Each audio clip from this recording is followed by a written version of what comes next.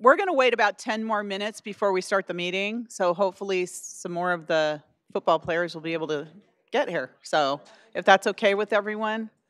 Jose, guard the cake. Make sure nobody touches it. All right. Thanks.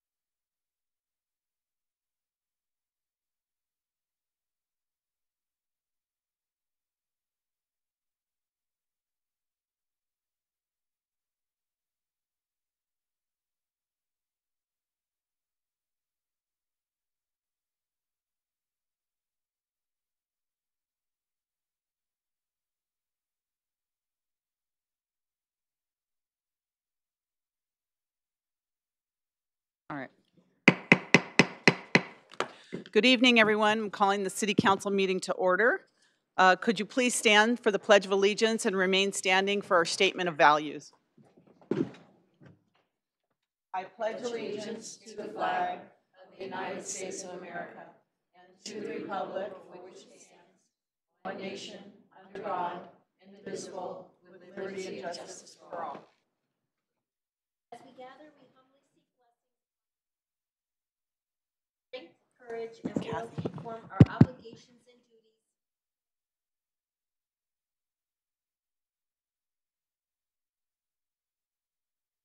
and our country.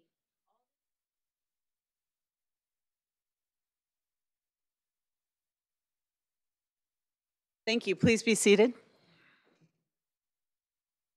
A roll call, City Clerk.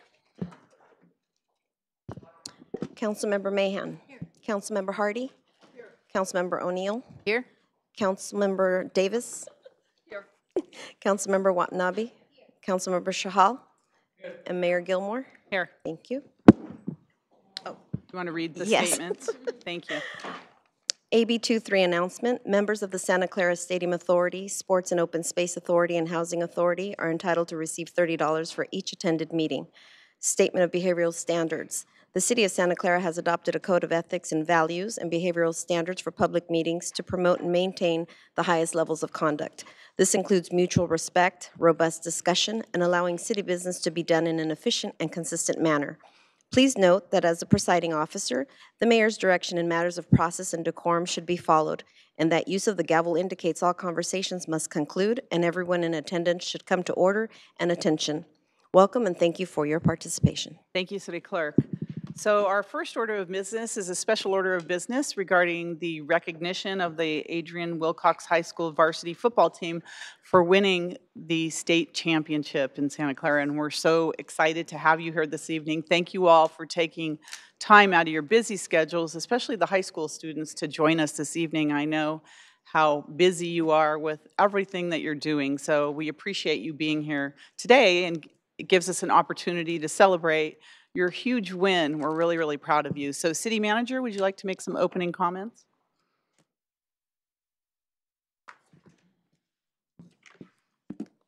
Mayor, I just wanted to acknowledge what you said and also thank our Wilcox High School varsity football team, as well as the coaches that came this evening to acknowledge the City of Santa Clara's gratitude.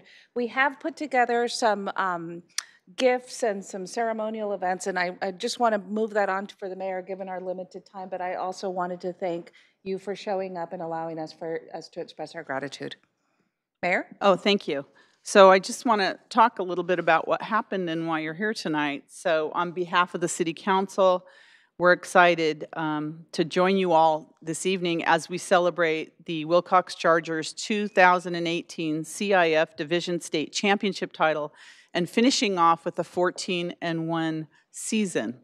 As the first state championship title in Wilcox's history and the city's history, we are especially excited to celebrate this special victory with the players, the coaches, the school administration, and the Santa Clara community as a whole. We're all here this evening, but we're live streamed. This event is live streamed so that our greater Santa Clara community will be able to watch it and celebrate with us. So after the Chargers went undefeated during the regular season, came in as the CCS Open Division I runner-up, and won the CIF 3A NorCal Regional Championship, the team went on to compete in the school's first state final game. History was made in Santa Clara on December 15th. That night, the Wilcox Chargers beat the Kaiser Cats in the state championship game with a final score of 41-27 and claimed the school's first ever state title. So many of us on the City Council actually attended a couple of those games. Councilmember Watanabe, Councilmember O'Neill, and Councilmember Davis. At the final game, which I was in attendance, I have to say that Councilmember Davis was with us, and I just wanted the city to know that when things were happening during the game and it got really intense, especially towards the end and some plays were happening, this council member got up and screamed the most craziest thing I ever heard in my life, right, Councilmember O'Neill? And she said, go and do blah, blah, blah, blah, blah. And I said, Debbie, you can't talk like that. So we put her down and we put her back, and we had to apologize to everyone around us because she was so excited and so into the game, and it was such a great game. I have to tell you, it was amazing football that we saw. I'll tell them what I said. No, I'm not going to tell him what you said. So you can ask her privately, but everybody around heard what you said. So she's a football fan, that's all I have to say. So let us recognize all the hard work, the dedication, and the perseverance during your 2018 season. So congratulations, state champions, if we can give them a round of applause.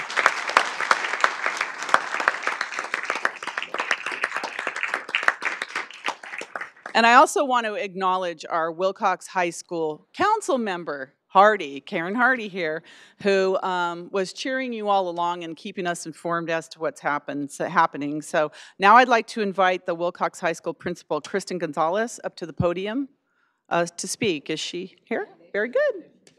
Welcome. Thank you, Mayor Gilmore and City Council members, for having us here tonight and to recognize our players and our coaches for their outstanding achievement. And as you mentioned, Mayor Gilmore, a first in the school's history and a first in the city's. So we're very proud. And I told these boys and coaches last week at the school board recognition that they had an entire city and community behind them, following their path and rooting for them. And I saw you, Mayor Gilmore, and council members at the game that night. I didn't get a chance to say hello. There was a lot going on. Did you hear what she said? I hope not. I did not. Okay, good. I did not hear what she said.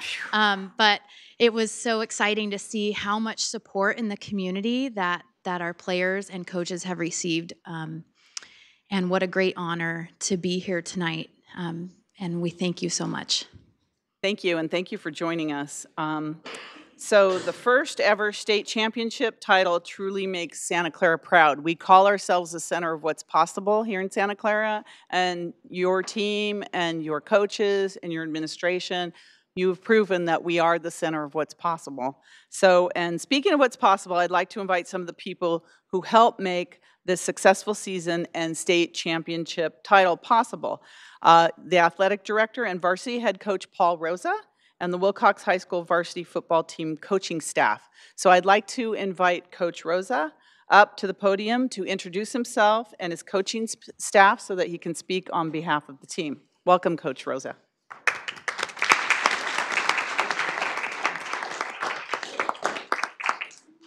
Okay, first I just want to say thank you for having us here, and sorry for us being a little bit late. We got a lot of players that play two sports, and it's tryout week for our spring sports right now, so they were trying out for other sports. But thank you for waiting and letting them arrive here for this. I'll announce the coaches that are here today. We had most of them here. A couple of them moved out of town. One lives in Texas now, but maybe he can watch it on TV. Coach Clint McCoy, he coaches our linebackers. Come on up, Coach. All right.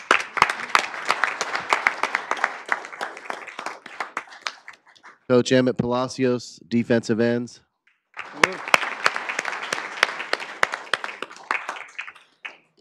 Coach Jim Bringell, our defensive line.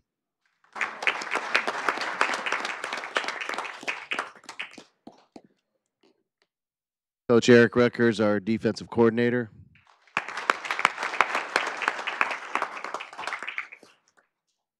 Coach Toby Turi, who's our conditioning coach and also helps with the linebackers.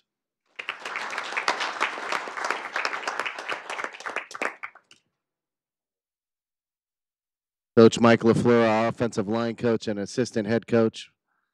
Also, I think one special thing about our coaches is a lot of them are on-campus coaches, and they're educators first, even before coaching, so that helps out with a lot of stuff in school. So this is we're missing Coach Woody Freitas, who used to be the head coach here and athletic director. Connor Dunn, who was the kid who moved to Texas, he's a player for ours, but he moved to Texas because he's trying to get his teaching credential out there. And Anthony Herrera, who's getting his barber license, so he's in barber school tonight. But that's free our staff. haircuts. So I'd like to say thank you to all our coaching staff.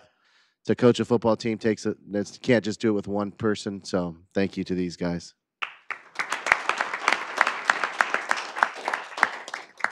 So before you go anywhere, I'd like to invite the City Council down from the dais to present the city proclamation in recognition of Wilcox High School first state title championship, and would also like to invite Principal Gonzalez forward.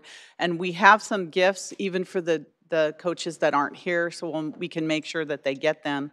But I also understand, Coach Rosa, that you were voted Coach of the Year. Wow, amazing. Thank you. Congratulations. Before we brought you guys a gift too. It's a helmet of ours. It has everybody's signature on it. So we'd like to say thank you, and then hopefully you can put it somewhere. You guys got somewhere to put it? We could use here? that for council meetings. Thank you. Let's go. Contact forward.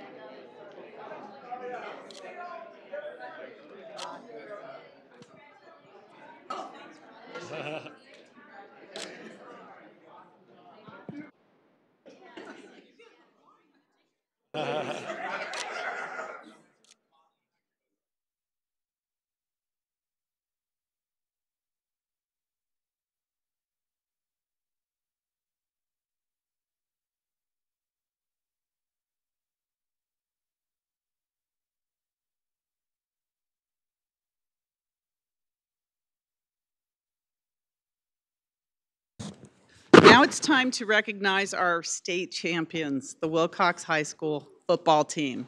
Yay, okay. So at this time, I'd like to invite the players to come up and line up here. And one by one, I'd like you to come to the podium here and introduce yourselves. Give us your name and your position or positions that you play on the team so that everybody in our viewing world out there can see you and know who you are. And then we have some gift bags for you. So oh, thank you. What? Oh, well, they'll help them. And then we're going to line up for a big group picture, okay?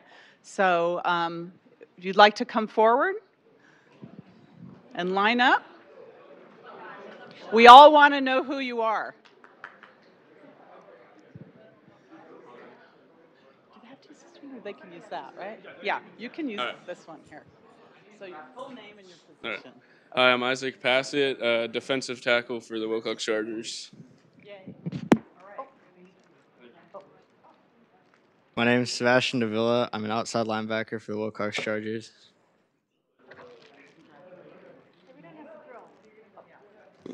Oh. Hello, my name is Brian Ariola, and I play D-line, D-line. Hi, Michael. Hi, I'm Michael. I'm a tight end. Hi, I'm Hunter Bright. I play defensive tackle and offensive center.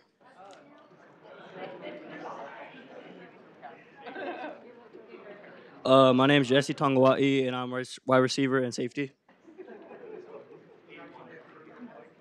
I'm Jacob Alvarado, long snapper, defensive tackle, and linebacker.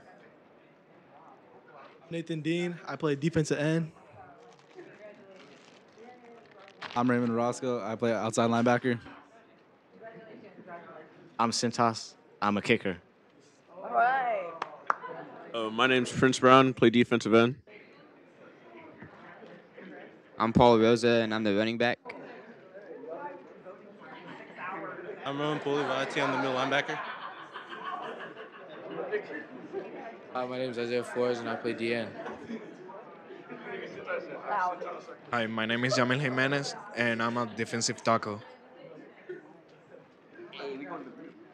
My name is Osiris Nico, and I play offensive tackle.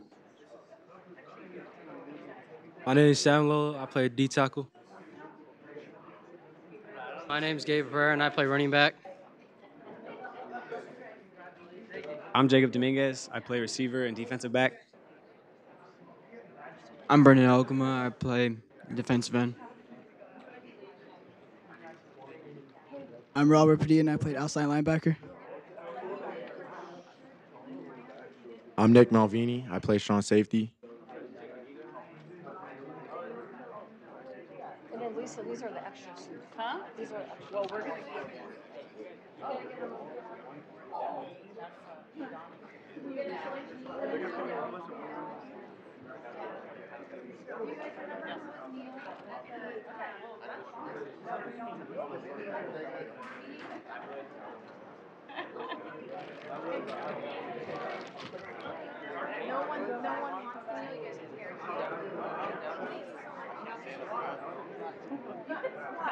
What's your name and your position?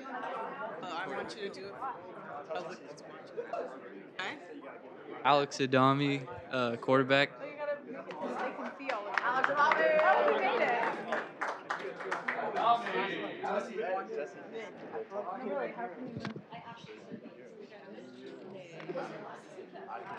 Okay, we're all here for the picture. So before we take a group photo, let's give them a big round of applause for everything they've done.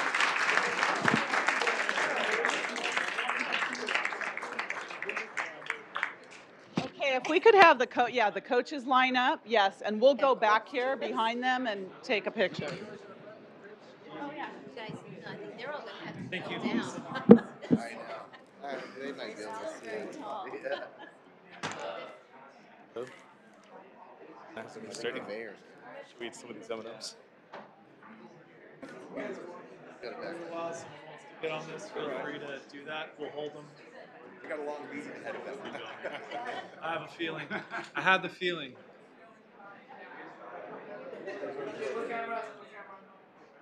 All of them. It'll be me once they're all ready to go. Huh? Oh, that's Debbie. Go for it. There you go. Okay. All right. Wait. Can you see it? I'm good. Hold on. You good? Okay. Yeah. Thanks. I got everybody. Wait. Are we even on this side? Okay. Yeah, look at me, or look at the camera. All right, ready, and 1, 2, 3. I'm gonna do a couple of them, 1, 2, 3. And now let's give a big cheer and some hands up. Yay! Okay, very good. And everyone's good. Okay, that's it. Thank you.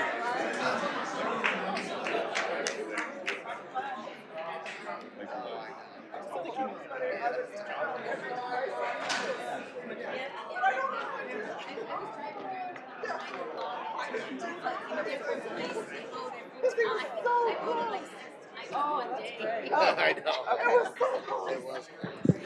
Now it's time for cake, everyone. Cake. Yes, cake. Cake. Dessert before dinner.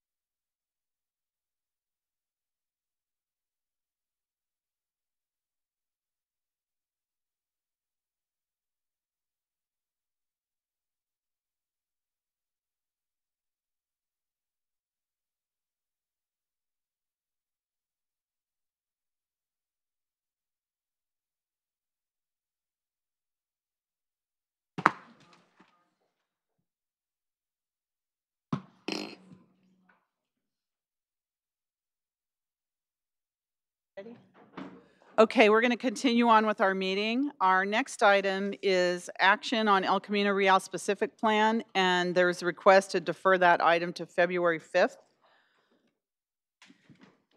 Mayor, I'd like Yes. to ask that we defer that item and convert it to a study session. I understand through the El Camino outreach process that we had committed to a study session, so we'll package it up in that fashion. Okay, so is there a motion to defer this item? Is it the date certain, February 5th? Yes. Defer the item to February 5th and convert it to a study session. Is there? Second. Councilmember Hardy, did you have a question on that? Yes. I know because of the proximity of my property, I cannot vote on this, so can I even vote on the motion to defer it? Is there any concern? Good question. Yes. I think out of an abundance of caution, it'd just be better if the council members with 500-foot conflicts So simply Councilmember simply Hardy, abstain from the vote. Councilmember Chahal and myself, we will be abstaining on this vote. Yeah, that's what I thought. Thank you for that. So the remaining council members. There's a motion and a second. Please register your vote.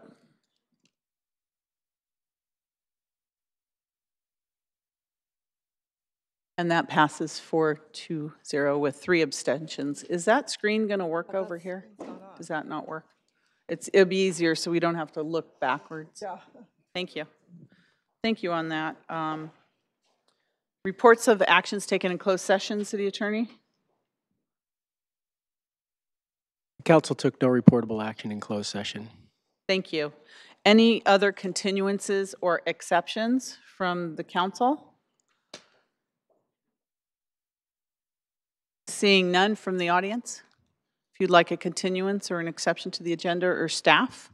Mayor, I'd like to Yes. have item 3J.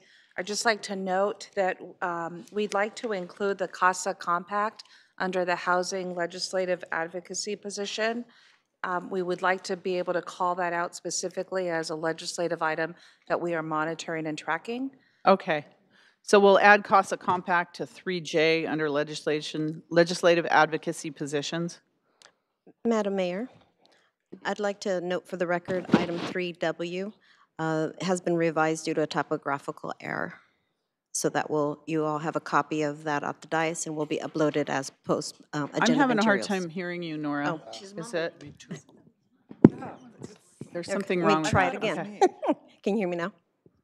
No. No? Can they turn up your microphone? Okay. Yeah. So as I get older, it has to get louder. Okay. Is that better? Okay. So noting for the record, item 3W, it has been revised. It was due to a typographical error. So you have a revised version at the dais and will be uploaded to the agenda tomorrow. Okay, so 3W is revised and it'll be uploaded tomorrow. Okay, thank you. Thank so those are 2 additions to the consent calendar. Anything else? Okay, good. We'll move on then. We have 2 special orders of business, but we will deal with them after 7 o'clock. So then that leads us to our consent calendar. All items on the consent calendar are approved with 1 motion unless there's any items pulled for discussion. Does the council have any items they'd like to pull from the consent calendar? Councilmember Hardy? I apologize. I'm trying to find it. There were some minutes that we needed to approve that 3A. We were not at. 3A. We will 3A, abstain. yeah. We were not a. Okay, so for the record, Councilmember Hardy and Councilmember Chahal will abstain on the boards and commission, or the city council meeting minutes from 3A. Please note that for the record, City Clerk. Any other items from the council? No. Yes, Mayor. Councilmember Watanabe? Thank you. I wanted to pull 2, 3T and 3X, please. 3S or X? X like X-ray. Okay, 3T and 3S. Yeah. X.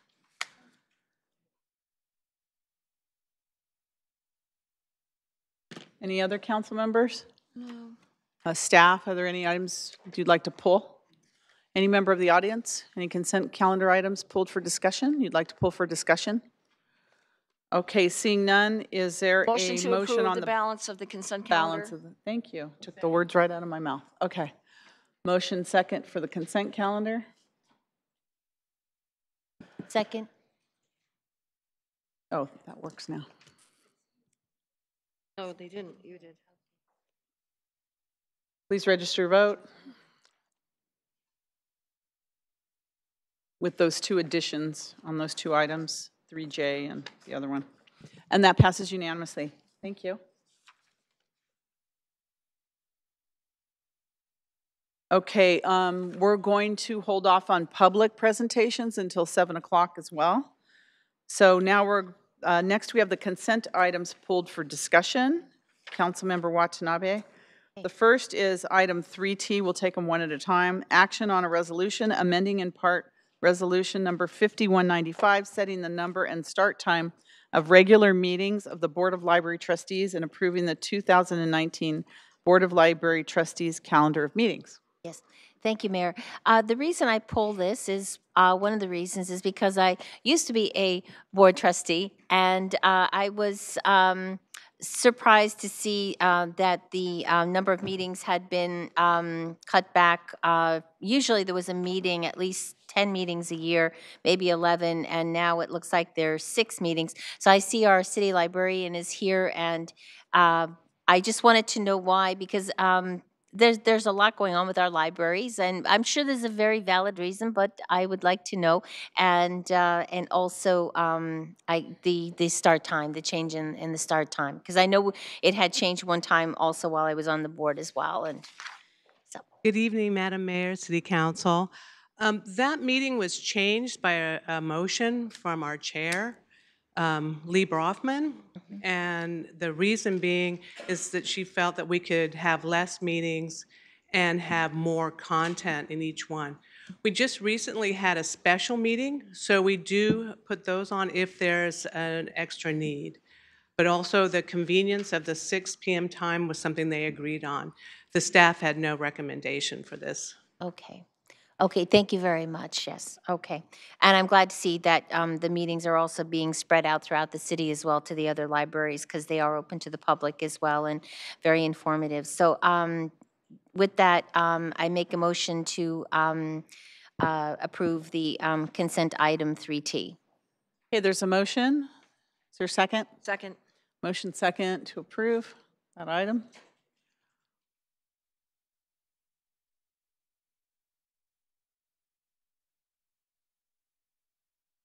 Please register your vote.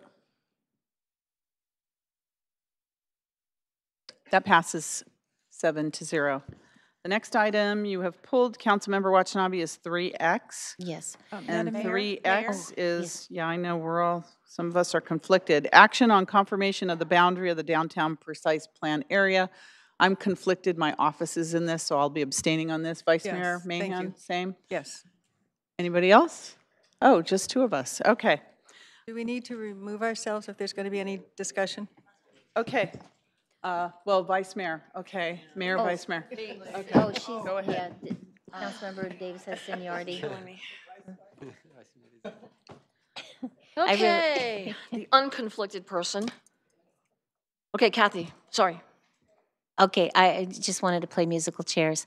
No, why this came to my attention, I know that there's been at least one downtown precise plan, and I was just surprised to see that, I guess, the scope of the area had been extended and from the original boundary, and I was just wondering why that additional boundary was added, and I'm sure other people do too. I've had actually some people ask me about it. Welcome, Director Crabtree. Thank you. Andrew Crabtree, Director of Community Development. So as you mentioned, the downtown area that was being studied through the downtown revitalization efforts of the city was an 8-block area with Monroe Street as the western boundary. The proposal is to extend it by 2 blocks to Madison Street, raising it to 10 blocks. And the reason for this is that there are a number of properties in that particular block that we know of note are potentially being proposed for some type of redevelopment. We think that, given the proximity to the downtown, that it makes sense to really take that precise plan process and give it the opportunity to address those as well, make sure that it's coordinated with whatever development standards we come up with for the downtown precise plan area, that those areas are looked at as well with that. And we've had some communications with our downtown task force about that and intends to bring that forward. And we're also getting ready to issue RFP for consultant services, so we wanted to conclude this at this time so that we can go forward accordingly. Great. Okay. Well, thank you. I mean, and then will that, is that considered part of the original grid? Because I remember that was something that the downtown revitalization folks were, wanting to keep, was the original grid of the downtown. Is that part of it? This is a part where the grid is still intact. Okay. And they're really looking to restore the grid in the 8-block area that I just mentioned, where it's mostly gone. So this would be consistent with that. Great. To extend it has the same grid that they're looking for. Okay. Thank you very much. Okay. Unless anybody has any other questions. Can I make a comment? Oh, okay. Councilmember O'Neill? Thank you. So I think, so there is some mention in the staff report. I think there's some interest out in the community that, I believe there is somebody who's trying to aggregate parcels in that area. So I guess, considering, I don't know what they're going to do. And I know there's a couple of historic homes there that's going to impact that. But I think, isn't that some of the reason that we have the Silicon Sage development on the one side, and with the property owner that's doing the kind of the aggregating, it's kind of the thought that perhaps that you might end up with that whole block trying to be developed. That's what I'm hearing, the buzz out on the street. And just to be very clear, we do not have any kind of application into the city at this time, but we have had calls from realtor type people, people in the industry looking at that property who have sort of said, just as you mentioned, that someone is actively purchasing or has purchased some of those properties or options and is working to try to aggregate enough to bring forward some kind of development proposal. We don't know yet at all what that would be, but we think it makes sense to try to wrap it into the planning process we're doing on the other side of Monroe Street. Okay, great. Thank you. Any other comments from council? Seeing none. Okay. Councilmember Watanabe? Thank you. I'll just make a motion then to add the consent item 3X. Second. Okay. Second. We have a motion and a second. Kathy Raj. And we will be voting. City Clerk?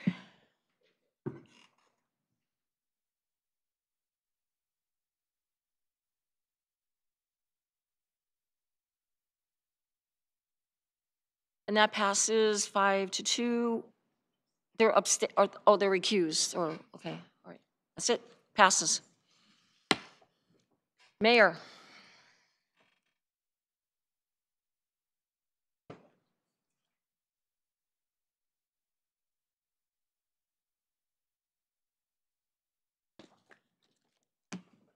Thank you, Councilmember Davis. The next item we have, public hearing general business. We're going to, item number 4, we're going to take that after 7 o'clock. Item number 5, I believe it's all right for us to take on the action on the amendment number 2 to an agreement with Recology South Bay, DBA Recology Santa Clara, and related budget amendments. So this isn't a public hearing, it's just general business, so. Correct. Okay, very good. Staff, welcome. Good evening, I'm Dave Staub, Deputy Director of Public Works. Just a little bit of background on this item. On November 13th, Council directed staff to enter into negotiations with Recology to amend the current agreement for residential recycling services through December 31st, 2021. Oops. So what we're proposing is a 2-year extension. We targeted mid-December of 2018 to wrap up negotiations, and Recology did submit a proposal for an amendment to the current agreement. Just a little bit of background on our current agreement with Recology. We did an RFP back in 2008. Recology was by far the lowest bidder in 2008. They bid $2.39 per household per month to provide the service. Mission Trail Waste Systems was the next lowest bidder at $4.17 per month. In today's dollars, there is a cost of living adjustment formula in the agreement. We're currently paying Recology $2.98 per month for service. Next lowest bidder in 2008, in 2019 dollars, we'd be paying $5.20 a month per household served. So it's substantially less than the next lowest bidder. Was 75% less than the next lowest in 2008. The current agreement term with Recology goes through January 10th, 2020. The primary reason for the need to amend the current agreement is the National Sword is, we've gone over that in the past, has caused commodity prices to decrease significantly since the 2008 bid. Our 2018 and 2019 prices have been verified by our consultant in terms of Recology's now going to have to pay $10 per ton to have a processor take our recyclables, whereas they were projecting to receive $70 a ton for the recyclable commodities back in 2008. They anticipated that $70 a ton. So it's a delta of $80 per ton difference in what they were expecting to receive. And again, we did hire a consultant, R3 Consulting. They've gone through and checked Recology's numbers in terms of revenues they were receiving in 2008, as well as their newest contract for the fact that they're going to have to pay $10 a ton going forward, beginning in 2019. So the terms of the amendment are pretty basic. It extends the agreement the expiration date from January 10, 2020 to December 31st, 2021. This is good for the city because it aligns with the expiration date of the Mission Trail Waste Systems agreement. Having that type of having both agreements align are better from a negotiation purposes. The other term that's being altered in the amendment is the monthly tariff paid to Recology increases from $2.98 per month to $4.34 per unit served, which is an increase of $1.36 per month effective February 2019. And again, the adjustment is based on the decline in the commodity market due to Nationals, the Sword. This table shows what the ratepayers will see if council approves the tariff adjustment to Recology effective. These would go into effect July 1. The first 5 months through February through June, we would cover the additional expenditures, which are estimated to be $251,000 through the solid waste fund balance. So customers would not receive an immediate increase to their rates, but we will be proposing to incorporate the tariff increases into the rates that we'll be proposing later in May to be effective July 1. So that table, based on if you're a single family household, shows what type of overall rate increase you can expect, and it's generally between 6.2 and 8.6%, depending on what subscription level you have. In terms of how do we compare with overall customer rates in other jurisdictions, we're 5th lowest in the county with 1-can rates. at $33.74. Please note that that also includes $5.67 per household per month for the annual cleanup campaign charge. No other jurisdiction provides a cleanup campaign program like we do. So the countywide average is $34.26 per month. We're at $33.74, so we're below average for the one can rate right now. If the projected rates were to get approved, and these are just estimates at this time, we'd be at about $36.41 per month, July 1. The other thing to note is, it's not just us, our city, that will be increasing rates. All cities typically go forward with annual rate increases, so the other jurisdictions' rates will likely be increasing as well.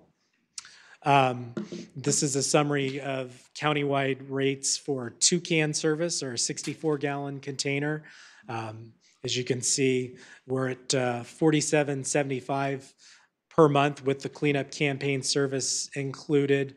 It's the third lowest rate in the county. We trail only Milpitas and Sunnyvale, which, going back to the one can rate, they're towards the higher end on the one can, both Milpitas and Sunnyvale. Milpitas at $35.02 a month and Sunnyvale at $41.65 a month. The average rate for a two-can monthly rate is countywide is $62.79.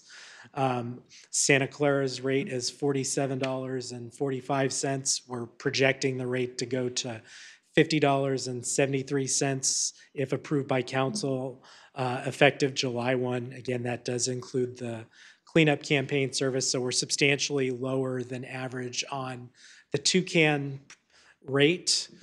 Here's a summary for the three-can rates in other jurisdictions. Again, we are the third lowest in the county for the three-can rates.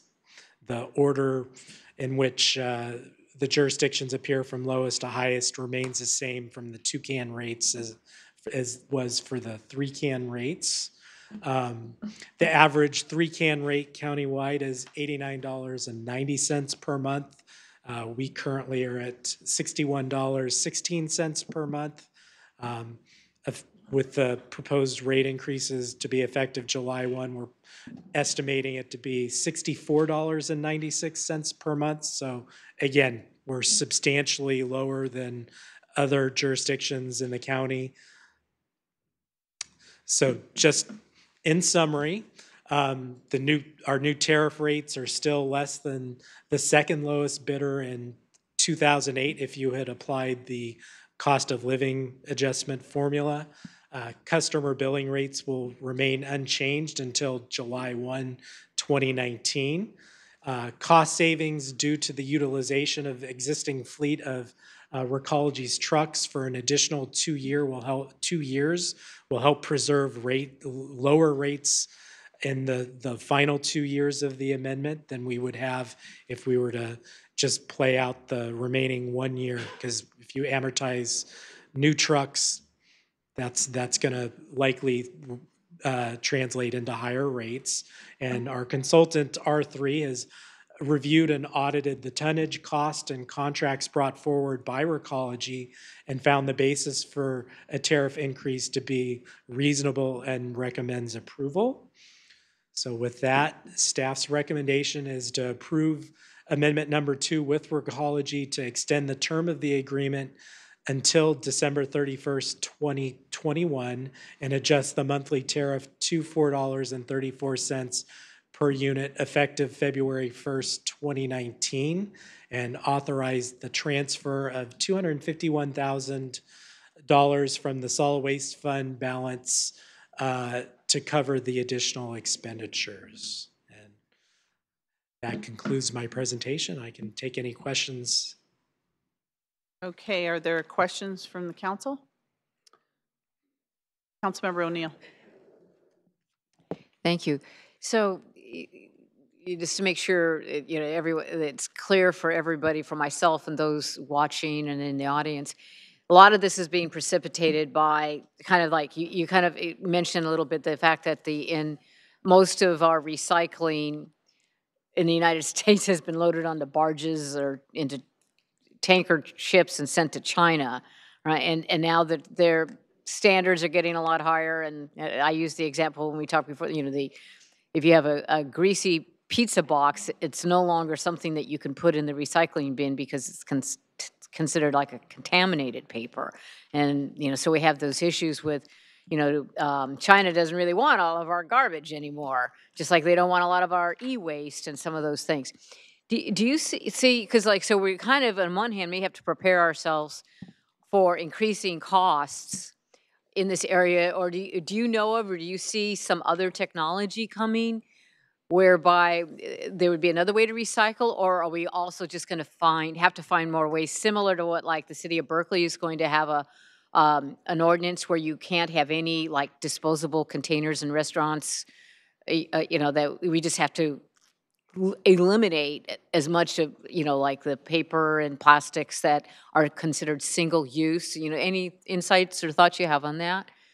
So I don't think there's a single solution that's going to get us to the problem. Source reduction is certainly one good way to get there by minimizing the amount of material that we're using and encouraging reusables. With the paper market, right now the technologies are you can compost it, you can recycle it and turn it into recycled paper, or you can send it to an anaerobic digestion type of facility. So I think we are going to see some newer technologies come up that may help facilitate more recycling. I think that with landfill diversion mandates that we're under from the state, that there's incentive out there to do that. So I do see that coming. I can't tell you specifically what those will be at this time, but I do expect some innovation in the future. Okay, great. Thank you. Thank you. Any other council members? Comments, questions? All right. Thank you very much. City Clerk, Assistant City Clerk, do we have any speakers on this issue? Would any member of the public like to speak on this issue? Please come forward. Okay, seeing none. Council? Councilmember O'Neill. Yes, I will move that we approve the amendment to the current agreement with Recology South Bay to amend the rest of the term of the contract, extend the term. Motion and a second. Any discussion on this motion? Thank you very much for the presentation. Appreciate it. There we go. Back there. Yes. No discussion? So it's staff recommendation? Please register your vote.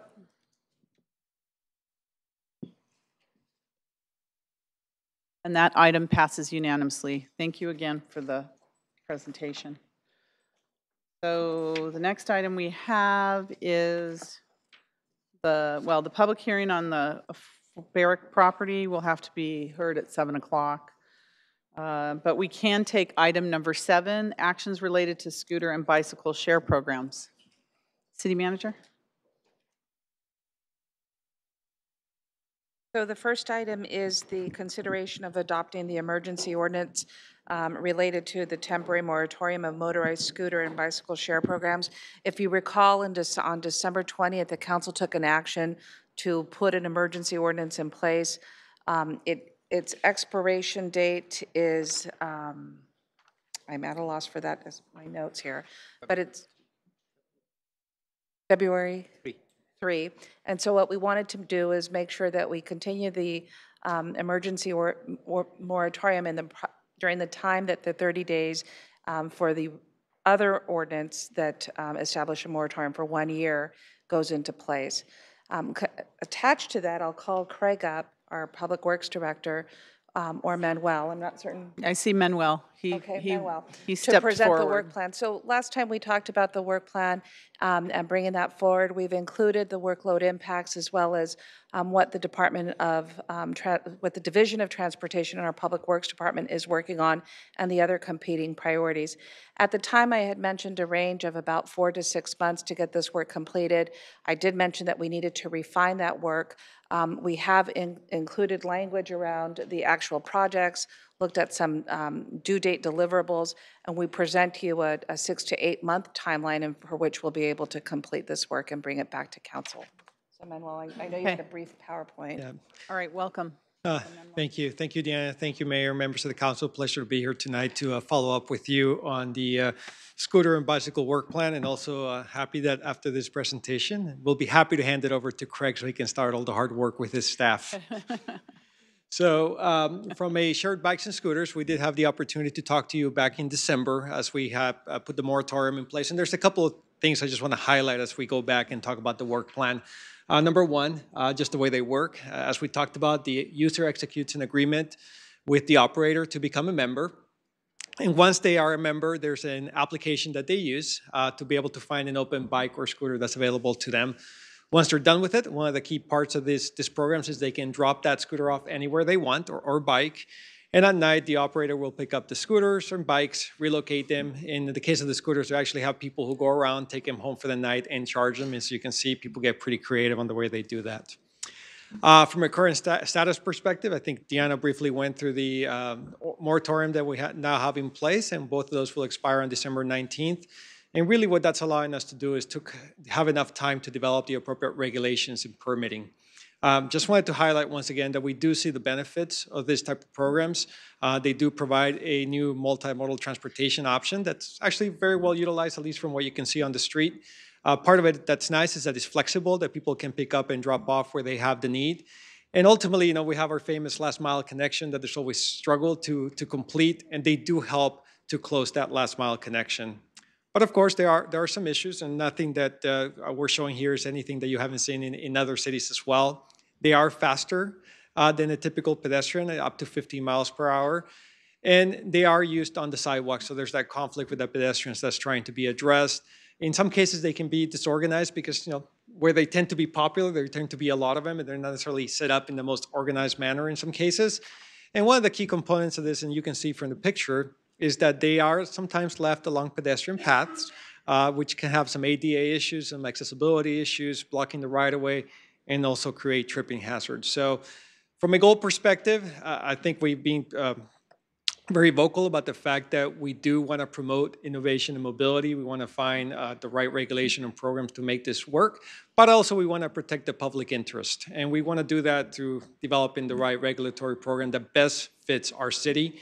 Not going to go through all the tasks, but as you can see, it's going to have to be fairly comprehensive what we have to do to make sure that we have something that works for Santa Clara. And a big component of that, of course, will be the community input associated with it, including our internal outreach with our Bicycle and Pedestrian Advisory Committee. So we looked at two options to see what worked best. We had option one, which is just to move forward and do a citywide ordinance and rules and regulations. And you can see the schedule, not gonna go through all of it, but we need time to develop it. We wanna make sure we communicate with the community and do the outreach with the operators. We think those are very key components because we will need to understand what the operator needs are. And we also want to really fully understand kind of what our residents are looking for as part of this process. We want to touch base with the PPAC and ultimately come back to you with something that we can finalize. So we're looking at about a 6 to 8 month process to be able to complete that. A big component of that is both the community outreach, operator outreach, as well as coordination with the BPAC. We also look at the idea of doing a pilot project. This is something we discussed back in December. Fremont just did one as well. Very similar process, except that it does add some time because we would have to go through an RFP process to select the operators associated with it, then enter into negotiations and agreements.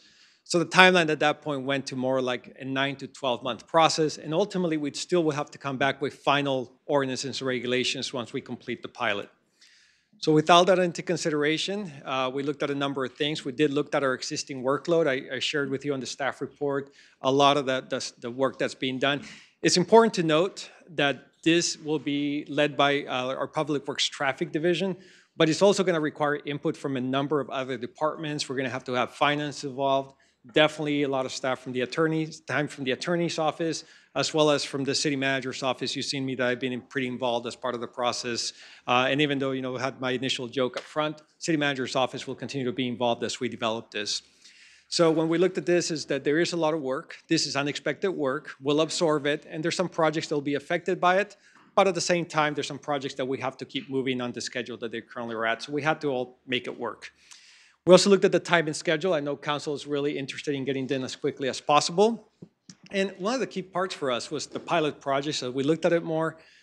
With so many cities already looking at this or working on their own regulations, we feel like they have almost worked as a pilot for us, that we can look at what they're doing, what the operators are doing there, and take the best from his city that best fits within Santa Clara. And then ultimately, we do want to make sure that it's always very important to us that we have the appropriate outreach, and we wanted to accommodate that within the right timeline. So with all that in mind, we selected option number 1 for council consideration, proceed with the development of citywide ordinance and regulations for all operators. And that concludes staff presentation and available for comments and questions. Thank you. Councilmember Hardy, you have a question? Thank you. I did some research, and I found that the city of Santa Monica is made a decision to give a 6-month provisional situation, and then requested from all the companies that signed up for their pilot program that they give them all the research and all the information, all the data of where they were used, for how long, where they were picked up, so that they would have all that data to make a better decision to have a permanent regulations in place. When you talk about a pilot program, is that more what you're talking about here as an option 2? It wasn't clear. So what we're talking about a pilot program is really coming up with some ordinance and regulations that will work as part of the pilot, just to come up with the guidelines. And through that process, try to figure out kind of what's working, what's not working, make changes as you're doing the pilot if we see where the problems might be at. And after the year's completed and kind of we got all the best data available from them and also from kind of our own city, we come back and try to finalize something that's citywide. So that's similar in a way. The thing we're finding out is that because we have a lot of adjacent cities that have gone through similar processes, we also met with Bird and Lime, and they've been proactive in wanting to share with us information about kind of their data, what they plan to do in Santa Clara. We feel like we can accomplish those without taking the additional 3-4 months. In addition to that, I think I always like to remind people that if we come up with our permanent rules and regulations and ordinances and we find issues that were anticipated, we would, of course, come back to the council and make modifications at that point. So they're not static, set in time forever. I think one key component about the scooters is that this is new. It continues to change. Things are happening differently every day. Even now, as we're talking to them, we're finding new things that are happening that they're doing differently. So if we go to a permanent citywide ordinance, I expect that if things change, we would come back to you and look at modifications to make sure it continues to work.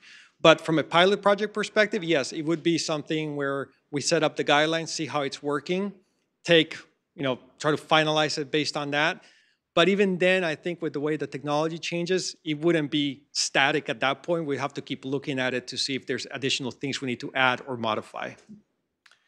Thank you. My thought is that way we would not have to be doing the research other than talking to other cities, that we would have real-time information here in Santa Clara with what people were doing. So was that, my question was, is that part of your one-year pilot program? Yeah, of course. Yeah, if we were doing a pilot project, we would get all the data from the, we would share data with the operators that are selected. It's information we would put in the RFP. So that's something we would do. We would get specific data for the city if we wanted to go in that direction. So that would be an option. Because my concern is they're already in town. I've already tripped over a few. They're already out in front of other businesses. My concern is waiting, and I know we've got many other things on our plate. Do you see option 2 as a possibility Option 2 would actually take longer, though. It would take longer, but we would have something in place now. We would not have something in place now. We would still go through that process that you see there. In addition to that, to select who would be selected for the pilot project where there's one vendor operator or multiple operators, we would have to go an RFP process to make sure it's open and fair to everybody before we select who would be part of the pilot project. So it would actually take longer to do it, and that's one of the reasons we went in the other direction as well. Thank you. All right. Thank you. Any other council member? I did. Councilmember Davis. Oh, there you are now. Okay. Yes.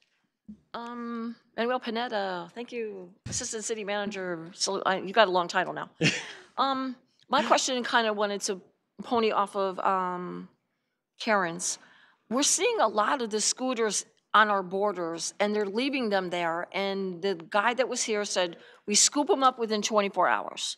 Well, they're not being scooped up in 24 hours, and they're also, Councilmember Watanabe might want to add on to this. She had some information come to her about things that were happening in the north side with these scooters. Do we have anything in place to go after them for kind of being in our city and they're, what they're doing to us? I mean, it's kind of like, I know they want it, we're going through a process, but these things are all over the borders and it's creating like havoc for our residents. Do we have anything in place to tell them, don't touch them, or can we call them and say, please come and get these, or yes, so, do we have something? Okay. So of course, our neighbors do allow them, and people who rent them in other cities can drive to our city. They're just not allowed to deploy within Santa Clara. So we do have the moratorium in place.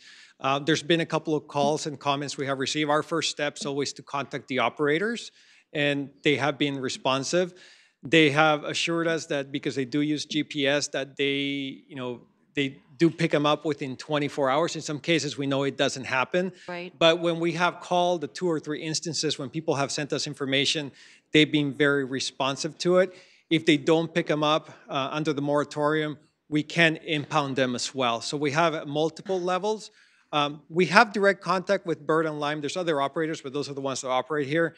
And they've been very proactive with us. So if there's an issue or anything, I would encourage people to contact staff, contact the city, and we have the right contacts. And if we see locations or anything like that where it keeps happening, we can ask Bird or Lime representatives to maybe do more sweeps in those areas as well. But people do have the right, the ability to rent in, like say in San Jose or Sunnyvale or somewhere else, and go in our city. That's something they can do. Okay, But because so far right now, they're not showing me that they're real attentive in the pickup cycle that they say they are. So when we go into this process to really put some safeguards in for them to make sure those things are picked up with GPS as soon as possible, because people are falling over them. Yes. It's a little crazy. I would like to make the motion if, is that okay, Mayor? We have Councilmember Watanabe, and then I'll come back to you Okay, for a thank you. motion. Sure. Thank you.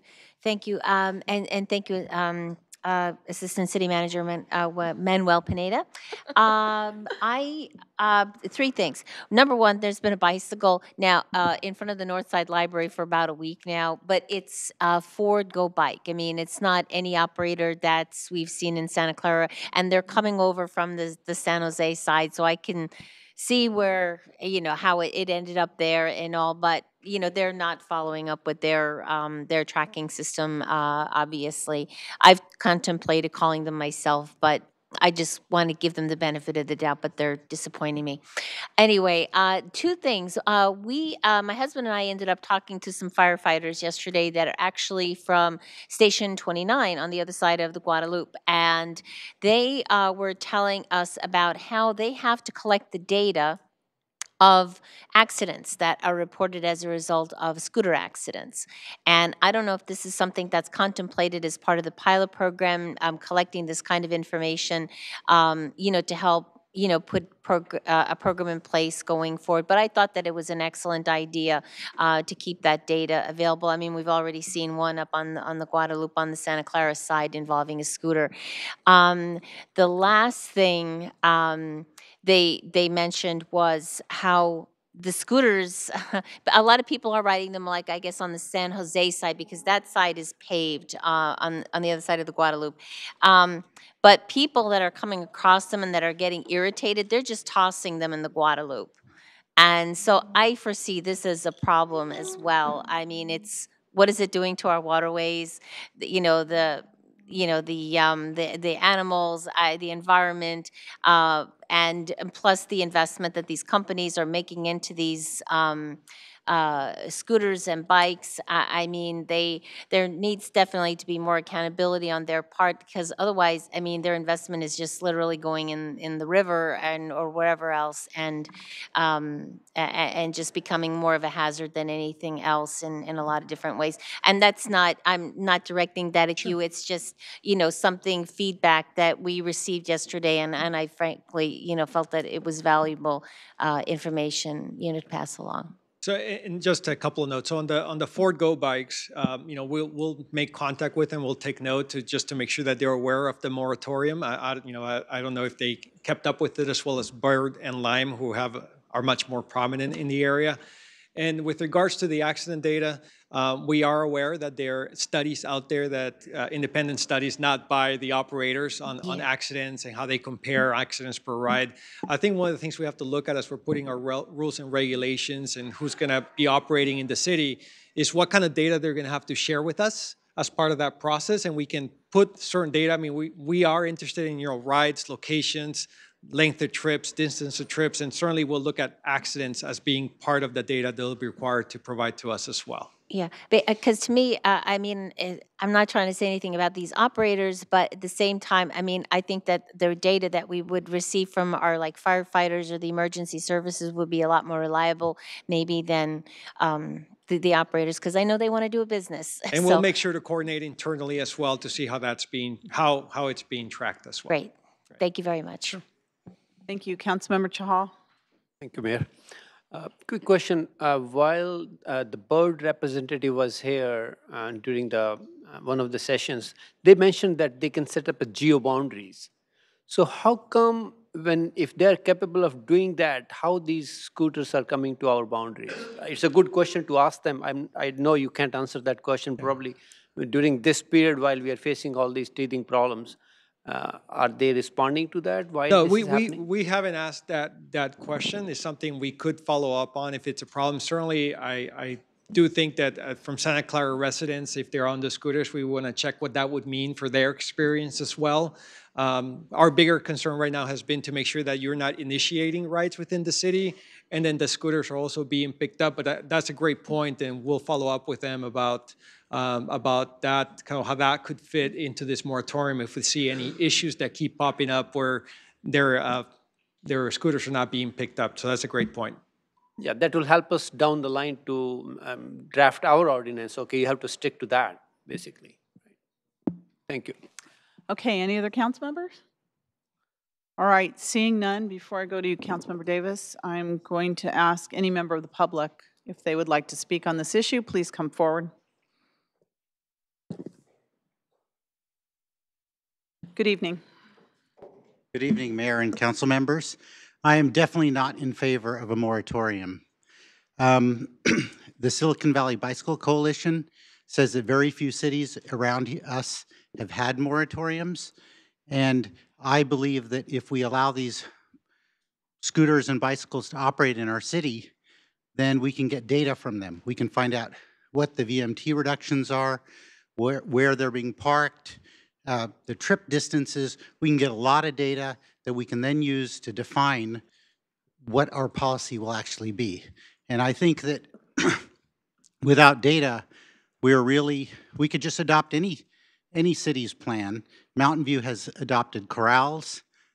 So I am definitely not in favor of this.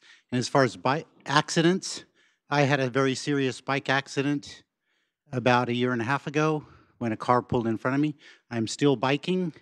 I don't think that accidents should deter us from having these scooters and bicycles, because it's just a matter of accidents happen even with cars. Pedestrians have unfortunately been hit several times in our city in the last couple of months. So I think that we need to get the data. We should, if we're going to adopt these things, we should make it a pilot program and ask these companies to give us all the data they can so we can intelligently design our program. Thank you. All right, thank you. Any other member of the public? Please come forward. Yes. I'm Linda Nepper, and the North Library that the bike is in, it may not be that the GPS can get outside of the inside building. So that's one of the things, if you throw it in water or if it's inside a building, the GPS is kaput. Okay, thank you. All right, thank you. Yes. Good evening, Mayor, Council. I didn't realize the item got moved up, or I missed part of the conversation. I do hope that you do whatever the plan is that gets this going sooner. I don't know which one that is, but I hope that's the one you go with, and that you embrace the technology, and that you figure out how to make it safe and functional for Santa Clara to lead the way with these scooters. So thank you very much for bringing this forward. Thank you. Anyone else? All right, Councilmember Davis. Yes. Okay.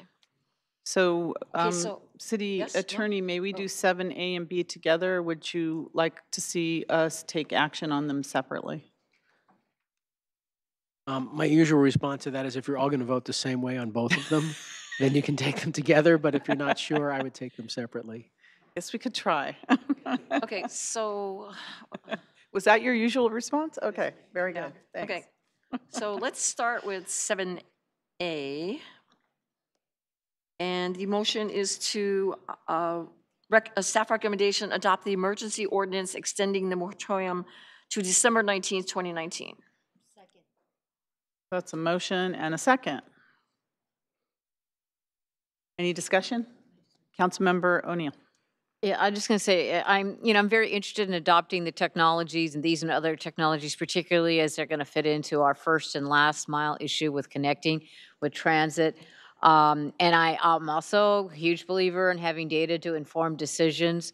But I think in light of the bandwidth issues, I think that the path that we're on, if we just go ahead with this ordinance and go ahead and start preparing, that will get us to our goal faster. And I'm hoping that we can still get data from some of the other jurisdictions and then make adjustments. So I don't want the public to think that we're trying to stop technology or stop progress or aren't in favor of data. I think it's just a question about which is the best approach at this point in time to get there. Thank you for that clarification. Councilmember, there's a motion and a second for staff recommendation to continue the moratorium until December 19th, 2019. Or as we all know, if we adopt an ordinance prior to that, then obviously that date, which is our goal, that date would be the outside date. Right. So the motion and a second. I did have did you get my Oh, I'm request? sorry. I'm not seeing lights now for some reason. So Vice Mayor Mahan. Thank you. I understand that I understand the workload that our city staff has, and I understand the need for some time frame to get this in order. To me, I was just down in San Diego visiting my son, and there were Lime scooters and bike shares and another type of bike share also besides the Lime ones, all over the city. I didn't see one that was on a curb or in a bush or anything other than on the sidewalk. They even had a lot of them racks for the bikes to be returned. You saw young people riding them safely on the streets, and the streets of San Diego are a lot more narrow than the streets we have here and a lot more traffic. And I just think a year is so long to wait. Even though I know that work might take less than a year, I just would rather, I hate to see Santa Clara be so far behind other cities that are trying to be innovative, progressive, attract new people, answer the needs of the millennial generation. I just don't see why we're causing a one-year delay, so I really don't want to wait that long, and I don't see any need to wait that long. These ordinances already exist in many other cities. It's really, we can just be a copycat and get it moving and get the project going and be that innovative, progressive city that I would like to see Santa Clara be. All right, thank you. Any other council member? My light's not working, so Councilmember Hardy. Well, I have been a proponent of moving the time frame along. I know we have a lot of things on our plate, but other cities have been able to do this faster. And as Vice Mayor Mahan said, if we copycatted something, then we can also change it and we'd have the data. I guess I'm very data driven. I would like to get that for our city. So as presented, option 1 is shorter, but if you notice, the first 3 bullet points are exactly the same for that. 7A first. We're on A first, Oh, Councilmember I'm sorry. Hardy, and then B. Madam Mayor? Is not, okay, but I want to move this up. Madam Mayor, can I just make one point about Yes. this? Last time we were here, we adopted the regular ordinance, which adopts the moratorium all the way through December. Even though this is a urgency ordinance, the only purpose of this ordinance is to fill the gap before the regular ordinance becomes effective. So the December 2019 date in this urgency ordinance that you're voting on right now will have absolutely no effect whatsoever on when the moratorium is actually lifted, because this is really just to fill the hole in the donut between now and the effective date of the regular ordinance. Is that 30 days? What is I think it? it's about. I think it's about 14 days. About 2 days? weeks. About 2 weeks from now. Okay. So if you were to fail to pass this ordinance, all that would happen would be we would have no ordinance in effect in between now and February 14th. So for the next 2 weeks. But it really wouldn't affect the end date of the moratorium that's already in effect, that will be in effect by the regular ordinance becoming effective in November. Okay, so February. that's what we're voting on now for this Even though IMA? this has it's just to coincide with the regular ordinance, with the understanding that whatever you do in terms of enacting regulations, that would repeal the ordinance. Okay. Any, Councilmember Hardy, do you have any other questions on that? Okay. All right, Vice Mayor Mahan, you have questions on that? No? Okay, my thing popped up, I see your name. All right, so we have a motion and a second for the emergency ordinance to fill the gap between now and approximately the middle of February, but as stated in the report. Please register your vote. And that passes unanimously. Thank you. Councilmember Davis for B. On 7B. Of the work plan. Work plan. I'd like to make a motion to staff recommendation option 1, alternative 1, proceed with the development of the citywide ordinances and regulations. That's the motion. Okay, a motion, a second for alternative 1. Second. Do we have comments on alternative 1 motion? No? All right, there's motion and a second. Please register your vote.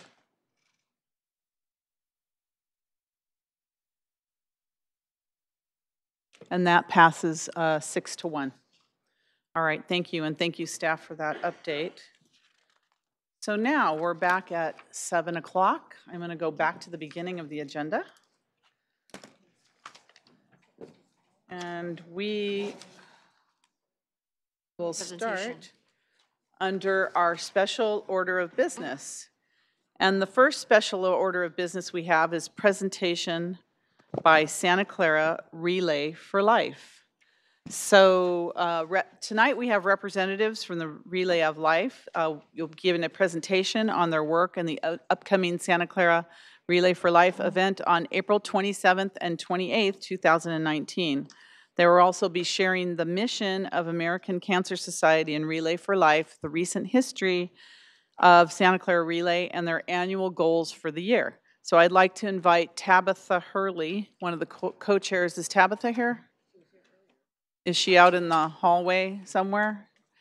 Relay for Life co-chair, up to the podium. Can someone find Tabitha for us?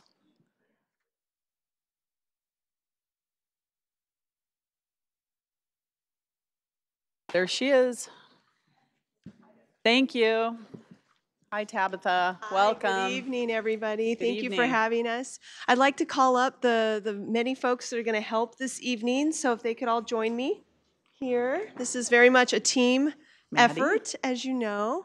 I'm going to let each person introduce themselves and sort of their role, and we've kind of divvied up, if you will, the slides tonight so that we can share our different perspectives and points of view with you.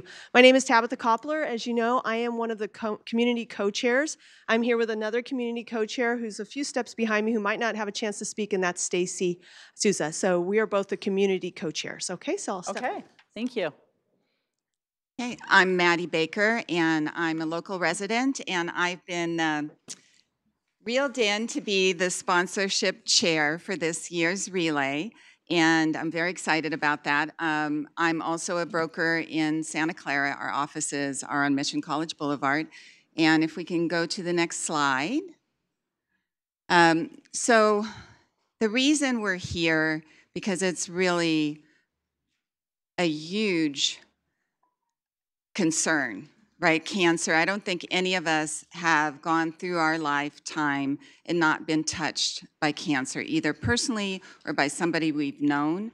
I've lost my sister really at a young age, and it's very concerning to see that when we look in this room, 1 in 3 women in their lifetime is going to have cancer, and 1 in 2 men will.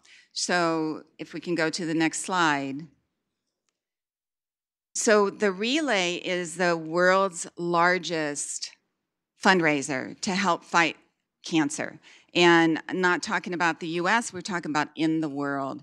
And so it's all about community. You know, we've got a great city here, and we're hoping that we can all rally our city members and our staff together to also be part of the relay. So there is a little video. I'm not sure if your audio is in there, and that the video is just 2 minutes, and it will tell it all. Okay, do we have that queued up, teed up?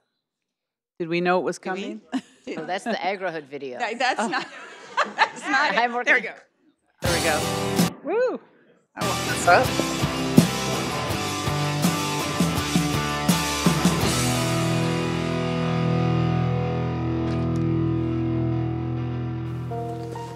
Hi, I'm Tabitha Koppler Hurley, one of the co-chairs for Santa Clara Relay. I'm Maddie Baker, a local realtor and volunteer. Hi, Nick Caspar, 6'4", and also the president of the Santa Clara Chamber of Commerce. Hi, I'm Ruthie Lopez, staff partner with the American Cancer Society. Join us. And we're part of the committee that's getting ready to host your 2019 Santa Clara Relay for Life. We hope you like this video about last year's relay and join us this year, April 27th and 28th at Townsend Field.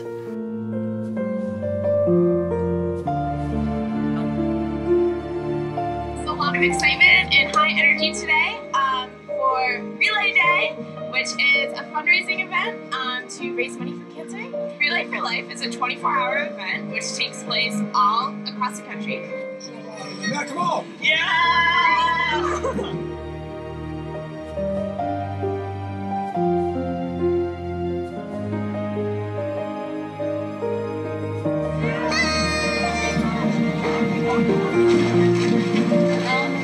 This first lap is for my sister Julie, and this is her son.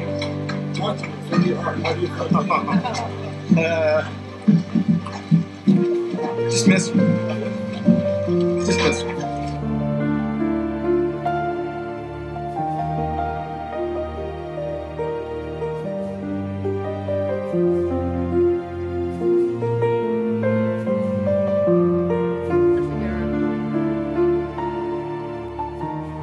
Come join us Saturday, Sunday, April 27th and 28th at Townsend Field in the city of Santa Clara.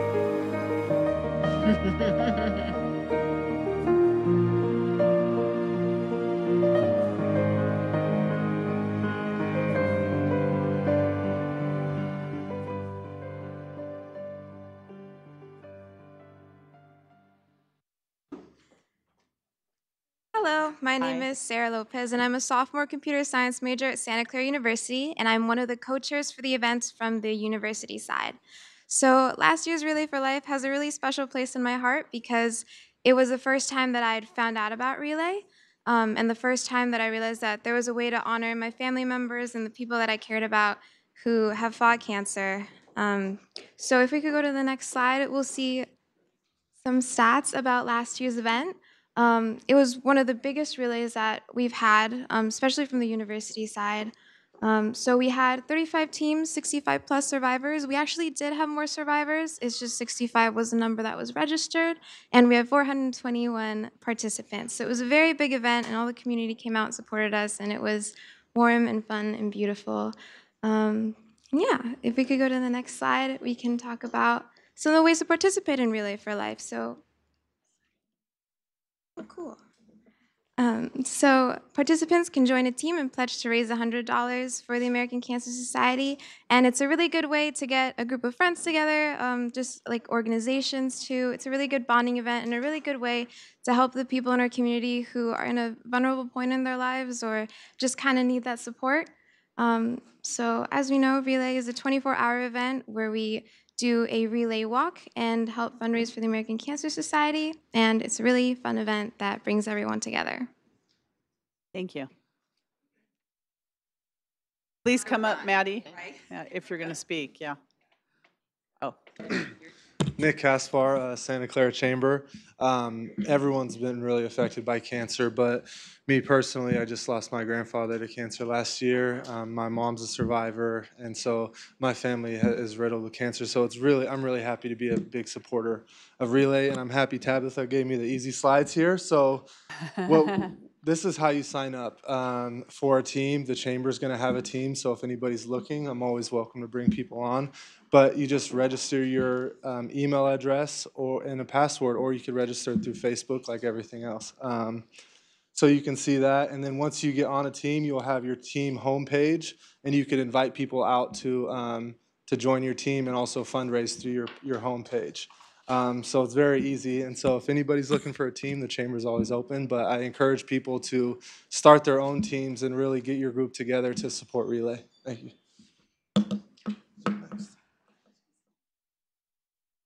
So as you can see, we have a wide variety of folks. Some folks who didn't get to speak is Ruthie. You saw her in the video. She is our staff person and partner over at ACS. We're very pleased to have her. Yay. And also Terry, who is back in the back. She is our team development person. If you have a person who's a captain or you yourself are thinking of being a captain, know that Terry is there to help you every step of the way to do all the things that a team captain needs to do to be successful. My counterpart from the community is Stacy, as I mentioned. She's right here. And last but not least, a dear friend of mine. You guys saw many survivors. Catherine is a survivor and was a long-term teacher in our community. So this is a community-wide event. As you know, many of you have been there. I know that you personally have been impacted by cancer and folks that you know and love. We just came tonight, number one, to kind of give you an update of where we are and where this is in the process of planning. It takes a lot of planning, and we have a committee of over 25 people who are helping to put this together for our community. We expect over 500 people this year, and we're working with a variety of restaurants and other generous folks, organizations to come out and sponsor, because as you can see, obviously there's also money that needs to be raised not only for the cause, but to help with the event itself. So we want to say thanks to Santa Clara for that. And of course, we want to invite you to have a team to, I think there were some flyers given out through Genevieve, who's been wonderful in your office. Please post those flyers wherever you can. Also, we know several of you know or have survivors close by. Please invite them with that invitation. We only had 65 registered survivors, but we had nearly 100 folks. We want to have them registered so that we have their gift and their t-shirt and their meal all ready for them. But if they want to come just the day of, that's fine too. We welcome them with open arms and we want to celebrate them. Not only in the first lap, but throughout the morning we have a program for them. So I just want to say thank you for having us. Does anybody have any questions? Anything that's come up, question about Relay? It's April 27th and 28th, again over at Townsend Field this year. Thank you, Vice Mayor Mahan. Yes, thank you. I just wanted to thank all of you for all of your hard work in putting on this Relay for Life. It is one of the largest nationwide fundraisers for cancer. I wore my purple because in honor of the Relay for Life. I would have worn my t-shirt from last year's walk, but it's so worn out that I'm ready for a new one, so I'll be there in April. But you know, I don't think there's almost anybody who hasn't been affected by cancer in some way at some time in their life. And the American Cancer Society does the most work in terms of research for the cure. And until there's a cure, the American Cancer Society is responsible for great advancements in terms of early detection, better treatment, improved treatments, and prolonging life. And it's thanks to the people like you that are so dedicated, the volunteers especially, to the American Cancer Society and the good work they do, like let people like me be here today. 7 years ago, I was diagnosed with breast cancer and was only stage 2, and I was cancer-free for 6 years. And then when I was diagnosed with stage 4, 13 months ago, it was thanks to the kinds of advancements that the American Cancer Society is responsible for that I was able to get a medication that has kept me cancer-free now for 13 months, confirmed, ironically, just today, because I got the results of my most recent PET scan just today, that shows, once again, 4 months later, I'm still cancer-free. And it's because there's a treatment that was it's an oral chemotherapy treatment I take every day. It was only approved in September of 2018. And if it hadn't been there available for me when I was diagnosed in December of 2018, who knows what would have happened to me. And there are so many millions of women and men like me who depend on the research that you do, that gives us hope, that prolongs our life, and that makes our life better. We can live with cancer. And you guys, from the bottom of my heart, thank you for every hour you spend volunteering and making this possible, not just for me, but for so many millions of people. Thank you, Vice Mayor Mahan. And in that spirit, I know that the last time you were here, we agreed to form a team of council members, but I think we need to add city staff with us as well. Awesome. Right? So we were thinking about what we would call ourselves, but we don't know. So maybe we'd like to throw it out to the community to come up with a name for our city team. We'll put it out there and get some suggestions on what we can call ourselves. And since we all go anyway, we might as well participate and join and raise money and help, because it's just such a wonderful event and so worthwhile and so touching and heartwarming, especially the Luminary Walk. And I mean, it's just you have to be there. You have to see it. It's just incredible. So we're going to be there on our unnamed team at this moment, but okay. But we do want to participate. So thank you. Welcome you to the track. And again, I know you have probably a very busy agenda. We just want to say thank you for your time. I want to say thanks to this team for coming out on a kind of a cold winter night. And if we can help you in any way, let us know. Whoever becomes the team captain, we have plenty of resources for everybody. All right, thank you. Councilmember Chahal, he has a comment. So, first of all, thank you very much. Anybody volunteering for anything like this is great, and we appreciate that approach. And such a bottoms-up approach, like we are collecting all these funds to find the ultimate cure. As Councilor Mahan mentioned, we found some research and finding some solutions, but we are not there yet. And with initiatives like this, with more money funding into this, we will find ultimate cure for this thing. And great job, Annie. And I second motion that we will have a team. For sure, we'll have a team this year. Thank you. So thank you very much. Thank you for coming and communicating to our public what's going on. And hopefully you'll come back between now and April again so that can remind people that it's coming up and to participate, donate, and attend if you can. And you're all welcome to stay for the rest of the meeting. Oh, thank you. Thank you very much.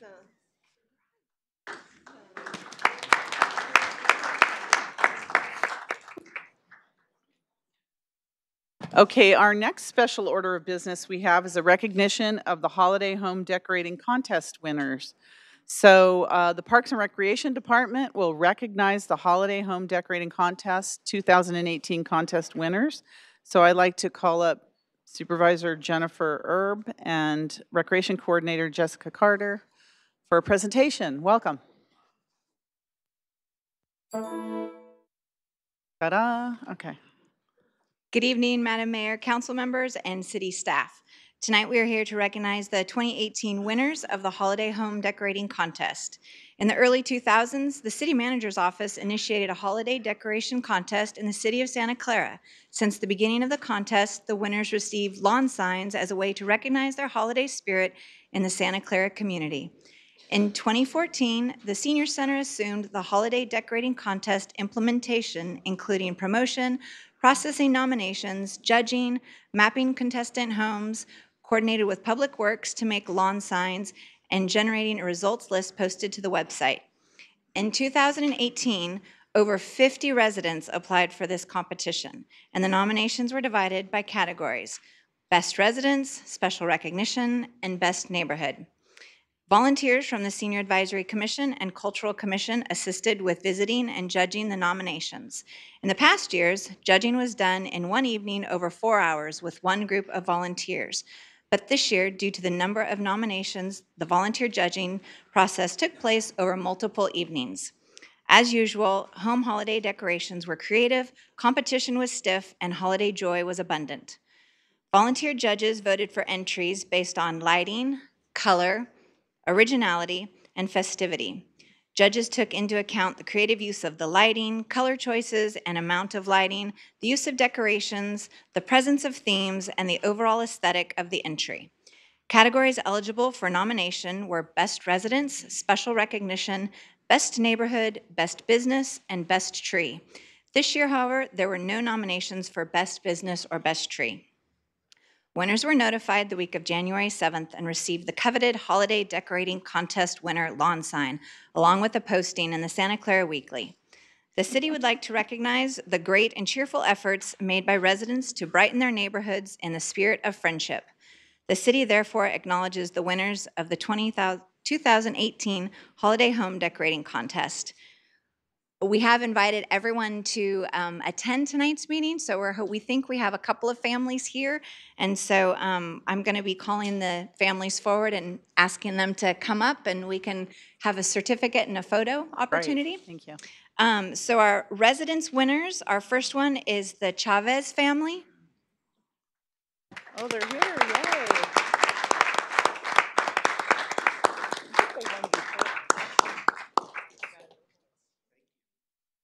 These might be repeat winners, I think.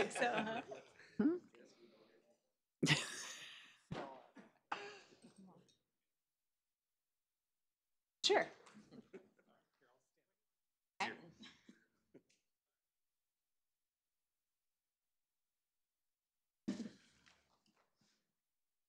Our next residence winner is the Klaus family. Okay, they were unable to come. The Martin family was also a residence winner.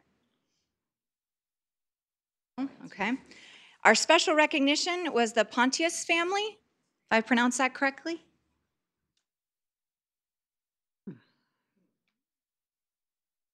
And our best neighborhood was the Crocker family and neighbors. The award. Please show us your ID. Yes. I don't believe this. You can deliver it for us. Yay!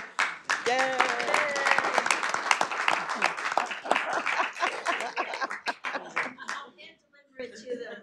I have to say, this is one of the things, if you got to go down Burdick Lane in Rivermark over the Christmas holiday, it's just a wonderful sight, and it's just it's just a wonderful example of what, community can do when they work together. I mean, the entire neighborhood, the whole street, every house is lit up, and it really is like going through a winter wonderland. I mean, it's better than going to, it's better than going to Los Gatos, and it's for free. So all you do is just walk down the street. So anyway, Rivermark next year. So what is it? The special the light show that they do out in Los Gatos every year. Yes, yeah, exactly. So anyway, did we take a picture? There we go. Okay, thank you very much. Thank you. Okay, thank you for those, and let's send those awards to the families that were not able to make it this evening. All right, so the next item we have on the agenda moving forward is public presentations. Do we have any public presentations, City Clerk? No cards? Okay, is there any member of the public that would like to make a presentation before the council? Now's your chance on any item not on the agenda.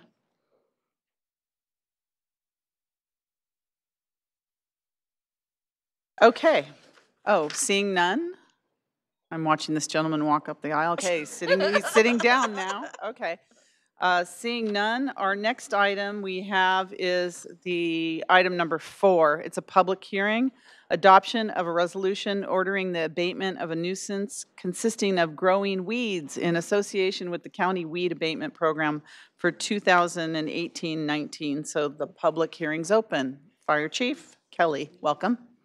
Good evening, Mayor Gilmore, members of the council. Just taking a quick second for my door monitor duties to present tonight. Yeah, very good. Thank you. You did a great job. Tonight, a public hearing and adoption of a resolution ordering the abatement of a nuisance consisting of growing weeds in Santa Clara. This is the second step in our annual weed abatement program in accordance with our city code. The first step was taken last month on December 4th when council declared the growing of weeds to be a nuisance and set tonight as the date for a public hearing for citizens to bring forth their concerns or objections to the weed abatement program. The City of Santa Clara contracts with the Santa Clara County Agricultural Commissioner's Office weed abatement program to manage the inspection and abatement of non-compliant properties in Santa Clara. And the objective of our weed abatement program is to reduce fires involving improperly managed vegetation.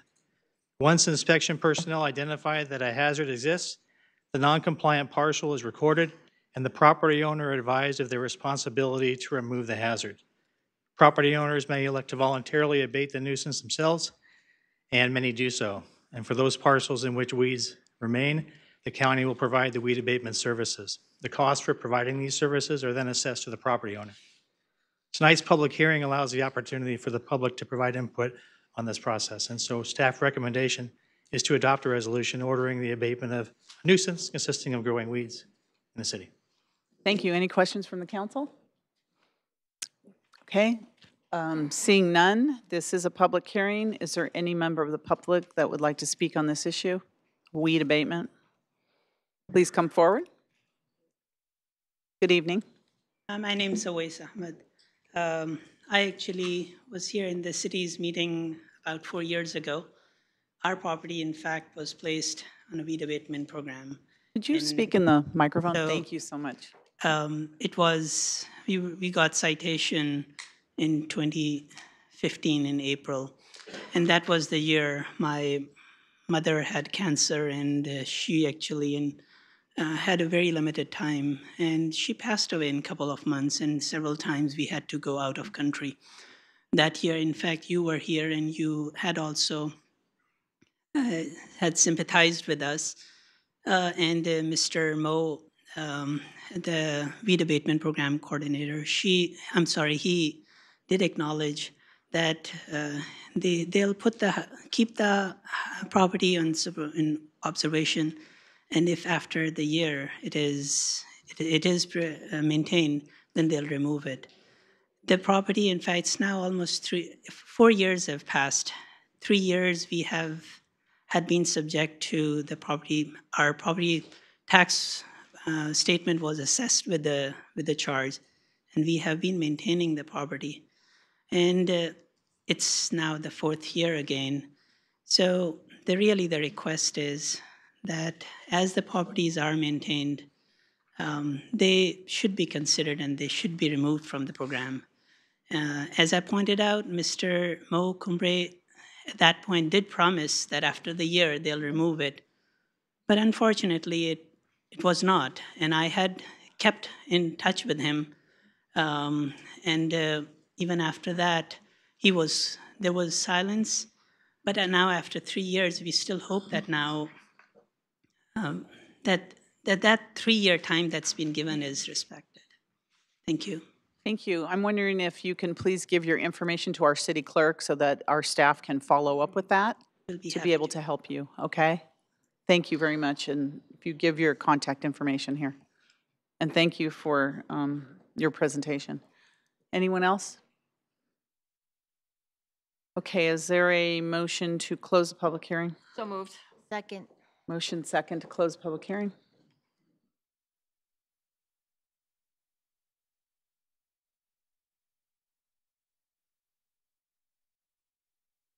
Please register your vote. That passes unanimously. Is there a motion I'd like to make the motion, Mayor. to adopt the resolution? I'd like to make a staff recommendation, adopt a resolution ordering the abatement of a nuisance consisting of growing weeds in the city and not cannabis. That's Is the that motion. in the motion? Yeah. Is No, the I'm word kidding. cannabis I'm in the joking. motion? Growing weeds in the city, not weed. Yeah, because it's Abating them. legal to grow cannabis. Wow. Wow. Okay. Okay, there's a motion and a second. Please register your vote. It says weed. Moving on. And that passes unanimously. Thank you for making that interesting. Hey, Okay. well, you know, I gotta lighten it up here. All right. Our next item, we did already dispense with the recology item number 5. So now I suspect many are here for item number 6, which is the public hearing actions on project approvals related to the Agri-Hood project with core affordable housing for the development of up to 361 multifamily residential units and 1.5 acres of open space at 1834 Worthington Circle, and also known as 90 North Winchester, the former barracks site. So we have our Assistant City Manager, Ms. Shikata. Welcome. Good evening, Mayor, members of the City Council. I'm Ruth Shikata, I'm the Assistant City Manager. With a backdrop of a growing housing crisis in the Bay Area and throughout the state, we're pleased to bring forward this housing project for your consideration. More importantly, this project is an affordable housing project that will reach some of the most vulnerable people in our community. So we have tonight a presentation that will be divided up into 2 main areas. First, on the entitlement side, which is the project approvals, the zoning, and the map, and the CEQA. That part of the presentation will be delivered by Andrew Crabtree, our Director of Community Development. The second part of the presentation will be about the land transaction, and that part will be delivered by Jonathan Veach, who is our Housing Manager.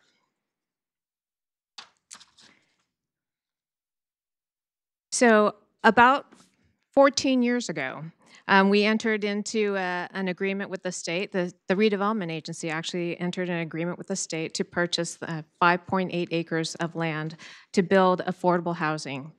And so for the next 10 years, we looked at projects to try and accomplish that objective. The objective of building 165 senior affordable housing units. During those 10 years, we lost redevelopment agency funds in 2012, thus unable to complete our objective.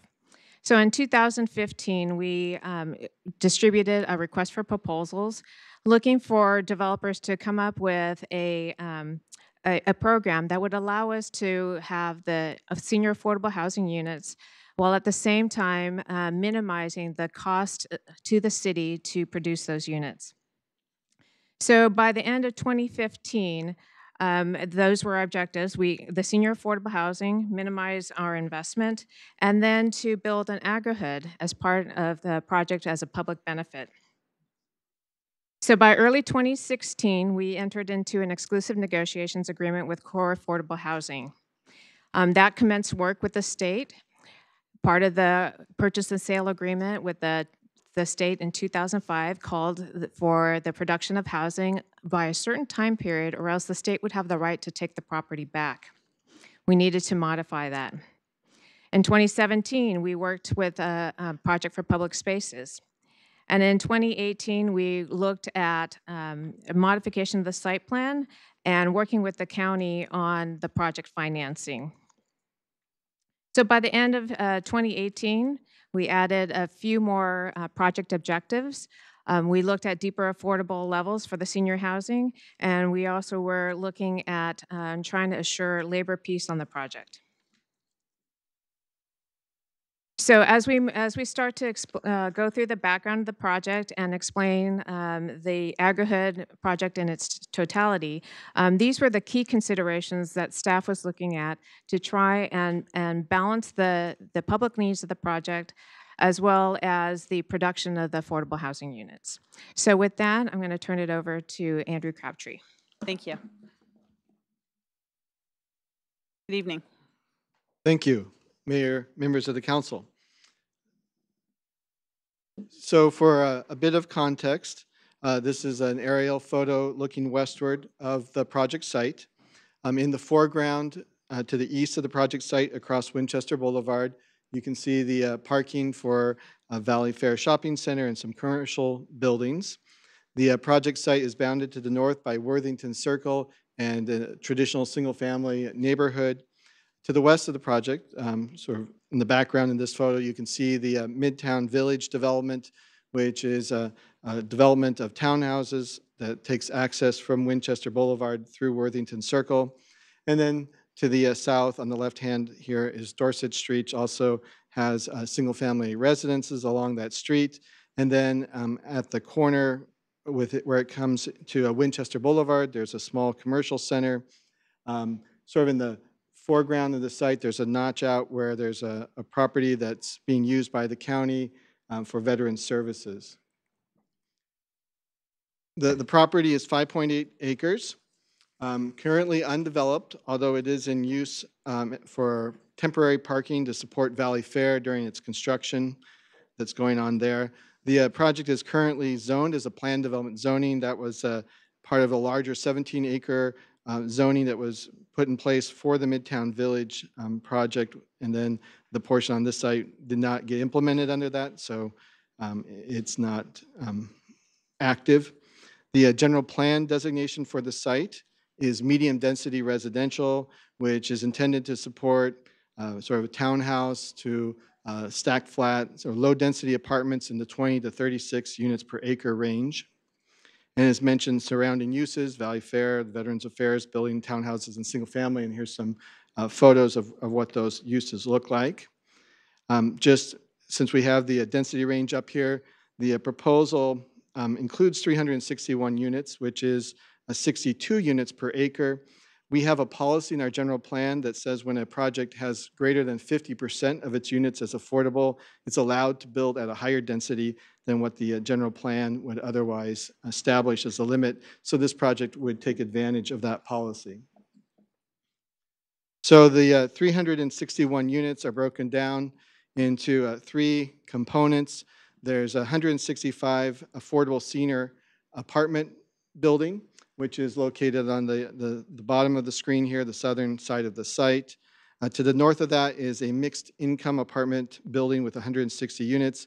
And then along the western edge of the site, there are proposed 36 townhomes, the intent to provide sort of a transition to the Midtown Village area. There's a total of about 1.5 acres of open space, including this farm area, open space area that's on the right-hand side of your screen here, fronting along Winchester, and then a paseo numbered 8 in this diagram that goes through the center of the site. The project includes sort of programming of agricultural uses on a lot of that open space. There's some gathering area, some other activity areas identified. The project would take driveway access from Worthington Circle and Winchester Boulevard. The applicant has submitted, we were directed previously by the council to work with the applicant on an entitlement process, CORE having been selected as the developer.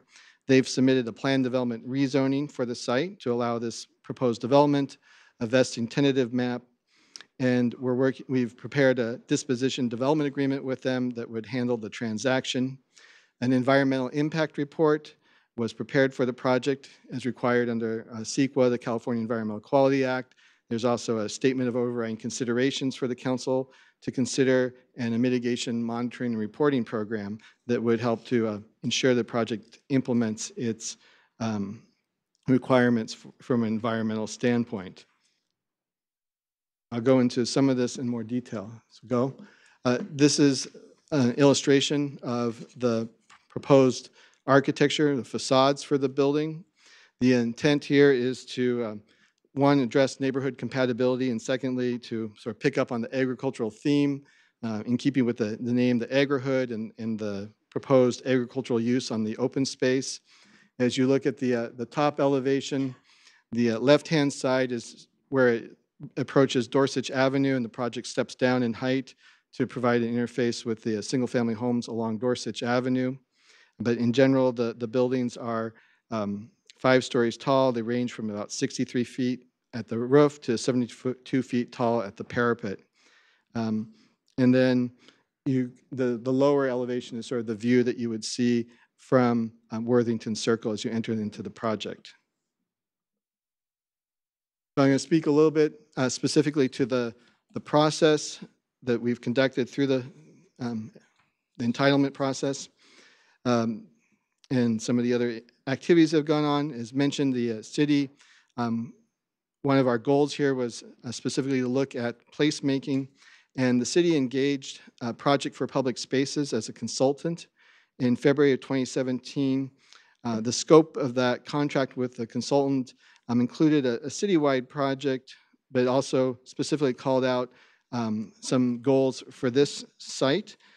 We asked that the consultant work with us to conduct a workshop to really look at the vision for public open spaces within the project, to work with CORE on placemaking strategies, and to persuade private, government, community stakeholders of the value of investing in public spaces by conducting a visioning session, interviews, provide a summary memo to the council and recommendations. The consultant PPS did present those recommendations. They conducted a workshop in March 25th. There were approximately 100 people that attended that. And then in June, they presented their recommendations to the City Council at a study session. CORE then took those recommendations and they redesigned the project. The plan that you see that I just presented was not the initial design. Initially, the open space was on a different portion of the site. Really, the uses were configured in a different way. So they redesigned the project. That took them approximately 7 or 8 months, and then resubmitted the project to the city in January of 2018. The project was then posted on the city's website. There were notices out to the community about the updated design. And then in April, the city was able to complete and circulate the environmental impact report for the project. We did conduct a community meeting on May 17th, where about 50 people were in attendance, and generally very supportive for the project. Remarkable, given the density, and it's an affordable housing project. We did hear concerns about density and traffic impacts from the project, but generally there was good support. The project then went to Planning Commission hearing in August, on August 8th of 2018. The Planning Commission then recommended approval to the City Council. In their discussion, they also looked at the concerns about parking impacts to the neighborhood, privacy impacts, shadow related to the new development coming in that's taller than the surrounding uses.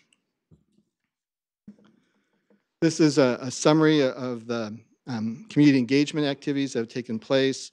We've been in front of the City Council on several occasions to discuss the project. There were the aforementioned workshop conducted by a Project for Public Spaces. There have been 2 formal community meetings, a number of developer outreach stakeholder meetings that the developers conducted.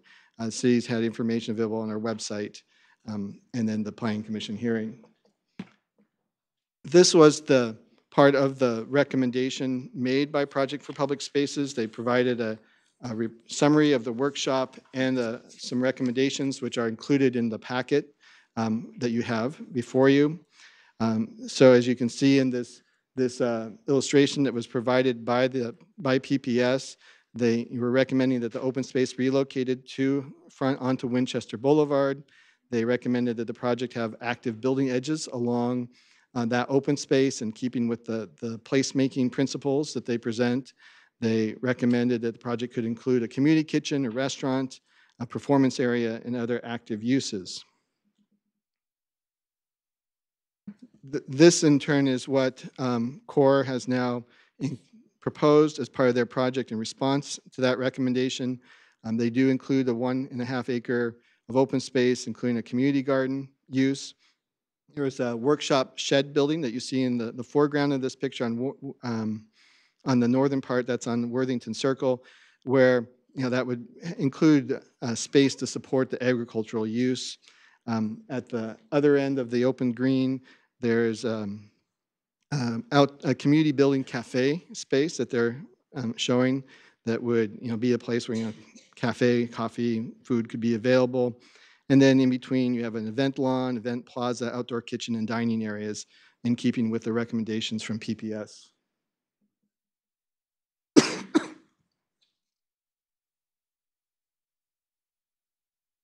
Also along those lines of how best to activate the space and support placemaking, the applicant has indicated that they would program or make programmable the open space through the project site, including the paseo that's illustrated here.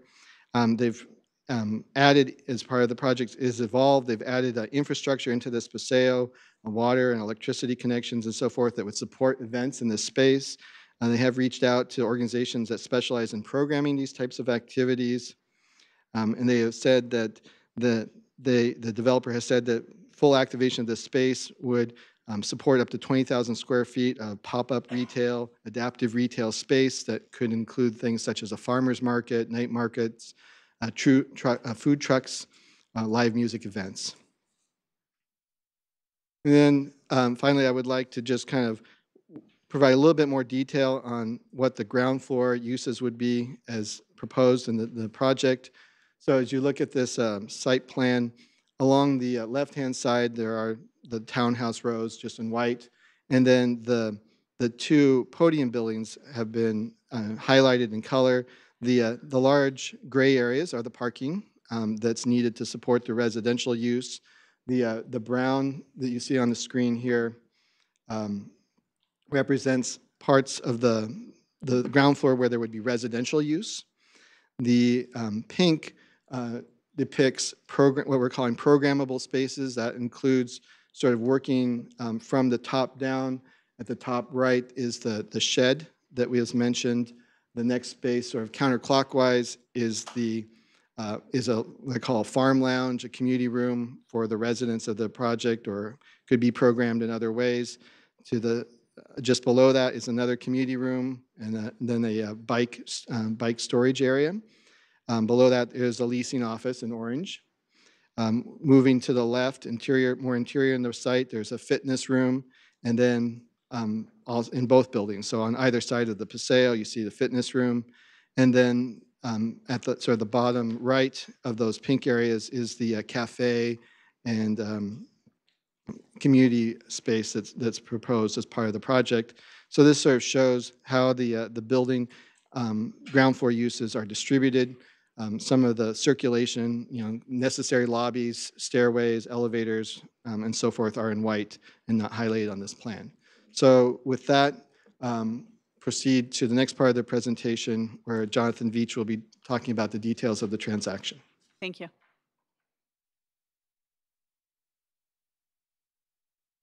Good evening.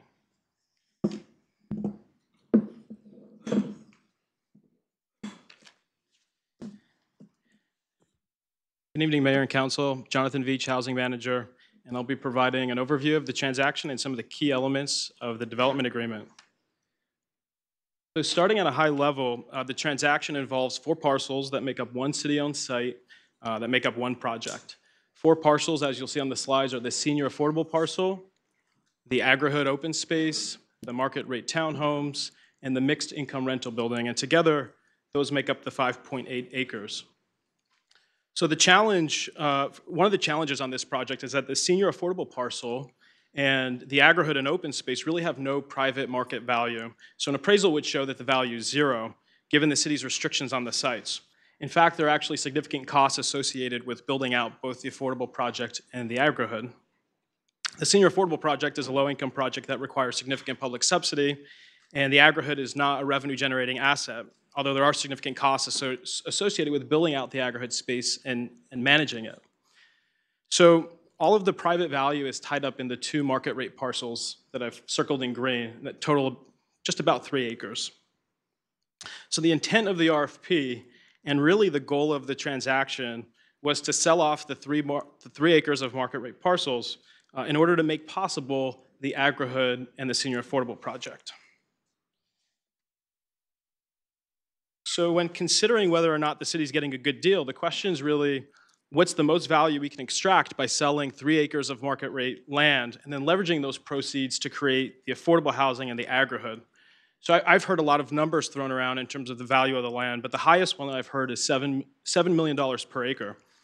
So using that as the best case scenario, if we sold 3 acres, we'd get $21 million in revenue. And then we need to figure out how to leverage that to make the agri-hood and the senior affordable project, which together costs about $100 million to build.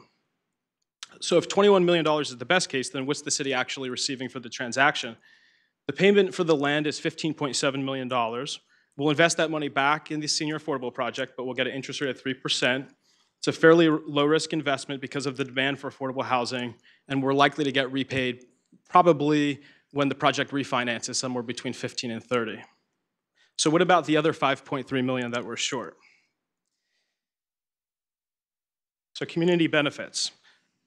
So to start, we've negotiated 16 moderate income units as part of the mixed income project. Kind of rule of thumb is $100,000 public value for moderate income units, so 16 of those is $1.6 million of public value. Then there's the build out of the agri-hood and the placemaking program, which is really the big community benefit because it's so expensive. So the agri-hood is 1.16 acres, that's roughly 50,000 square feet, and as a base case assumption, we say $100 per square foot for site work. That would come out to $5 million. In reality, the site work is a little more intensive on this project because of all of the landscaping and trees and programming. It can easily go up to $7 million to build out the agri-hood. Then there's the ongoing operation of the agri-hood. It needs to be programmed, operated, and maintained over time. The developer has some tentative agreements with third-party vendors to come in and operate the space for programs such as farming, cooking classes, farmers markets, and special events. That's also expensive. We're budgeting $300,000 a year, so over 30 years, that's another $7 million to just operate and maintain the agri-hood. And then one of council's priorities on the project has been labor piece. So just a quick summary of kind of where we are with labor. The city is going to require prevailing wage on the affordable housing project and the agri-hood.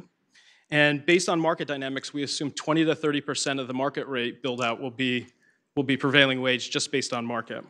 So in addition, the developer has reached an agreement with the MEP union, which is mechanical, electrical, and plumbing, to use their members on the affordable and mixed-use projects, and they're close to reaching a PLA on the project. So securing good, high-paying jobs is definitely a community benefit, but there's also a cost to that. We're assuming a 25% labor increase across about $20 million of MEP work. So that's another $5 million of community benefit. So in total, the $5 million that we've given up in sales proceeds, we've leveraged about 4 times and results in approximately $20 million of community benefits. And that's not taking into account the senior affordable housing project. So before I talk about the housing project, I wanted to highlight a few more key items from the DDA, items that would probably get overlooked that we feel were good wins for the city.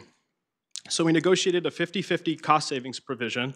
The DDA states that in the event there are material savings from the construction budget on the affordable or the agri-hood, then 50% of those savings would be used to pay down the principal and interest of our loan. We secured a completion guarantee on the affordable project and the agri-hood. So similar to what a lender would require, a completion guarantee ensures that even in the event of a default, the senior affordable project and agri-hood would still be completed and the borrower would be on the hook for any cost overruns. We also added a sales and use tax provision. This requires the borrower to use commercially reasonable efforts to provide the city with the greatest allocation of California sales and use tax revenues that are feasible on the construction or the agri-hood. And finally, we negotiate the final approval rights over the open space amenities plan and operating budget, and that agreement will be recorded against the city's fee interest in the affordable project as part of the CCNRs. So now to summarize the affordable housing project. Arguably the most important aspect of the project is the senior affordable housing project. The project as a whole includes 361 units. 181 of those will be affordable, which is just over 50%. And it's very rare to see a project with 50% market rate component and also 50% affordable units at the levels of AMI we're showing. Over 100 units are at 30%, and the balance is at a range of 40 to 80. Additionally, we have the other 16 units at 100% AMI in the mixed income rental project, bringing the total to 181 units, which is the biggest affordable housing project in our pipeline. I think I showed this slide during the study session. I think it's important to highlight just quickly again. So I wanted to take a moment to show the value to the tenants of a 50% AMI unit. Most of the units are 30%. I picked 50 because that's the average across the project. The rent on a one-bedroom, 50% AMI unit is $1,330. And just assuming that the market rate for the same unit is $3,000, which is probably a conservative estimate, you can kind of work down the chart and see what value we have. So the monthly difference of the units is $1,670. If you multiply that by 12, the annual difference is $20,000 versus the market unit. Multiply that by 165 units across the project, and the annual difference is $3.3 million. Multiply that over the course of the project, which I'm assuming is 30 years. That gets you to $100 million, and discount it to present value. It's $60 million worth of value, which translates to almost $370,000 per household. So that's an opportunity cost for the developer, but that's real value to the senior tenants who would otherwise have to pay market rents. So since the study session, there were some changes to the project that I wanted to highlight. One, we increased the acquisition price. So during the study session, we said $15.2 million was the acquisition price. That's increased to $15.7 million, almost a $500,000 increase. And the original price was based off the appraised value at the site. But after working with accounting, we went and got a full cost of what the city has invested into the site, and it turned out to be 15.7, and so we increased the acquisition price. Also, on December 18th, 2018, the project received a conditional commitment from the County Housing Authority for $23.5 million. The county doesn't typically approve projects before the city goes for local discretionary approvals, but made an exception due to all the time constraints on this project. The County Housing Authority also is considering providing 54 project-based vouchers to the project, which includes annual rent assistance in the approximate amount of $540,000 per year over the course of the project. And this is actually really important because we've seen this issue across our housing portfolio with senior housing. Incomes have been rising rapidly in the county, which push AMIs higher, and developers are allowed to increase the rents based on AMIs. The Section 8 voucher ensures that the tenants will pay 30% of their income. So if their incomes aren't increasing, which typically doesn't happen with fixed income, their rents won't increase either. That's why Section 8 vouchers are so critical for seniors on fixed income and why the partnership with the county is so important. We also finalized a ground lease on the affordable parcel, which allows the city to maintain long-term ownership of the site and also ensures permanent affordability. And finally, we lowered the average AMI, which means deeper affordability for Santa Clara residents. We lowered the age restrictions for seniors from 62 to 55 in order to broaden marketability and also to maintain a workforce element in the project because we know people in their 50s will be continuing to work and need affordable housing. The lower AMIs are critical because fixed incomes tend to be in the 30 to 40% AMI range, so we wanted to get as many units as possible, and we ended up with 108 of the 165 at 30%, which was an improvement from when we were at the public hearing. So just quickly, how do we finance affordable housing projects? Well, it's expensive and it requires a lot of public subsidy, mostly because the rents are so low. So because rents are low, you can't leverage a whole lot of private money. So in the middle column, the $8 and $7 million, that's the private money we can leverage based on the rents. The balance is really public subsidy, so $23.5 million of Measure A. The land proceeds that we're reinvesting into the project is $15.7, and then federal tax credits will be another $24 million. The takeaway is just that it's very challenging to build affordable housing, especially at this scale and at these AMI levels, given the cost of construction, the low rents, and the need for public subsidy. Just wanted to highlight that the current proposal wouldn't be possible without the county Measure A money or vouchers, and so we're very grateful for the partnership. And also, any changes that would increase the funding from the county would likely result in the developer having to go back and reapply to the County Board of Supervisors probably in June, and could also potentially jeopardize the Section 8 vouchers. So with all that in mind, I just wanted to summarize some of the key risks that we face with the current proposal, especially related to timing. So in the best case scenario, the developer can submit their financing applications to the state this fall. That would mean they have about 8 months to get everything together and get construction drawings permit ready. If they can meet the fall tax credit deadline, then we could potentially reach construction completion and lease up in April 2022. So that's still about over 3 years until people would be living in the units. If we miss the fall tax credit date, it pushes to March, so it's about a 6-month bump if we miss the fall tax credit date, and then we'd be looking at probably September, October 2022 as to when people would be living in the units. The other risks include changes to market rate assumptions, which the affordable project is highly dependent on. So we've tried to squeeze as much juice out of the affordable market rate, the market rate components as possible. The sales prices on the townhomes, we're assuming roughly $750 a square foot, which is a pretty aggressive assumption. And the rental units on the mixed income are $4,000 for a 2-bedroom, which is also fairly aggressive.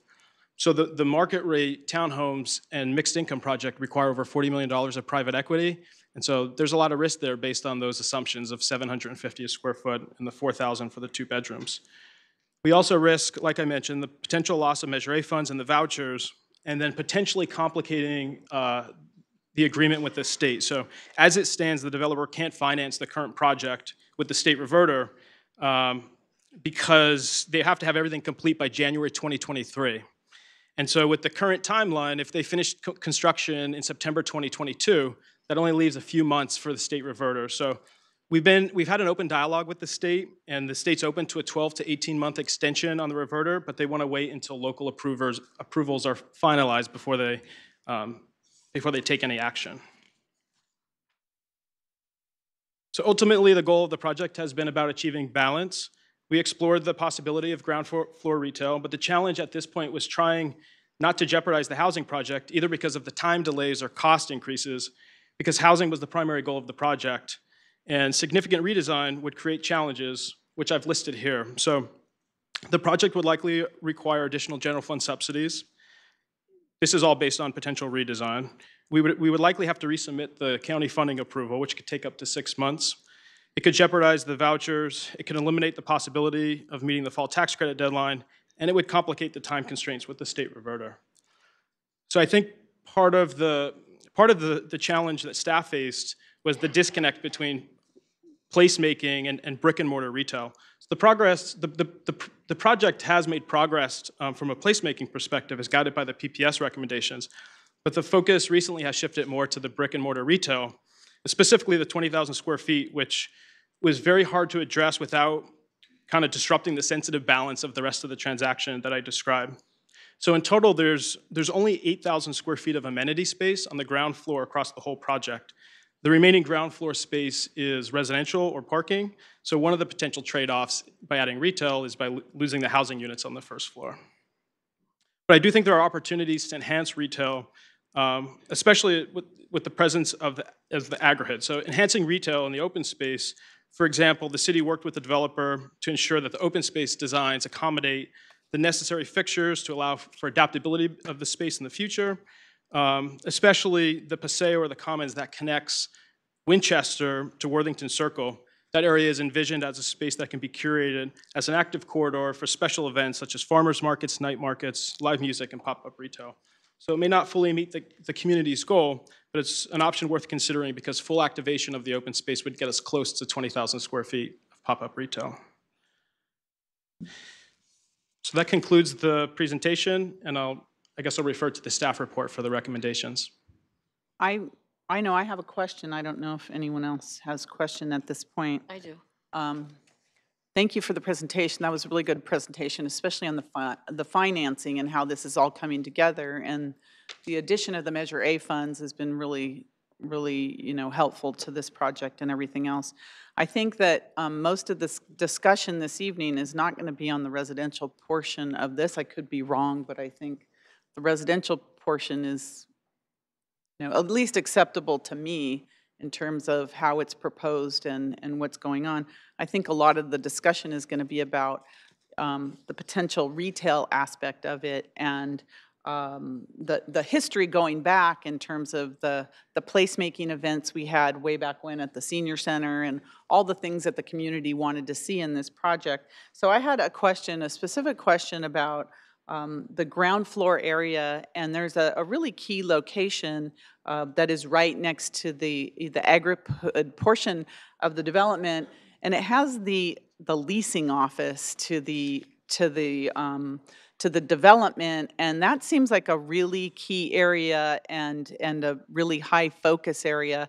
And why are we putting a leasing office there? It seems like that would be a prime location for a retail type use. And there's so many different types of retail type uses, But it just seems like a waste of really key, or, real estate in this project with a leasing office, which is not going to be super attractive to the community at large, at whole. Is there a way to relocate that somewhere without changing the project and putting other types of uses in that area? It seems like a large space.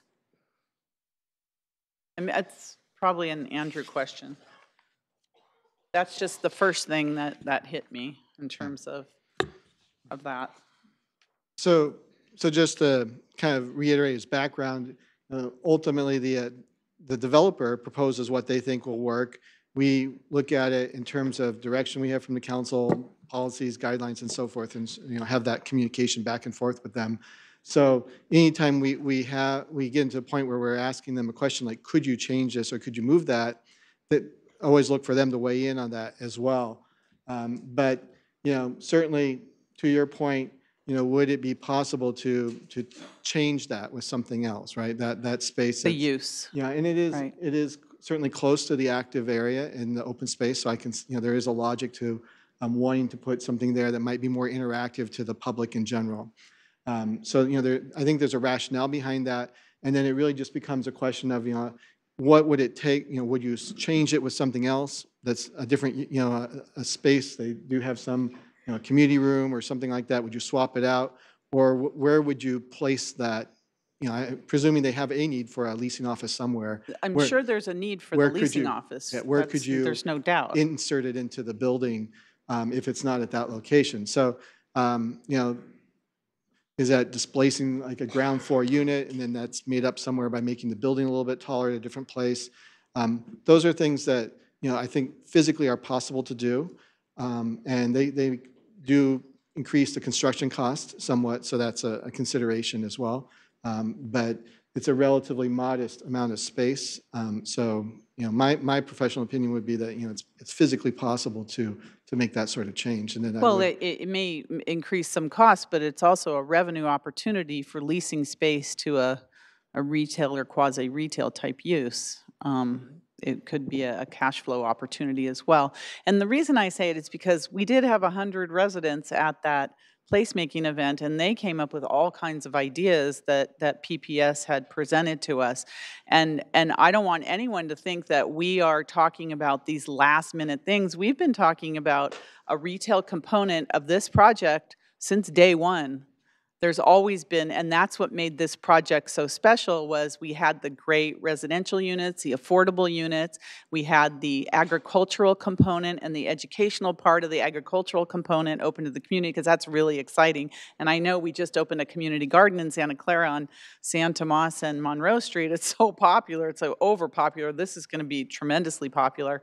But there's also the retail component, which means many things. Retail means many things, but to get more engagement, not just for especially the seniors and the residents that are there, but the surrounding neighborhood as well. We're really excited about that. So any opportunity we have to, we don't mean to we're not here to redo the entire project, but just to add the components that the community expected that we were going to add, that we've talked about for a long time, not just tonight, but that are going to really enhance the project. And a leasing office, although necessary, doesn't need to be front and center.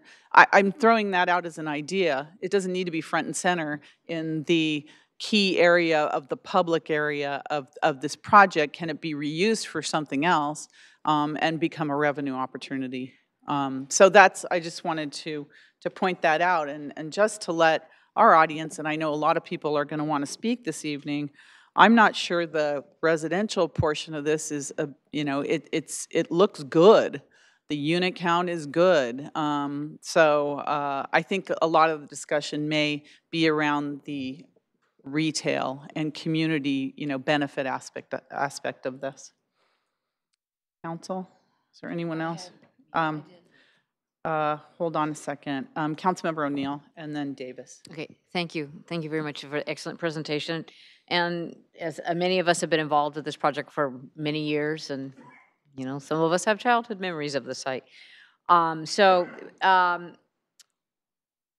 also been very interested in all the staff knows, and the representatives from CORE know about having some activation. And, and I was saying, I'm not talking straight retail. I was speaking about, possibly nonprofit uses or other, art studios or health providers or whatever, because I realized that one of the largest shopping centers in the Western United States is across the street, but, we're kind of looking for a different atmosphere there. So a couple of my questions, I, went through the contracts and the documents. It's true, there's a lot of aspects that are covered, the guarantees, there's a lot of things in there.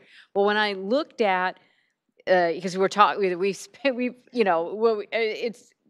we cannot lose sight of the units that are going to be provided with the level of affordability. And when the rents that we're talking about market rate, I mean, it really, I feel so sorry for the younger people who are trying to, build a life, and they're looking at $4,000 for a small apartment.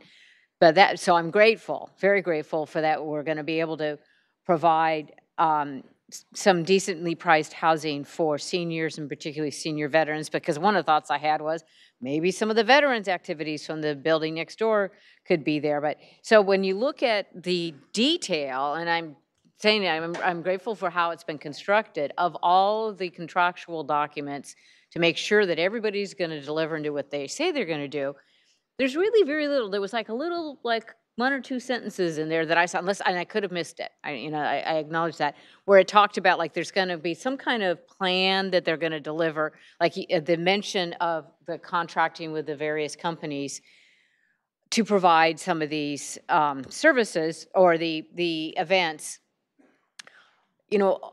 How are we actually really making sure that that's going to happen? I mean, and I realize that this isn't, no pun intended, the core business of CORE to do that. And I know we talk, so, I didn't see that much detail or specificity about guaranteeing that something's really going to happen there.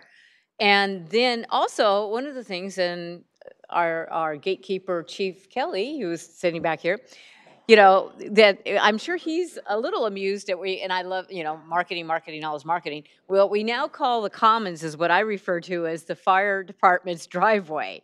I think a lot of the reason for that is they need to make sure that their vehicles can access the project. So I was wondering, is there going to be any issue about us doing a lot of pop-ups and all that, if that's supposed to be for the for EMS vehicles of various types to access the site? Well, first, I would say, I definitely appreciate that you've referenced, the different objectives that we've had. And I think, staff has done everything we can to take all the different goals that the City Council's articulated for this project and work with our applicant to achieve all those goals across the board, whether it be the affordability or the placemaking goals. And ultimately, we want to bring forward a project that's feasible, that someone's willing to build. So we have that, conversation with our developer partner here. And, we have throughout this process really pushed and challenged them, how can you do this? What can you do for this? So ultimately, what we're bringing forward is a negotiation around that. So I'll speak to the EVA question first. And, we've considered that, and we're aware that that can be an issue. It does preclude us from putting some kind of permanent structures in the EVA for sure. The other things require management to make sure that, whatever goes in there could be removed in the event of a need, emergency need. And so certainly that's something we would continue to work with our partners in the fire department to address. But it is something that we do, not just this project and other projects as well. We have EVAs where we look at, what is the ability to have multiple uses for that space, because open space is of premium value, and we want to make sure that we use it well.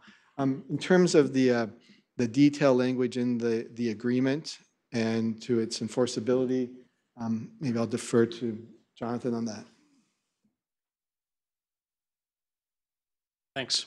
So I think the approach with the DDA was to negotiate as much as possible and as much detail as possible now. And so the DDA is the agreement that's actually going to be executed. And then the attachments, which include the ground lease, the loan agreements, and everything else, are really negotiated as a form document. And we understand that we're going to continue to negotiate those as we work towards a closing, which is perhaps a year from now. And so the strategy was to put the planning of the agri-hood space and the open space in the CCNRs. And that's a closing requirement. So at closing, we'd negotiate and execute the CCNRs. And we specifically negotiated having the ability at the city level to approve the plan, the management plan, and the operating budget, so that ultimately what we hear tonight will get baked into the plan and the budget, and then the city manager would ultimately have the ability to approve that. Okay, thank you. Okay, Councilmember Davis. Thank you, Mayor. I don't know who would answer this question. Andrew, maybe you? What you said let's call it retail. What was the footprint of that right now as it exists?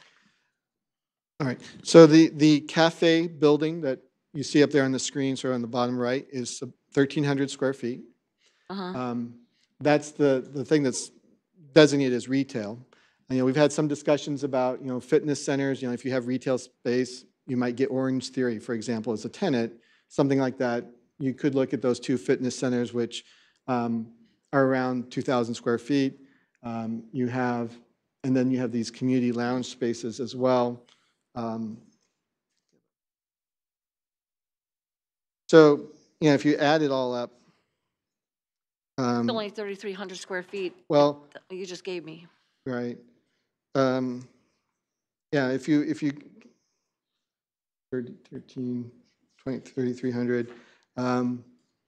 So, yeah, you're probably in the neighborhood of about 5,000 square feet.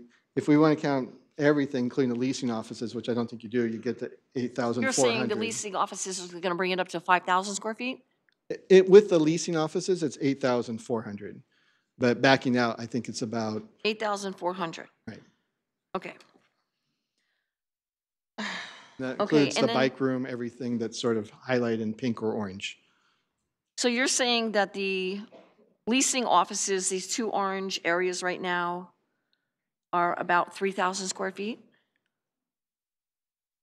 Yes. Okay.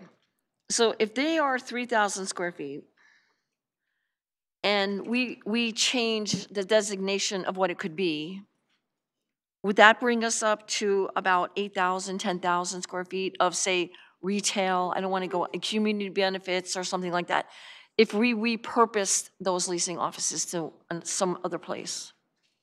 So if both leasing offices were converted to retail use, quasi-retail use, or some sort of commercial use. Yes. And then we did. I'm sorry, I didn't follow the question entirely. With the community rooms. So I guess back in the day when you sold something, you used an apartment as your leasing office. Mm-hmm. You didn't have a place, or if you were selling a house, you used the model or whatever. Is there some way to use another facility or a room or something else to take that 3,000 square feet and use it for the retail? Because this is fully baked, this is it. What we see is the deal. So I think there's the two buildings are different. The Right. senior housing one is very hard I get that. to make changes to.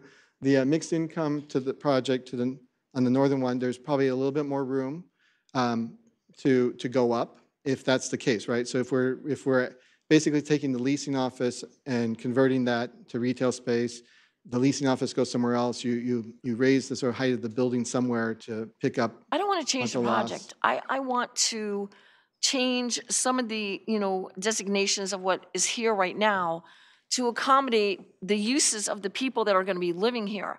I mean, when we had these study sessions, one of the biggest things was with the 165 senior housing units, those people, where are they going to go? I'm not really big into them walking across the street. It's pretty dangerous. And having a coffee shop or a place for them to go. So that's why I was looking for or getting as much retail or quasi-retail space to take care of the townhouses, the mixed use, the the apartments. Yeah. So we have the townhouses, apartments, and the senior housing. All of those people are going to need some place to go. I understand, using the community benefits as pop-up and things to do like on a bi-monthly basis or whatever, programming. But at the same time, I would like to have some kind of idea of how to program this so that when they move in there, it's pretty much built in, so they know that this is like their little place. And the only reason I say that is because Kathy lives in Rivermark, and they've got Pete's Coffee. Everybody walks there. Nobody drives there. Everybody walks to the restaurant. So there wasn't the element of parking is gone. So I'm looking for them to have like inclusiveness there. So I understand that, you know, they just said they will bring electricity and all these other things. And to Teresa's point, you know, getting the fire trucks in there, like how are we going to you know, I don't know, if there's a problem, an emergency. How are we going to drop all this stuff down? And so there's a lot of moving components in this one little area as a, you know, pop-up kind of thing and then breaking it down. So I'm looking for a more permanent kind of a place for them to be so that we don't interfere with like everyday life or, you know, something happens. So do you understand what I'm saying to you? Yeah, I do. I'm just looking for repurposing an area for everyone and making sure that everyone has what they're kind of looking for. So the cafe, and that's why we thought we were having the restaurant, so like a gathering place or a larger community room, because you know my thing with community rooms. We're just running out of space. So that's why I'm just asking you that question, if that footprint could be repurposed to help us with that community. Well, let me sorry if I may, by Okay, go ahead. just covering. So the one building that's the 1,300 square feet is identified as a cafe space. So there's something there along that lines, and then it could spill outside. There could be outdoor space. You have fitness rooms for both buildings. So presumably the residents would want a fitness room. That's kind of a standard and amenity type space for apartment buildings these days. So, and then there are the lounge rooms. So I think also, you know, those are rooms where the residents can meet and have activities or parties or whatever, right? So those are all, I think, uses that are of value and need to be preserved in some place in the project, or should be preserved in some place in the project. So whether or not you classify those as retail spaces, or could they be operated, you know, like, could the fitness room be operated in a way that's open to the public or something like that? That's one thing that we could certainly, you know, you could go in that direction, I think, fairly without having to, you know, do the sort of redesign. If it's more about, you know, converting like the office, as we talked about earlier, the leasing office into additional resale space, so we're kind of net creating new space. You know, I think it's reasonable that we would maintain the residential unit count. So there might need to be some, if we're actually net adding square footage, there might be some I don't want to take it away from them. increase. I just want to have maybe a temporary home for leasing or work that out somehow where we could utilize that space. So, because that's a huge footprint, I think. But, okay, that's just my thing. The retail end of the world, the rental part and the unit part, I'm good with all that layout. I mean, I want to pass that whole thing like today. My concern is how can we better accomplish what we need in that retail kind of zone, community space. That's all I'm looking for. So if they can repurpose that, that would be a real plus on my side. I just kind of think that with that amount of people, they're going to need some place to go. I can't see them. I want it to be walkable, and we've got another bunch of units of senior housing down the street that's going up.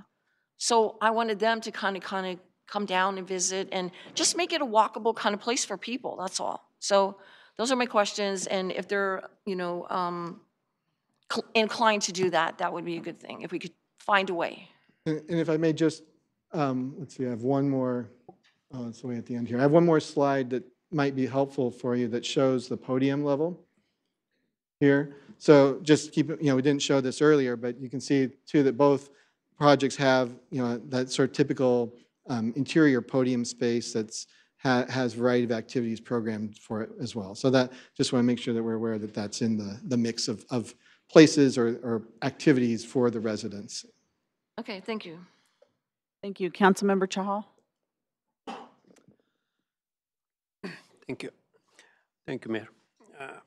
So I also concur that this was the pilot project which we started after placemaking seminars and other stuff. And I'm not sure what component of that placemaking has been incorporated into it. Very few, if I understand, other than moving that agri-hood part on the front and other stuff.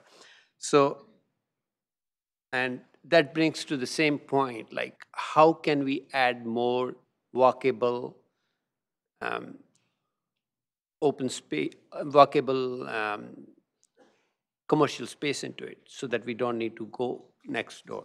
And it's a good public-private collaboration, but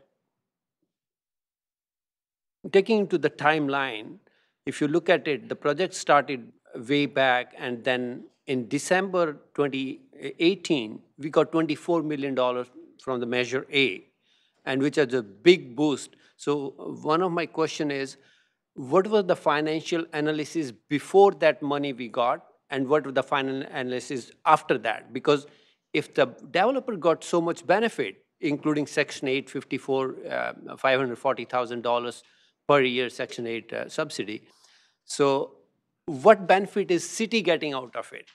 Can't we use that part of that, those benefit into developing something for the, making it more placemaking sort of scenario?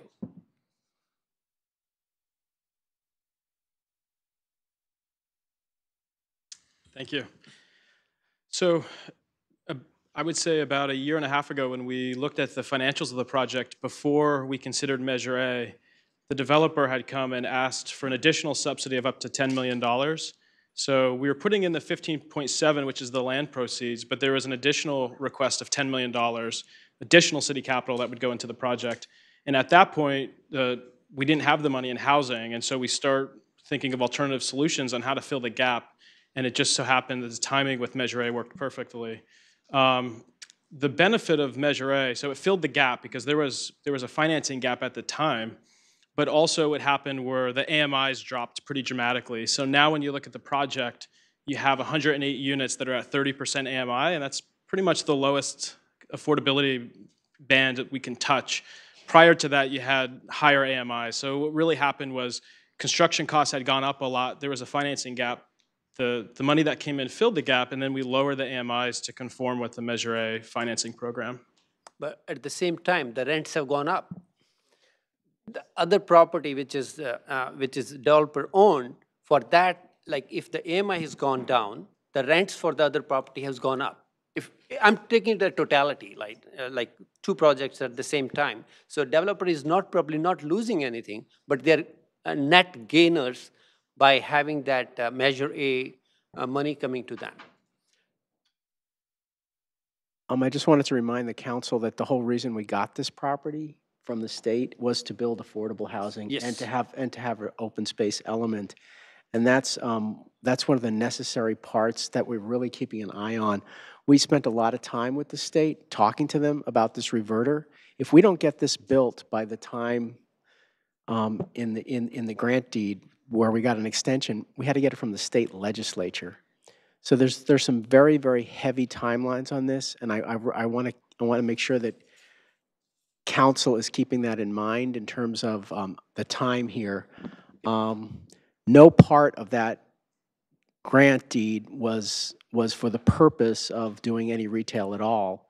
The only element that really is part of this deal is affordable housing and open space. And I understand that we're able to do some level of commercial activity with respect to the open space aspect of it, but there was never at any point in this transaction ever any money to finance retail on this site. And there was no public money coming in to do that. There's nothing that would prevent someone in the future from offering to rent the leasing office or something like that, if that's the economic viability in the future. But I just really want to impress upon the council that the extremely difficult nature of this transaction. Putting this financing package together was extremely difficult. Negotiating with the state was extremely difficult. And I would hope that we keep that timeline in mind. The approvals by the state to allow us to get to the deadline that we're even at now was many, many years of extension, and it's extremely precarious as to whether we can get any more extensions. So whatever the council does, I would hope that you keep those very, very tight timelines in mind. Thank you, Attorney. I appreciate that. And I just wanted to add that Measure A, it is a fact that we did receive the county action for recommending the $24+ million. It is contingent on the project being approved, so it's not anything that came in as an infusion of discretionary cash for us to distribute within the project, and it is limited to housing. So it isn't funds that we can distribute for purposes of enhancing public space or retail or things of that sort. I just want to remind the staff also that when we talked about going back to the state with the extension, we talked about limited retail, putting retail on this project. So this is not a new thing for us. We've talked about this for the last couple of years, and we understand Measure A funds can only be used for housing, and I don't think many of us have any problems with the housing element of this at all, or the unit count. I'm, again, speaking for myself on the unit count part. I don't think the housing part is the issue here. It's the services for not only the people that live there, but the surrounding neighborhood that we promised there was going to be on this property. But we did talk to the state about some limited retail in the past. Sorry, Councilmember Chahal. Yeah. So I have a couple of more financial related questions. So other than the 1.6 acres, which is on the developer side of, does city own all the other land out of the 5.8? The city owns... Open space, everything belongs to the city? No, the city just owns the parcel that contains the senior affordable housing project. Okay. So that, the townhomes will be parceled out and sold to the individual homeowners. We'll keep ownership of the affordable housing parcel. We decided it wasn't in the best interest of the city to retain ownership of the agri-hood because of all the costs and maintenance required with it. The mixed income project, we're receiving what we think is close to market rate, when you factor everything in, and we just felt like if you ground lease the mixed income building, it would have reduced the amount that they were paying and just created more subsidy on the senior affordable piece. So even if they reduced their acquisition price by $3 or $4 million, it would have been an additional gap to fill on the senior project. So it's the city only retains ownership of the senior affordable housing parcel. Oh, okay. So at no time we looked at owning that open space area so that, let's say after 55 years when the project is done with the agri-hood, everything lease is done, that time we have much better way what we can do with that land. And till that time, we can lease that for $1 to the developer. We never looked at that point? We did. We looked at that with Parks and Rec, and we looked from a financial perspective on the mixed income piece, but it was just creating more need for subsidy in the project. We did negotiate the CCNR kind of approval rights, so whenever they make modifications to the agri-hood plan or the budget, they would still have to come to the city and prove any changes. So we felt comfortable that whatever happens in the agri-hood, we'd always have kind of oversight over that. Okay. One last question. I know everything is time-bound and we are on a time crunch on approving this thing and getting all the money, state regulations and other stuff.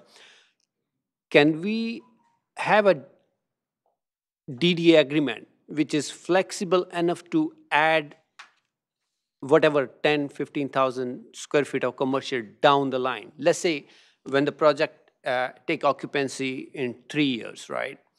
And we see that the placemaking as provided by, because right now we do not have any, as Councilmember O'Neill mentioned, we have adaptive, 20K adaptive commercial space. And city, I didn't see any control of city, how it will be managed and how it will be implemented down the line.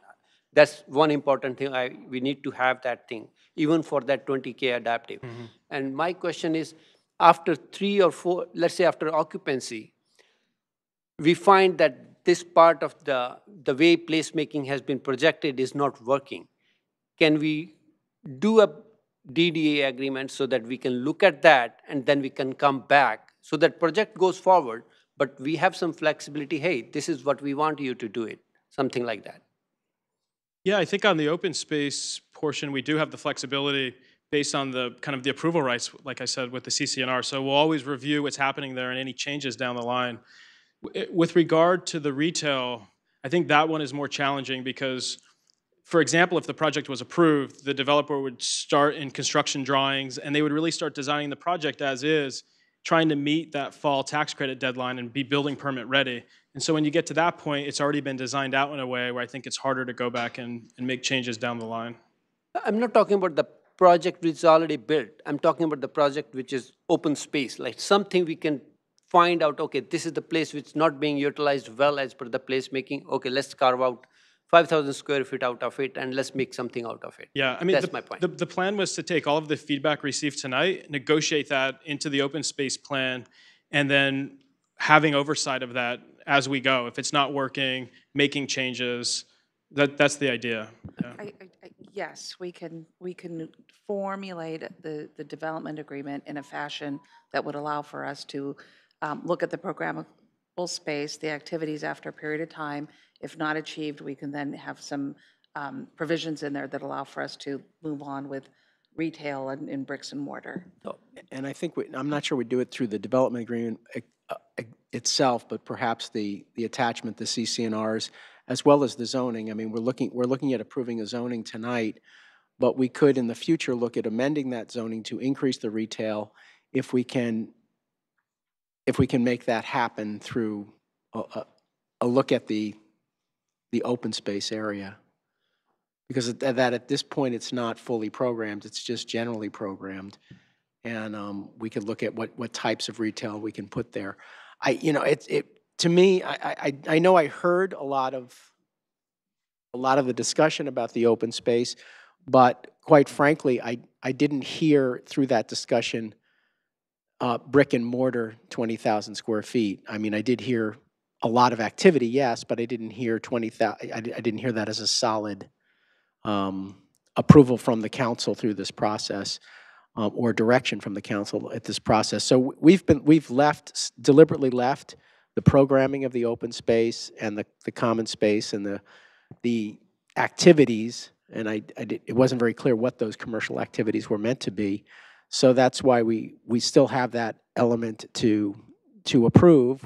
There's going to be a plan that we approve, and there's going to be CCNRs that we approve for the future management of that space. And just like anything else we have here at the city, everything is about contract management. Everything is about us over time making sure that these agreements that we enter into are followed. So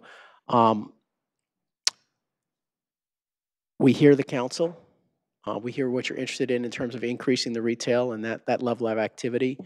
And I don't know, Andrew, what kind of process we would follow to continue that conversation with the community and to retain their input into how we would manage the open space.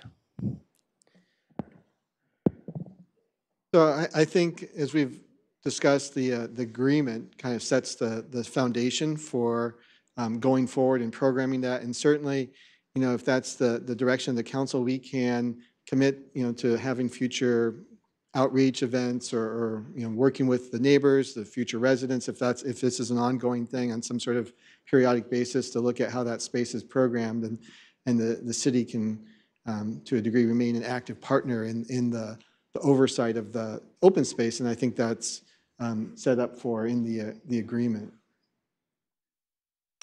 Okay. Yeah. One last Councilmember Shahal, and then one last question, Mayor. Go on, Mr. Andrew. Yeah. Going through the minutes of the Planning Commission, it has been going on for a long time, like wherever such high-density developments come, the neighborhood is already impacted by the parking and other stuff.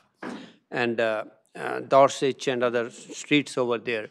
And it has been discussed long time that have a proposal to make those streets with the limited 1 hour, 2 hour parking. And I think Planning Commission did brought up that thing. I didn't see in this minutes, but I did see the details of that. Did we ever thought about that, how we can do that? I know there's a process. You can go back to traffic studies and all that stuff. Can the council decide proactively? We know this problem is existing in the city where different projects has taken place. So why don't we take proactive steps to make sure we mitigate those parking issues and, decide, this Dorchester Street will be having a 2 hour parking and limited parking or residential permit parkings on that. Can you comment on that, please? Thank you. So you're right. So the Planning Commission, in its recommendation to the council to approve the project, did say that they thought there should be a follow-up outreach to the neighborhood about a neighborhood parking program. The city has an adopted program with a set of rules that I think would need to be followed in that process. So, that could be a follow-up action for the city to conduct with the neighbors, whether it be on Worthington Circle or Dorsich or wherever there was a concern. There's, I think, a process that's conducted by Public Works where they do some outreach and see if that's something that neighborhood wants to implement. So that's a long process. My question is like, how can we, if you can come up with a suggestion down the line, that's fine. There's a long process, like they will do the survey and then they'll go. When we know that these problems are occurring by default, why don't we, I'm asking for a proactive solutions when we are building high density housing right next to these streets.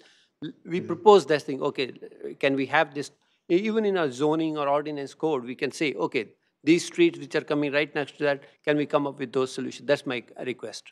I think the issue for us at this point is we've heard from a small number of individuals in the neighborhood that that's something they might want to see, and we really need to see if that's really what the neighborhood as a whole is interested in, right? So then we have to make sure that we do the adequate outreach to the neighbors to make sure that they really do want to see that kind of program. Believe me, it's not a small neighborhood. Like people, we all, whosoever have been walking the community, this has been an ongoing problem. And it's not a small community, small number of community members on that. Thank you. Councilmember Hardy.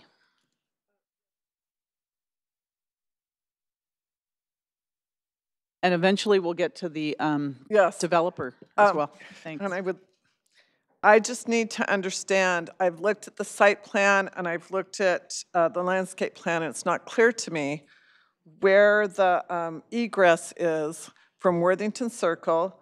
Does the commons go through to the established neighborhood? And where you have the entrance, I'm assuming from reading the site plan as well as I can that what you have is underground parking under the two main buildings. And then it looks like at-grade parking for the townhouses. So is that entrance, is there any entrance from Worthington Circle to get to the underground parking? And are you only looking at a right-hand turn off onto Winchester from leaving? I'm worried about how this will interface with the traffic already there. So that's definitely been a consideration over the years of this project. That Midtown neighborhood's been very concerned about impacts. An initial version of this project only took access off of Worthington Circle. As it's evolved, they've added the driveways from Winchester. And what you see here, just I think you generally described it, but to reiterate, the building to the north does have a below grade and grade parking that has a primary access through a driveway on the north of it off of Worthington Circle, but it also has access to Winchester to the south and out to Winchester.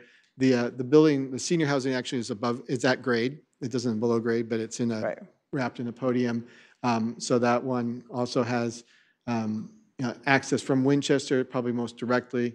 The townhouses are accessed primarily from Worthington Circle. So that's the way it's brought forward, and it was discussed with the community. We did have a community meeting with about 50 members of the community who generally support, actually quite supportive of the project. They felt like through the process we'd gotten to a point where their concerns had been addressed in a reasonable way. Not everything for everybody, but they viewed it on the whole as a positive. As to circulation from, could you make a left on Winchester Boulevard? If we have. Is there a light at Worthington Circle? Yeah, so you cannot, okay. Yeah, you cannot. And is there there's at Worthington Circle, there's a light. There is a light. But the new driveway that's to the access is Winchester Boulevard, you cannot make, it would be a right. It would be a right in, right out. Right in and right out. Yeah. Okay. And you said there is access from Worthington Circle into that parking lot to the underground parking, or is the underground parking only accessed from the entrance and then turn right? No, it has access both directions. Yes. Yeah, the northern building has access in both directions from Worthington Circle and but also the other one only has access at the one. Right, essentially, I suppose someone could try to drive through the garage, but that would, it's most direct access is definitely from Winchester. And by the townhouses there, it looks like the egress is out into the established neighborhood. Correct. There is, because it doesn't look like that on here. Okay, thank you. Yeah, the drive aisle that supports the townhouses north-south connects to the west to Worthington Circle. Thank you. I can't see the screen. The mayor's screen is locked. Are there any other council questions before me? All right, then I'm going to call on Vice Mayor Mann for questions. And by the time I finish, I'm sure she'll be back.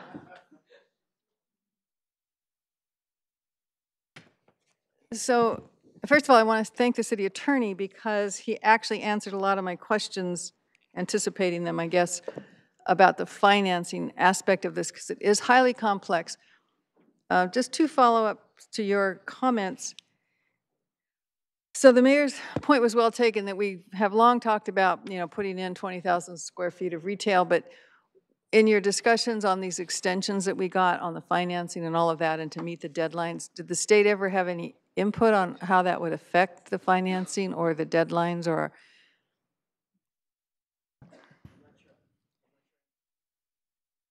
Did they see any impediment to the financing if we impose 20,000 square feet of retail on the project? No, we never brought up the issue of 20,000 square feet of retail with the state. The only point I was trying to make with the state was the timeline issue. They couldn't give us any commitment that they would extend the timeline until they had seen that we had complied with the conditions of the reverter.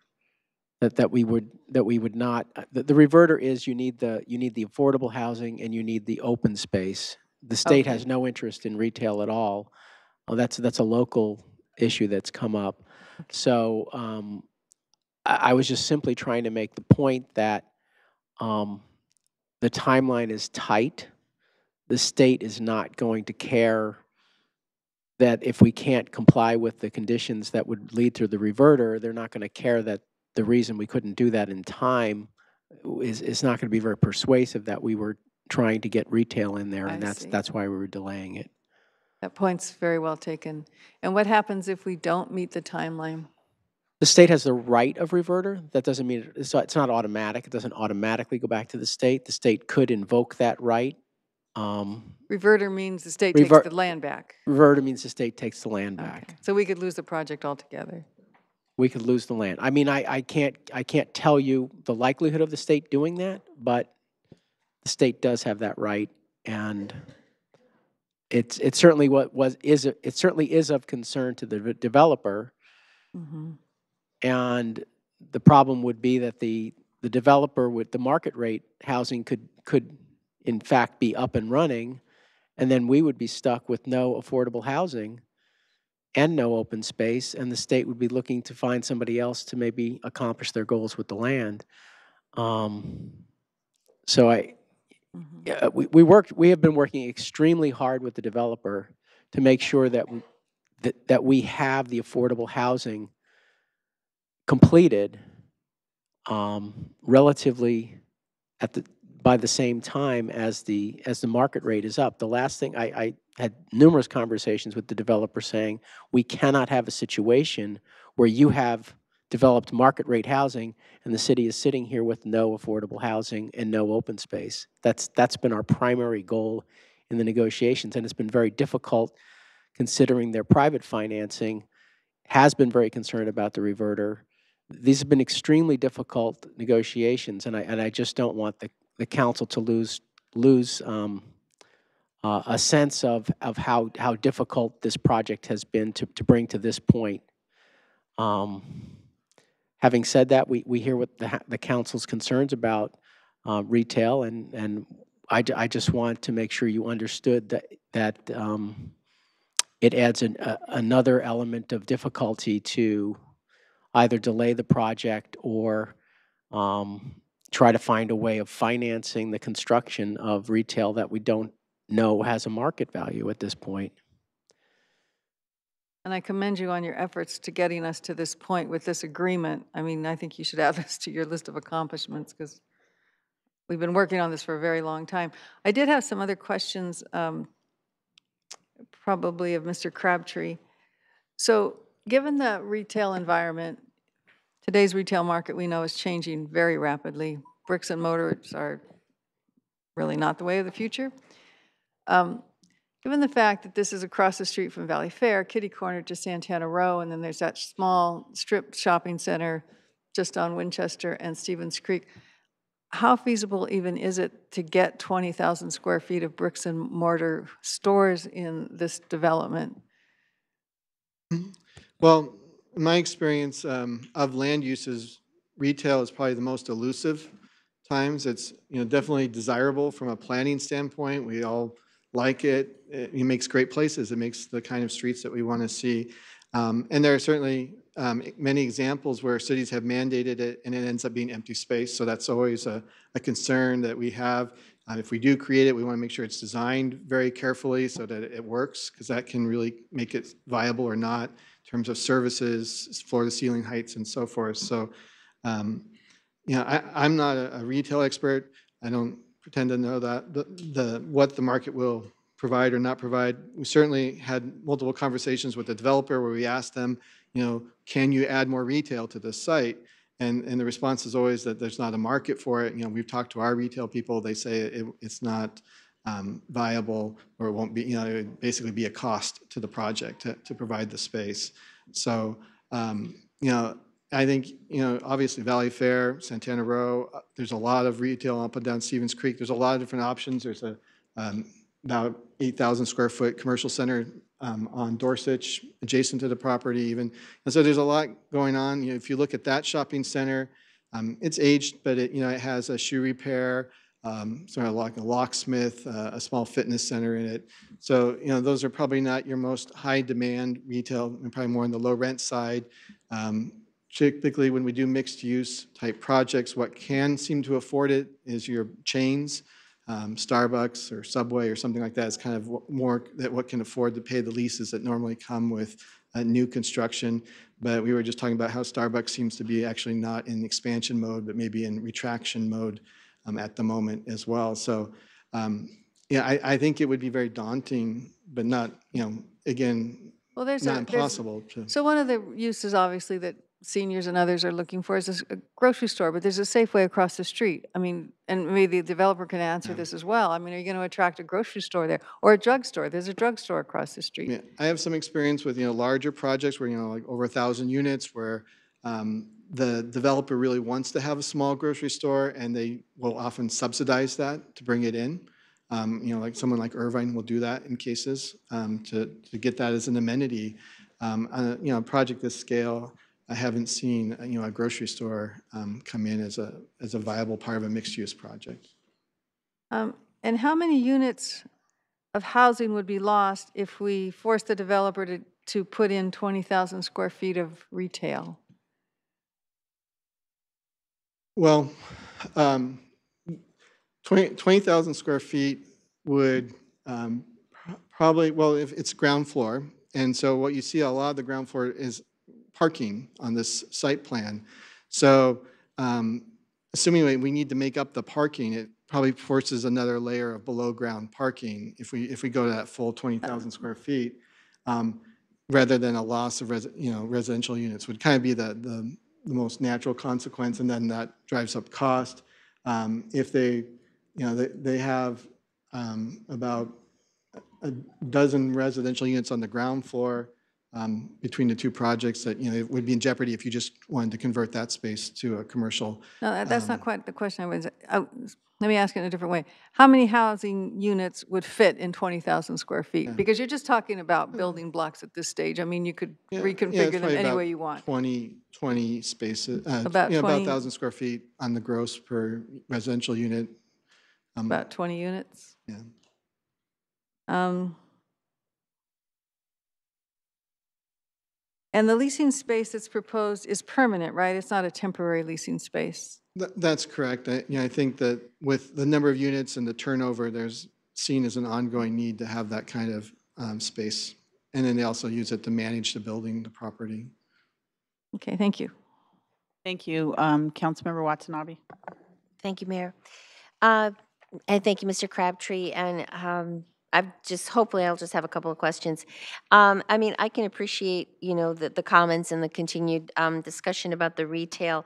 And I know, the cafe was, one of the first things talked about, but, and there is a space for it. But I mean, if we just have a cafe with no other retail amenities, I mean, what is the possibility of, what is the possibility of that cafe being able to be sustainable as if it's the only retail, store, in a project like that? I mean, several people have talked about how they want to make this walkable community, and there'll be further senior housing down the street. I mean, what's going to be the draw to get people to walk down to this location if it's just a cafe? So I mean, I can appreciate the comments, to further explore, what else can we add in there to make this, a viable place. And I mean, I appreciate the 20,000 square feet of pop-ups. I think that could possibly be an alternative solution. But at the same time, too, I mean, if there's any of these programmable spaces, I don't know what the square footage is of those, but if any of those could possibly be repurposed into being a part of the retail, just to give that component, is that possible? Well, let me begin by saying that, the history of this project, a lot of the focus early on was on that open space, that agricultural amenity space. We went through it was initially envisioned it was all going to be really dedicated to food production on the site. And when we went through the Project for Public Spaces process, a lot of the focus of their recommendations were to kind of keep some of that, but also change some of that to other types of open space that can really be programmed with activities. And so I think it's important to remember that those activities could drive traffic to the site, or expected to drive traffic to the site.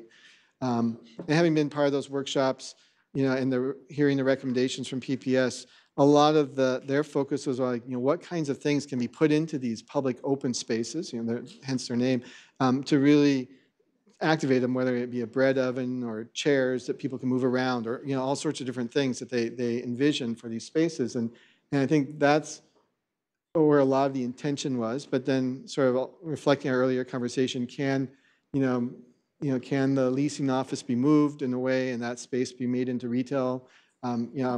From my standpoint, it's possible, certainly. I think it's a question to the applicant as well as to what they think is they can do. Okay. And on just, those lines, yeah. Okay, thank you. One more. You brought up about the leasing, the price per, like the square foot, the price per square foot. Do we have an idea of, like, for the retail, would this be affordable rate pricing? I mean, because it's an affordable project, I mean, does that reduce the rent and would then be more attractive? Well, yeah, we can't justify using affordable housing money to subsidize retail space, to lower the rents of it. So, I think on the commercial side, the developer will have to do some math about, if they have to lower the rents to below market to fill the space and take a loss on the space, they may do that because they see it as providing overall value. But, that's kind of up to them if they can absorb that into their overall project. In terms of the construction costs, they may come back to us and certainly ask for more subsidy if they think there's an increased cost to the overall project development as a result of it. Okay, thank you. That's all I have. All right, thank you. So now I think it's time for us to hear from the developer. Sorry about that, all those long questions. So Cor, if you'd like to come forward. Good evening.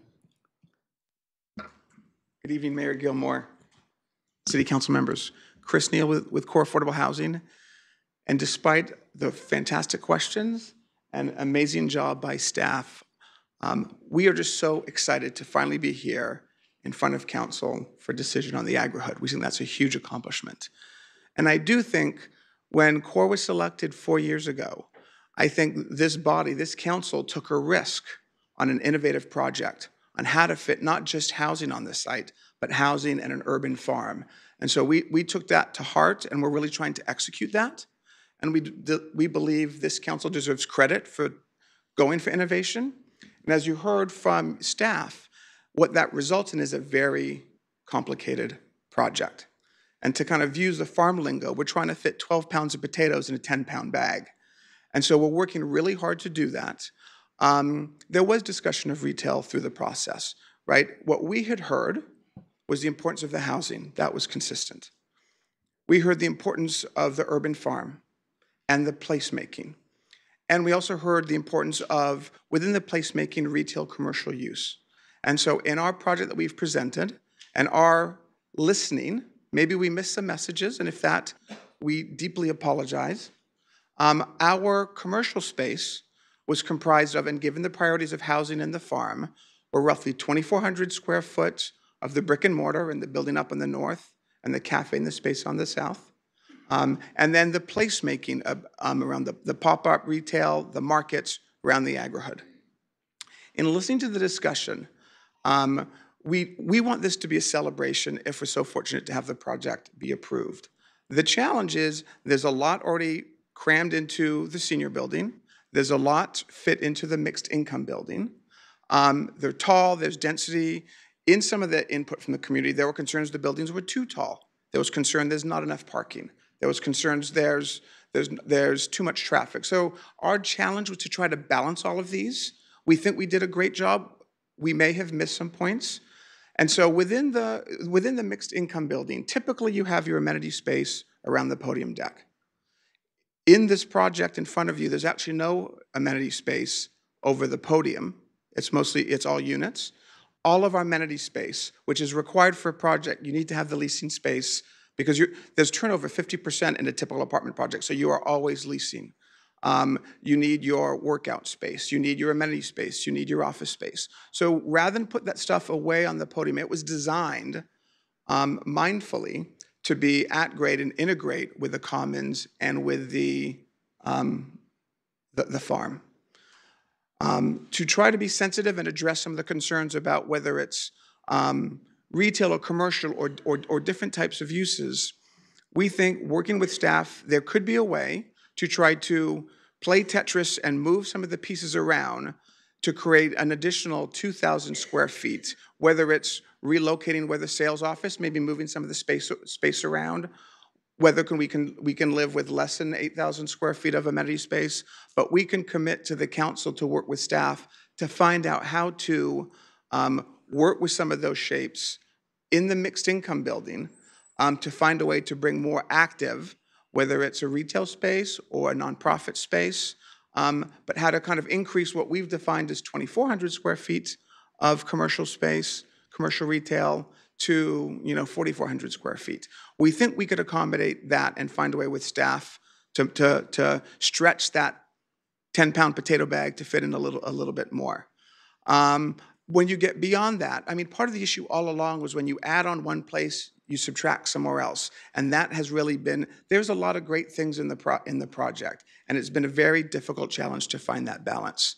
So that's something that we could put forth as an amendment, a friendly amendment to staff recommendation, which is reprogram. We could reprogram the 2,400 square feet that we've currently programmed with the cafe, the community kitchen, and the farm, and the shed. That could be reconsidered for reprogramming, as well as find a way to create another 2,000 square feet in the mixed income building at a location that supports the vision of the placemaking. At the end of the day, it's really not destination retail. I mean, that's the other challenge. The world of retail is changing dramatically. But how can we come up with space that feeds the goal of placemaking here? Because all of the things that we've been doing have really been around that power of 10 and great placemaking. So that is something we can do to try to be responsive to the comments.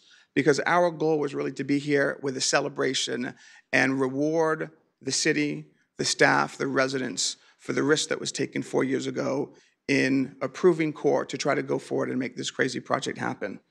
And so with that, I guess my request would be for council to be able to support the staff recommendation with a friendly amendment of finding a way to reconfigure 2,000 square feet in the mixed income building to try accommodate and further the whole goal of placemaking and create places for people to come to and stay to within the project.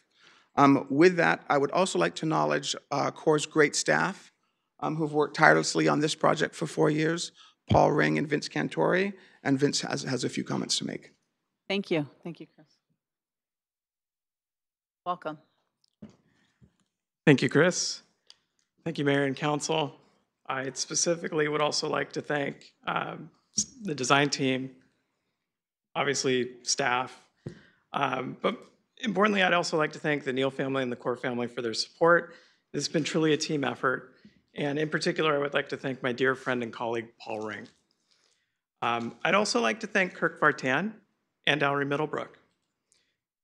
We've disagreed from time to time. Nobody would argue that point. But if we're in unequivocal agreement on anything, it's that the Agri-Hood needs to be a special place, one that everyone is proud of for years to come. I'm going to try to go through my comments a little bit quicker because there's something I want to show you. Placemaking through the power of 10 is what the Agri-Hood is all about and more, and we're fully committed to it. Tonight, we're here to show you how the vision has come together, how we've interpreted and incorporated the feedback from countless community meetings into a cohesive vision for what is possible. So with that being said, I see I have limited time, but we have a little surprise for the mayor and council, as well as the community. So with that, if you could please cue up the video that we produced, that'd be great. If you have surprises, we'll give you a little extra time, okay? we like them. Now you tell me.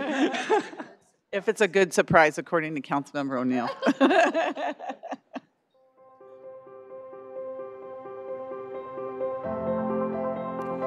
Welcome to the Agri-Hood, where all ages and backgrounds, residents and non-residents alike, find authentic community together. Built around organic and sustainable ideals, Agri-Hood is a place for everyone to gather, connect, eat, and drink in life, all while learning about the importance of agriculture in our society. Join neighbors and enhance your health at one of the many fitness classes available, or cultivate your knowledge of sustainable food production at a class in the community shed.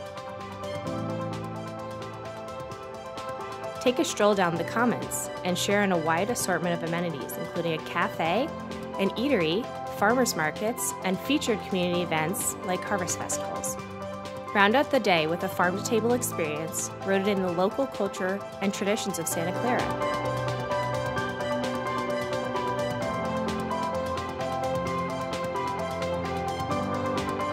Agri-Hood is your community, a healthy, vibrant, and thriving neighborhood like no other.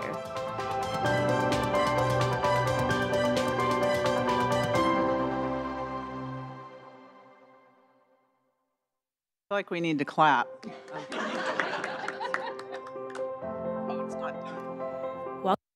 Oh. So. Excellent. Very nice.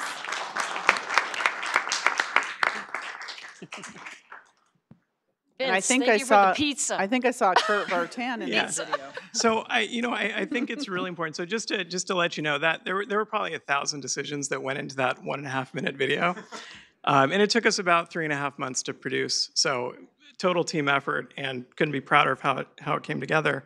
But what I wanted to also mention is that we have our design team here, and I think it's important as we talk about placemaking, given the importance that that topic has for this site. I want to offer our architect and our landscape architect to step up and talk about how they've addressed the Power of 10 methodology, the PPS efforts, and just some of the intricacies of the design and what we're trying to actually achieve. So if you're interested, I know there's a ton of other speakers, so fine if you don't want to engage in that conversation, but they're here. Our consultant team is here. If you have questions about anything about the project, happy to answer them. Thank you. Thank you. Is your landscape architect going to? If you want. Yes, we would like to hear this. Since this is the focus of the discussion this evening, is on this. aspect of it. Thank you. Welcome. Well, thank you. Could we bring up the PDF of the rendering? It's just the 3D rendering. Yes.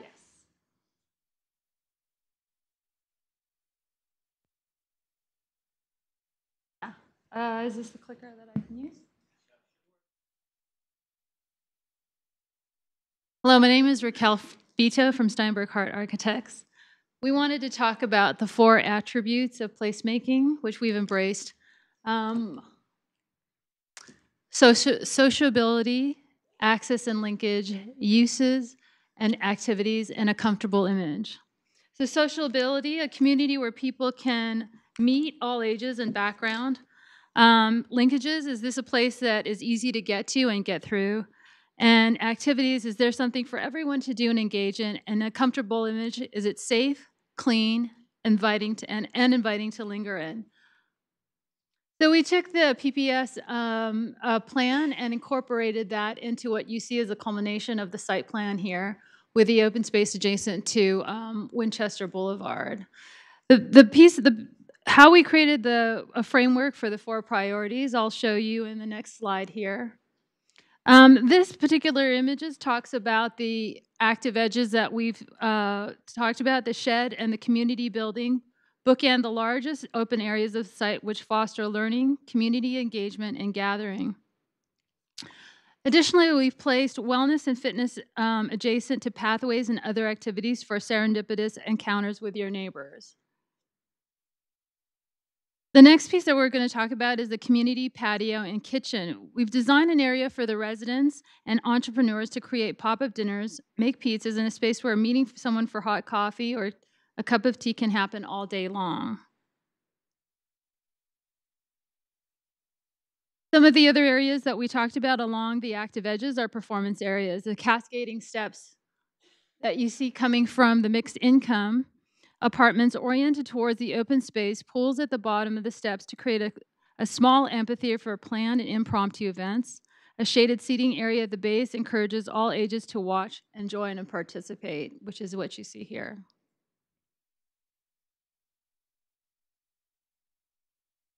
Additionally, the plaza to the farmers market, which I'll revert back to the plaza area, is another place for similar events to occur for these types of activities. The last piece that we wanted to talk architecturally to show you how we looked at the architectural focal points was an extension of the agricultural roots of this place. We included a water tower for water reclamation for the farm, and also serves as an identifiable element to place AgriHood's logo and brand the project.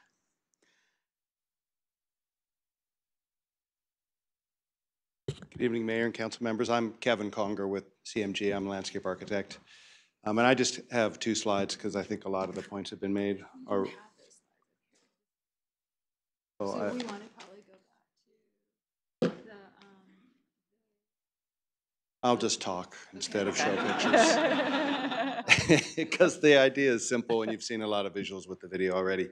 But what's really important and where the most potential is in this project, I believe, in terms of placemaking, is to make something that is very distinct in terms of its identity in this community. There's no other park that's quite like this or no other open space that's quite like this, and because of that, it'll become a destination for that reason. And to complement that with the different types of events and programs that can have there, although those are not 24/7, there are special reasons to get people to come here and experience this place.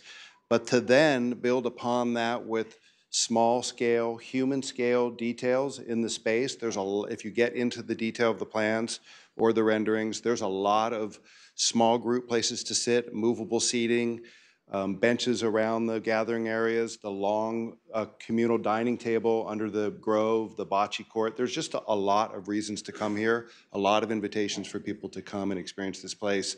And those are the things that really in a way sort of compensate for the retail not being there, is those types of social experiences can happen in the landscape, and that's the intention and I think the real potential of this place. Okay. Thank you very much. I'm going to go to council questions right now. Vice Mayor Mahan. Thank you. I'm not sure which one of you want to answer this, but am I understanding that you'd be willing to add 2,000 square feet of bricks and mortar retail to the existing 2,400, bringing it up to a total of 4,400? Is that your amendment proposal? I think the answer is yes. Okay. And it's to address the concern about when we looked at the at-grade space, there were the different colors, and what about the location of the commercials, the leasing office in the mixed income? And so it's to try to address it. How can we reuse that space and increase it by 2,400? The way we'd have to do it is move things around, Sure. readjust space, change some dimensions, maybe find some additional space, because we do need all the space we have for the viable market rate project. So we're committing to find 2,000 square feet there. We're gonna have to find somewhere else in the building or find a way to do it more efficiently for the space elsewhere. But yes, the 2,400 brick and mortar space would be increased to 4,400. And then the cafe in addition? The cafe is part of that. So in our definition, the cafe, kitchen next to it, and the shed are 2,400 square feet. So that's the 2,400 that we currently, Okay, and so how are the kitchen and shed used or usable? I mean, for the residents, is it events that are going to be there? Are there going to be cost events, no cost events? I mean, how are they used? So I guess yes to all of that. So the shed, and actually Vince, you might be able to help me out with it, but the shed is designed to support all the activities in the ag space and the educational activities around the agricultural space. So it's both functional and community used. So the community could use it. It's used for the farmers who are going to come in and use the farm. The pizza kitchen area is community space. The community has access to that room if they want it for meetings. They have access to use it to have, if someone wants to use the outside table and have a dinner there, they could cook in the kitchen, use the table. So it has been designed to be used for residents in the communities that are already there, as well as the broader neighborhood. And are there costs associated with having to use these spaces? I mean, do people have to pay to Correct. use them? I mean, there would be a nominal fee, right? There'd have to be a deposit to make sure there's no damage to the space and be cleaned up. So, it's intended to be a nominal fee to recover costs, but to encourage use. Okay. And then, in addition now to the 4,400 square feet of retail, you're still retaining the 20,000 square feet of programmable. The open space is not changing, space. correct. The That's open not space, changing. within that, we can do that and not change the open space. Okay. Okay, thank you. Thank you for that clarification, because I wanted to know exactly how these spaces are used. Is there an area for a farmer's market? It would seem natural that we have crops there and we would have a farmer's market there. I saw in the video all these people eating and Yeah, so we probably would have to bring getting up. produce.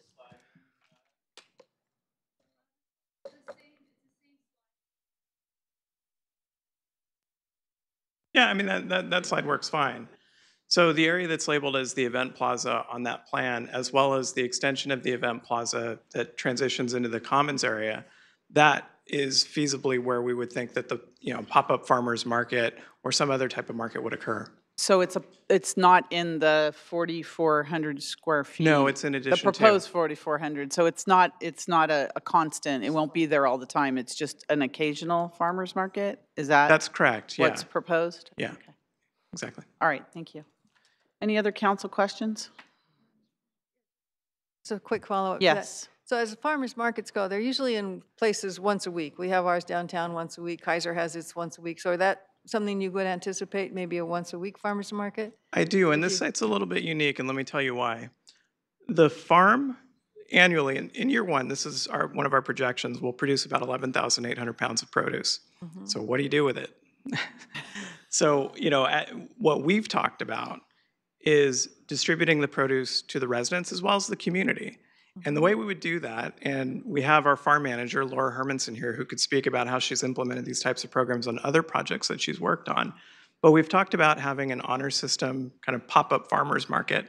And we've actually looked at 2 locations in the plan where that's a possibility. One is in the details of how we program the community kitchen area. that could be a location for just a, honor system farmers market. Similarly, there's space along the frontage of the mixed income building that fronts the farm space that could be programmed for that type of use. We've actually called out 2 areas in the plan as farm lounge areas. And so when we, that's a very general term, but when we've talked about it, that farm lounge area could be, it could be a lot of things. But being a location for that type of honor system farmers market, definitely a possibility. But again, when we're talking about the commons or the event plaza, that would be a more robust type of farmers market that we would have on, some periodic, schedule. So. And then what other kinds of activities would occur in this corridor? I mean, would it be things like arts and crafts for the residents in the community? Would it be art shows? Would it be, I mean, what kinds of things are you? Yeah, it could be all of that. I mean, there's programming that we've talked about that's specific to the ag use. And then as we've had further discussions with staff and as the project's evolved, we've also supplemented that programming with additional programming that is specifically addressing the pop-up type uses that I think everybody in this room wants to see in that space. And so one of our guiding principles, it was tough because we're trying to synthesize and strike a balance between all the different interests, in the project. And one of our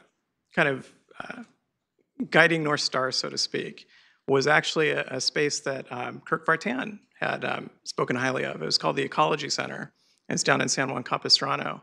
And so there's a lot of uses. When I went down there and toured it with our farm manager, there were a lot of uses that we saw, and that helped inform our design effort. And so we feel that we've set the table with how we've designed this space to accommodate a lot of the uses and replicate a lot of the uses that folks have seen at the Ecology Center.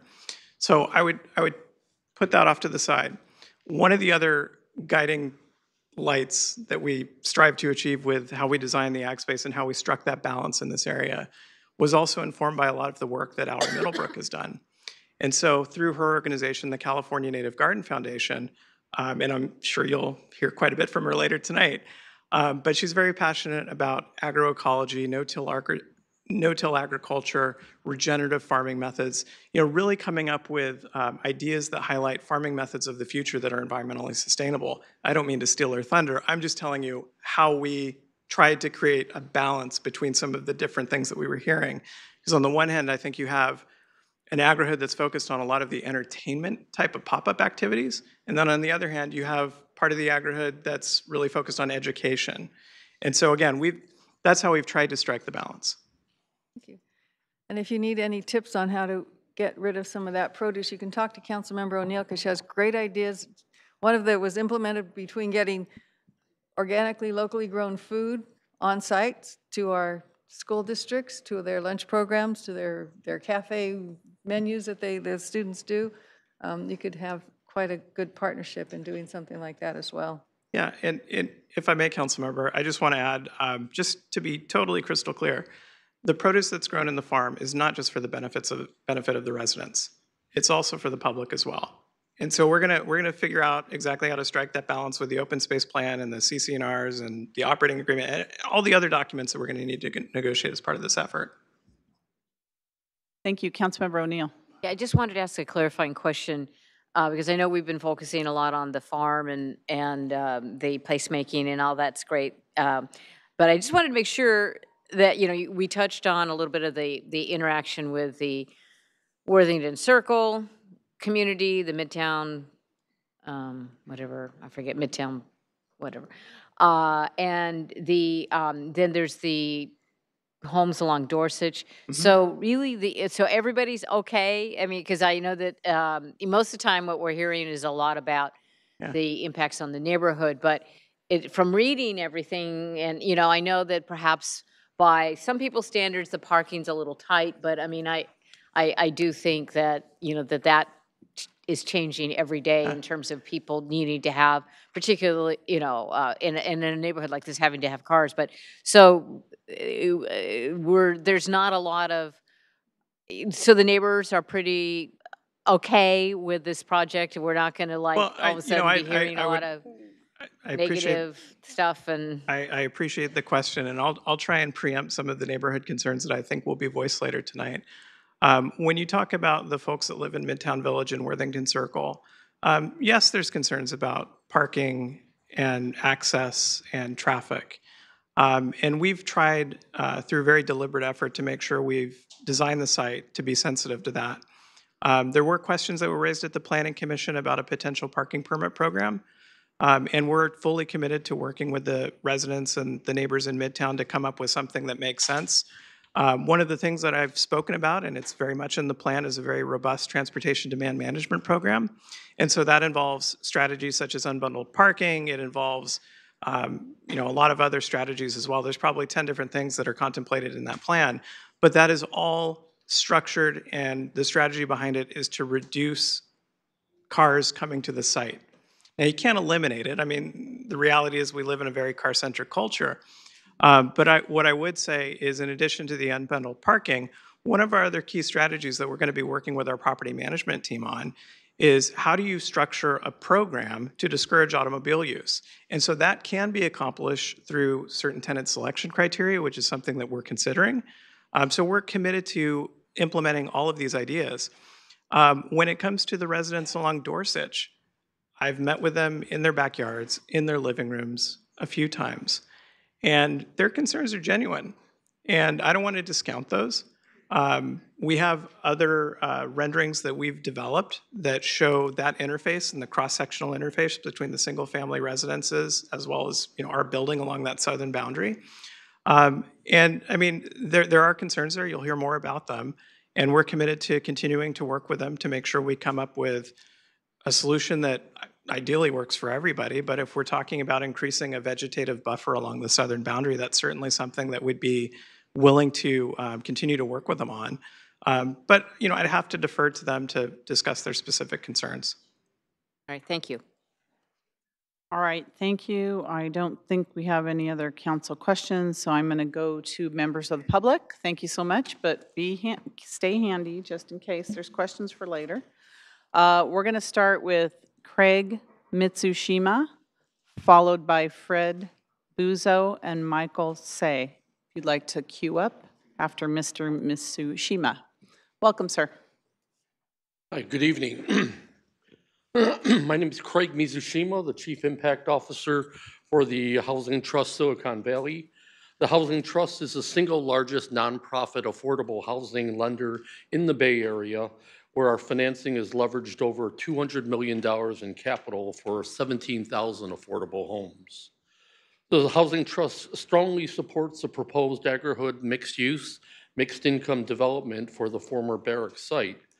The proposed development effectively balances the needs of providing affordable housing units for seniors with market rate and moderate income residents, while addressing the critical needs for housing. We additionally support the integration of the innovative urban agricultural open space that will serve as a gathering place for the community, encouraging intergenerational interaction between the residents and the greater community. Senior affordable housing is desperately needed and has been discussed for this site since as early as 2003. At the same time, the Housing Trust does not support the 20,000 square foot of additional retail being discussed, or additional retail that could possibly affect a redesign that would result in the delay of this project. Our communities are experiencing an unprecedented housing crisis, not a retail crisis. I've heard from the developers in the comments today a great deal about a clock ticking, a clock that is affected by the state's reversionary clause, a clock that's affected by the tax credit allocation and the timing.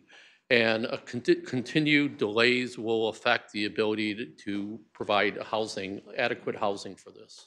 Thank you very much. Thank you. Thank you. Fred Buzo, and then Michael after that, and then Kurt Vartan after that. Welcome.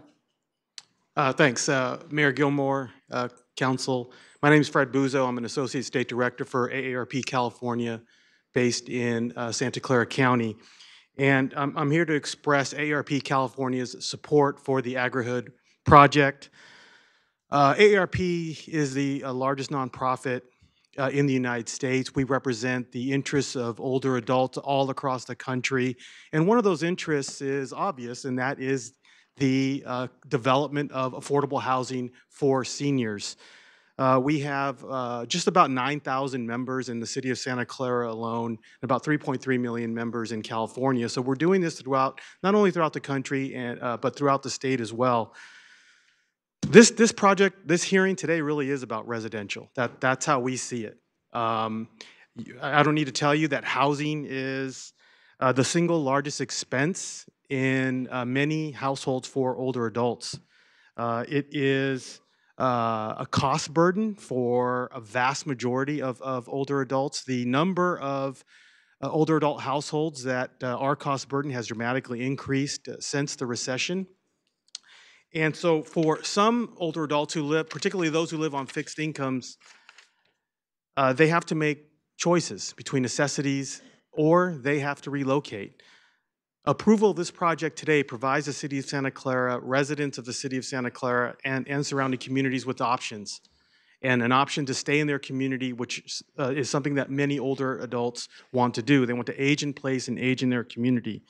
So for these reasons, we strongly recommend that you approve the staff recommendation, and we urge you to support this project, support really affordable housing for seniors without any further delay. Thank you. Thank you. Michael, Kurt Vertan, and then Francis McVeigh. Hello. Hello. Good evening, Mayor and Council. My name is Michael Tai, representing South Bay YIMBY, which stands for Yes in My Backyard. We are a grassroots organization in the South Bay area focused on housing and transportation issues, and we also strongly support the agrihood and agree with the staff report. This is primarily a housing residential project, not a retail project. We want to see the housing units come online as soon as possible, and we feel that requiring an additional 20,000 square feet of retail would just be an undue burden, especially in light of the retail situation in Santa Clara, which already has major retail centers in Valley Fair and Santana Row, and Valley Fair is being expanded already. So I don't see why we need to put another 20,000 square feet of retail here. I get the argument that it's for placemaking, and I think it's a great landmark site as it is with the urban farm and other programs. So there are plenty of community benefits, and retail is so close by. And the previous speakers said it very well. There is a housing crisis in the Bay Area, and it's affecting people of all ages and multiple income levels. For example, with the situation of seniors, a lot of them are on fixed incomes, and some of them are also cash poor but housing rich. They're maybe living in a larger home that they don't want to sell due to Prop 13. And if they had other places to move into, that would also free up more space for members of the millennial generation like myself. Again, housing is a much more basic need for residents than shopping. Shopping is what you do when you have excess income, but right now so many people in this valley are struggling just to pay rent. So I think our focus should really be on housing. I urge you to approve this project. We've been looking at it for years, and the sooner we get this housing units online, the better. We can take advantage of the state direction as well as the county affordable housing resources if we move quickly. Thank you. Thank you. Kurt Vartan, then Francis McVeigh. And then Karita Hummer after that. Good evening. Good evening, Mayor and Council. Just for the record, I do not have any financial interest in this project. I'm not a consultant or an investor. I supply my time and energy because I believe this project can be outstanding. Early on, I personally spent well over $100,000 of funding renderings, architects, landscape professionals, and financial experts to help the community vision and explore ideas. I did this knowing I would never get paid back. Many of you know I run a small family-owned business close to this location. I know a lot about this site, this project, and local retail. For neighborhood retail to succeed here, shops like mine need at least 1,400 square feet to function. I feel a single business at the Agri-Hood would be set up for failure. If you don't allow enough retail to be successful, some family investments could be in financial disaster. Please don't let that happen. Diversity in business attracts a variety of people. I would not want to lease a space that didn't have a cluster of other businesses to keep people engaged. We all know about this. PPS taught us that the need for places for people to explore and patronize. We need active spaces. Let me say, I feel your pain. I feel your stress. Council wants something to happen. Staff wants something to happen. Core companies want something to happen. Here's the thing. Land costs are usually the biggest issue with financing, but not here. Staff, city staff, Core have done great work with the county getting Measure A funds exceeding over $40 million for the life of this project. And the city is providing Core with a $16 million no-risk, low-interest loan and the exact amount Core is paying for the land. That said, you are justified in asking for more. If you require added ground floor retail space, Core and city staff will make this happen. Think about it this way. You are responsible for the development that will serve Santa Clara and the region for generations. Please require 20,000 square feet of ground floor retail at the AgriHood. I know this project and understand the numbers, and it's an easy ask for you to make, and for the sake of the city, you should. Thank you. Thank you. Francis McVeigh, and then Karita Hummer, and then Matthew Reed after that. Welcome. Good evening, Mayor and Council. I'm representing the veterans community tonight. I'm president of the United Veterans Council, which is made up of some 50 organizations within the county, as well as chair of the County Veterans Commission. The veterans community supports affordable housing very strongly and was very active in getting Measure A through the process. I've also spent quite a bit of time as an executive manager in affordable housing with the City of San Jose, City of Concord, and the Local Housing Authority. And before that, quite a bit of time as a city planner. So I have firsthand knowledge of how difficult it is to bring an infill project, especially an affordable housing project, to this point with such strong community support. And it is particularly difficult to stitch together the financing behind any kind of a project that achieves this level of affordability. We've heard the caution from the city attorney about some very hard deadlines with severe consequences.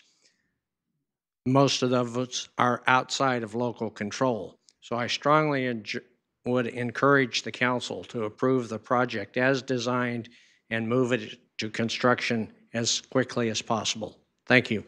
Thank you. Karita Hummer, then Matthew Reed, and then Maxina Tamariam. Welcome. Mayor Gilmore and council members, sorry. I'm very pleased to be here tonight. I'm representing an agency, a nonprofit agency called Factor, which is for the benefit of refugees and immigrants in our community. And we are very excited about this project and very much support the AgriHood project as it is designed now. We believe the combination of agriculture, which is on an agricultural research site, by the way, and needs to have provide open space for the residents that will be there in the affordable housing. After all, what they need as much as anything is nature, and as much nature as possible. We have little left in our valley, and this needs to be a big part of that project. We are very excited to be a part of the urban farm and look very much to be in partnership with ACHI, African Community Health Institute. We are co-sponsoring the Mindful Aging Project. We celebrate people so people can celebrate. And that is exactly what we intend to do in our little plot there in the Mindful Aging Project. It's for community produce, it's for the intergenerational, it's a micro enterprise project as well as a macro mental health project, and it's multicultural. It will be for produce, for the residents as well as those who are participating in the project, and it will be intergenerational, and the grandchildren will be selling some of the products that will be produced there. In addition, we're having a Serenity Garden, which will be open to the community at periodic times. It will be interfaith, it'll be eco-spiritual, and it will be a place for the community as a whole to have serenity and respite. Thank you. So we have Matthew Reed, then Maxina Teclarium, and Roma Dawson after that. Welcome. Good evening, Mayor Gilmore and Council. My name is Matthew Reed. I'm the policy manager at Silicon Valley at Home, and I'm here to speak on behalf of our organization, our members, and the 159 people who signed on to our petition in favor of approving the agri-hood as recommended by staff without delay or modification. We are in the midst of a desperate housing crunch. Everyone is feeling it in one way or another, but some of the most impacted people in our communities are seniors on fixed incomes who cannot keep up with the skyrocketing costs in our city. I want to step back for a second. I live here. Reflecting on this project, it's remarkable. I remember 15 years ago, the farmers market signing the petition to save Barrick, an urban farm. It was an exciting vision. Here we are. It's been a long process. There's been incredible investment from community advocates, from staff, from the core companies, and here we have it, an urban farm. And we have 361 homes as well. And we really want to commend the deep public engagement that staff has engaged with. It's extraordinary. This is not a simple project, but it's impressive and a creative effort. Most importantly, we're talking about 165 units for seniors who can't afford to miss this opportunity.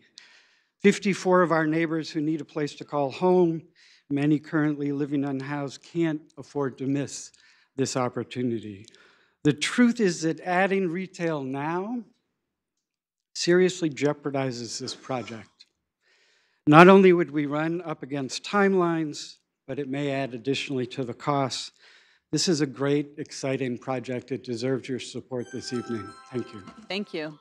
Maxina, Roma Dawson, and then Mitchell Mankin after that. If you wouldn't mind lining up so that we can get everyone. So, okay, Roma, would you like to come forward?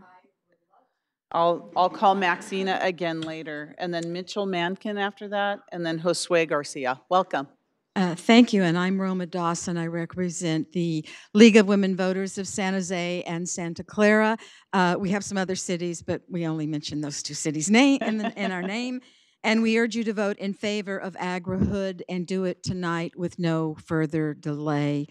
As the League, we prefer to weigh in on policy, and it is rare for us to support an individual housing project. We only take action after, if we can support it with a position, and those positions are carefully researched and studied, sometimes 2 or 3 years, so we don't do this casually. Agri-hood adheres to a number of those policies, and I'm not going to bore you with them all, but obviously community engagement and transparency is important. We certainly advocate for affordable housing. We believe every person deserves a place to live, a decent place to live. Interestingly enough, we have an agricultural policy in our local league, and we are very thrilled about agri-hood because we believe it will train and educate folks on the importance of preserving our agricultural lands to the south of us. So we thank you and commend you for that. On a personal note, I am 72. My husband and I rent, and I would just add that every moment of delay results in real serious agony and hardship and burdens on some of us who are trying to figure out how to stay in this county and deal with the cost of living and not be removed from family and friends. So I hope you won't delay. I noted in the addendum, I'm perplexed about the 20,000 commercial square feet because I don't see how commercial will make it on that site without driving in a bunch more traffic that is only going to make those nightmares worse for the nearby neighbors. I don't see it. I just don't see it. So I hope somebody will explain why that is important. Thank you. Thank you. Mitchell, and then Josue Garcia, and then Ryan Sebastian. Welcome. Thanks, Mayor and Council, for the opportunity to speak tonight. I'm here on behalf of SV at Home, the voice for affordable housing in Silicon Valley. But I'm also here as a young person who was born in the Bay Area and wants to see it continue to be the diverse place that I knew growing up. Having been to a lot of meetings about agri-hood, it's easy to sort of get lost in details. But I think it was laid out pretty clearly in the video. This is an amazing project. It's going to be a really attractive place to live, an attractive place for people to spend time. But to make those visions a reality, it needs to be approved tonight. And it needs to be approved without too many extra requirements that make it infeasible in various ways. Because every night, people are going hungry and unsheltered on our streets. 54 units in this project would get 54 people off the streets. Every evening, there's workers who are getting in their cars and driving 3 hours back in traffic to Santa Cruz or to the Central Valley because they can't afford to live here. So there's no place for them to be. And there are seniors who are constantly giving up on the high cost of living in the Bay Area, moving away from their families because they just can't keep up. So delay has serious costs for the most vulnerable people in our community. Time is really of the essence. There's not time to wait for a redesign for many of these people. One particular example, one of the 150 people who signed our petition used to live here. He's a senior. And he was one of the first people I knew when I started working in affordable housing. But he and his wife couldn't afford it. They couldn't wait long enough. They had to move out. And we haven't seen him since. If the senior housing had been built however many years ago, maybe they would have had a place to be. But they don't. They're gone. So delay has real human costs. You can't afford to do that. But I don't want to dwell on the past too much. I'm interested in the future. This looks like a great project. Please approve it without too many extra retail requirements, because the delay and costs aren't worth it. Let's get it built. It's been 15 years. Let's do it. Thank you. Josue Garcia, Ryan Sebastian, and then Matthew Quevedo. Welcome. Good evening, Mayor and City Council members. Thank you for allowing me to speak before you tonight. And my name is Josue Garcia, and I represent the Santa Clara County Residents for Responsible Development.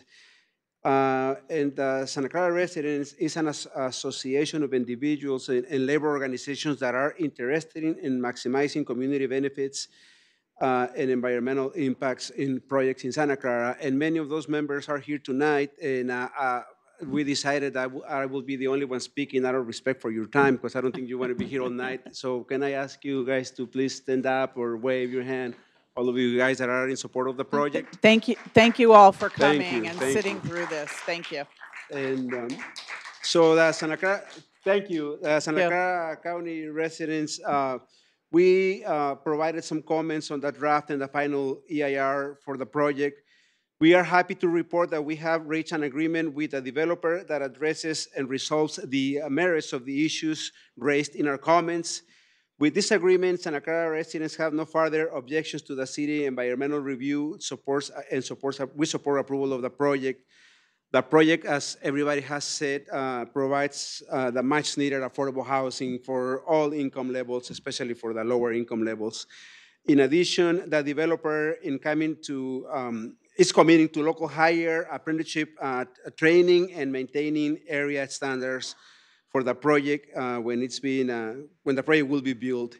In our view, the developer has demonstrated a real commitment to making this a good project that benefits the community in multiple respects. We respectfully urge you to support this project. Thank you so much. Thank you. Ryan, Sebastian, Matthew Quevedo, and Kathleen Worthman after that. Welcome. Hi, good evening. My name is Ryan Sebastian. I'm a principal of Public Space Authority, a placemaking firm here locally based. And some people also may know us from our other brands, Movable Feast and San Jose Made, which despite its name is not only for San Jose, it is representative of South Bay and particularly many makers in Santa Clara. Through our organization we represent 1,000 local makers, chefs, civic innovators, and people involved in placemaking. And we think that the AgriHood is the project for its time. It's time to approve it now. There's some great opportunities of programming the site, and placemaking at this site is not so much about maybe the building form, but is what you do between the building edges. And I think that's really going to be key for this site. There's so much great opportunity here, and we wholeheartedly support the AgriHood. Thank you. Matthew Quevedo, Kathleen Worthman, and then Vika Skupta after that. Welcome. Thank you. Good evening, Mayor and City Council. My name is Matthew Quevedo. I'm the Director of Housing and Transportation and Community Engagement at a little group known as the Silicon Valley Leadership Group.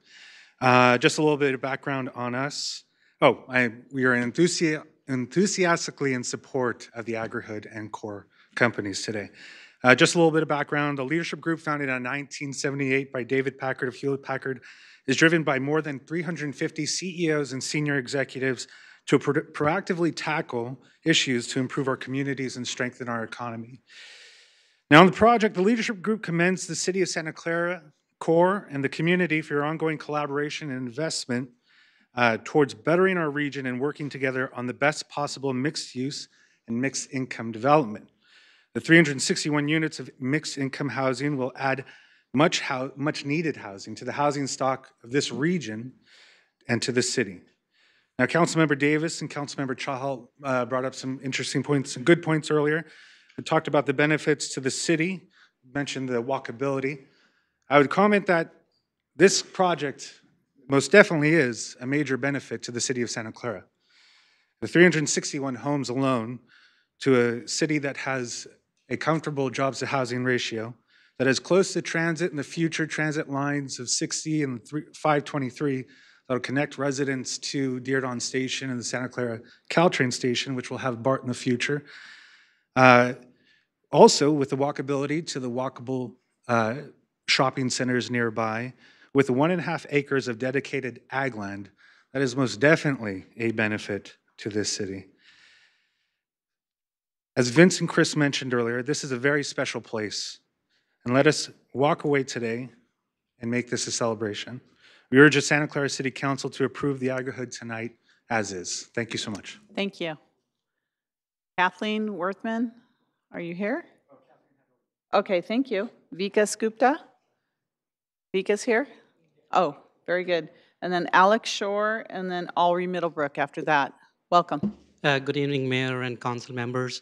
My name is Vikas Gupta. I'm a 20-year resident of Santa Clara. I'm also the founding board member of Catalyze SV, a community organization.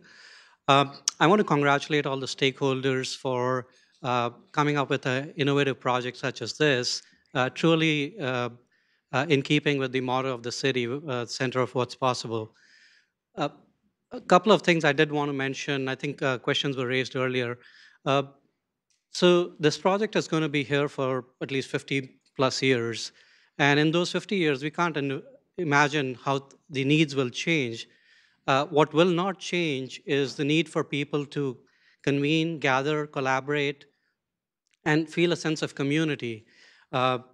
People have talked about retail across the street. I can't imagine the kind of people that will reside at this place wanting to go to Burberry's, Nordstrom, and other such high-end luxury cinema for their needs.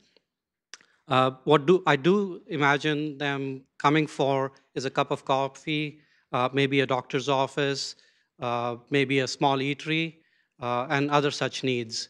And so while I do support the project, I would highly suggest that, and I want to mention that there are more smarter people than I in this room. Let's figure out a way for this place to really work. And some of the things that are no surprise, this has been talked about for multiple years now. Let's figure out a way to build these places into this project. Thank you very much. Thank you. Alex, and then Alri Middlebrook, and then Pat Sinceri. Welcome. Hello. I'm Alex Shore, board member of Catalyze SV. It's funny, we're asked to fill out this speaker card today, and it says, would you support or oppose? And Catalyze SV is a yes and organization. Yes, we support development, and we want it to be more sustainable, more equitable, and more vibrant. We believe very deeply in this project. We also believe in the opportunity for City Council and the community to shape projects and make them better along the way. The idea that you either support a project and have to get it built right this moment without any conditions, or you can't approve it at all, is a false choice that you were being offered. And there is no more important asset for a city besides its people than its land. If this were a typical project, if this were a privately owned land, it would be one thing, but this is your asset. As the City Council and as the City of Santa Clara, this is your asset to make as good as you possibly can. And we ask you to continue to urge the developer. You already heard today a potential compromise. As you know from being on the council, these are the negotiations that occur between council members as on the dais and developers through conversations with staff leading into those discussions. We ask that you continue to advocate for and negotiate for the very best possible project for the city. We worked with the core companies on a project on Ray Street in San Jose, and they changed the requirement on the last moment of the day and added commercial retail and are moving forward with that project because the community asked for it and because the mayor and city council voted for it. We ask you to do the very same tonight. Thank you. Thank you. Alri Middlebrook, Sandy Robertson, I'm sorry, Nick Kaspar, and then Sandy Robertson. Welcome. Thank you. Thank you, Mayor and Council, and thank you very much to Core Company. It's been a wonderful privilege to work with Core for the last 4 years as a consultant, as a friend, as a community activist. I don't know if everyone in the room knows this as far as this project is concerned, but what we've brought to this project is a different kind of farming, and that's called regenerative organic agriculture. And I urge the council to take immediate steps because what we want to do is engage the 4 major universities. We want to write grants. We want to bring more resources to actually use this farm to educate our youth about how to grow food that holds carbon in the soil. And this way of farming is a revolution. If we start farming this way in urban environments, that's why this project is so important.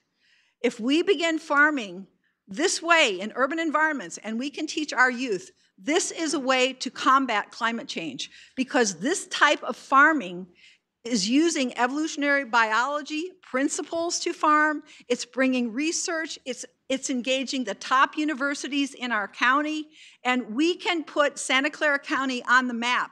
I envision this being the first of 24 educational and research farms because I don't think people understand how critical it is that we address climate change. We have solutions for growing food. This way of growing food holds carbon in the soil, and that means that 40% of the arable land on the planet, if we start growing food in this way, we will solve climate change. And we're going to bring the top people in the world to bring the level of research that we need to accomplish here to set a model for other farms to be built like this in Santa Clara County. I don't think you all appreciate the opportunity that we have here to show our youth how to grow food and hold carbon in the soil. Thank you very much.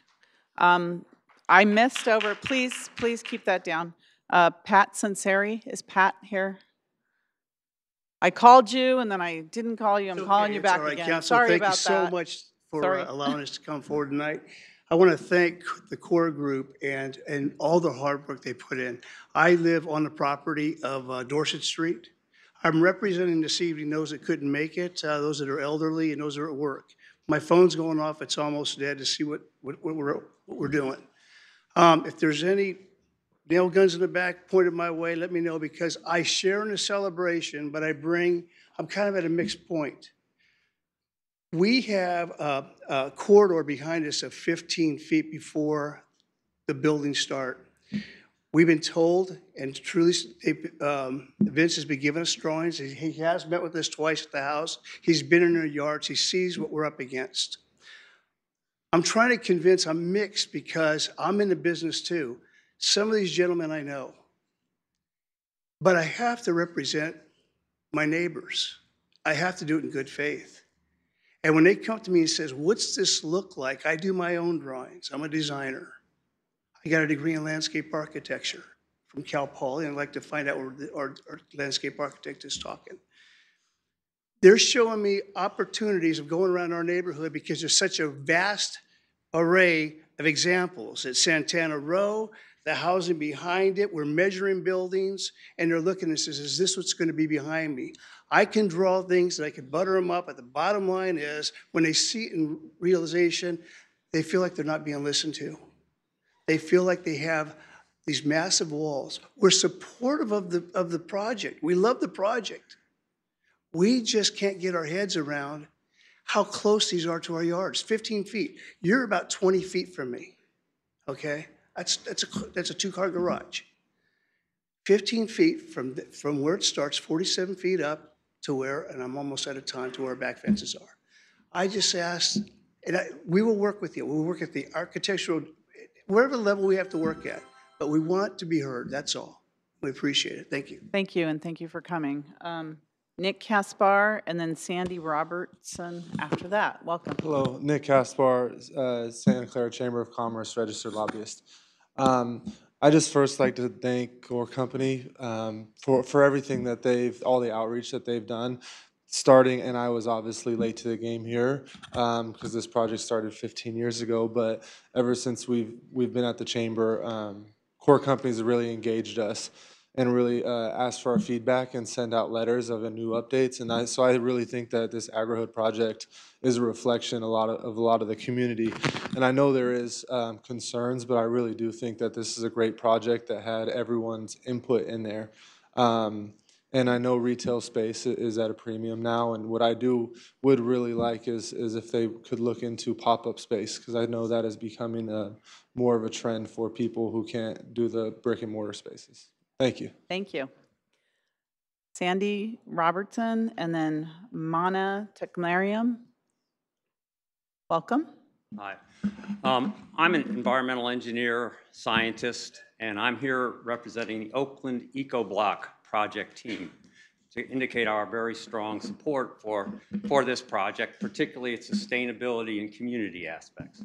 The Oakland EcoBlock project team was put together by faculty from UC Berkeley, but it includes researchers from Lawrence Berkeley National Labs, professionals from a range of law firms, financial firms, technical consulting firms, and they even brought in folks like me from Stanford on the team. So,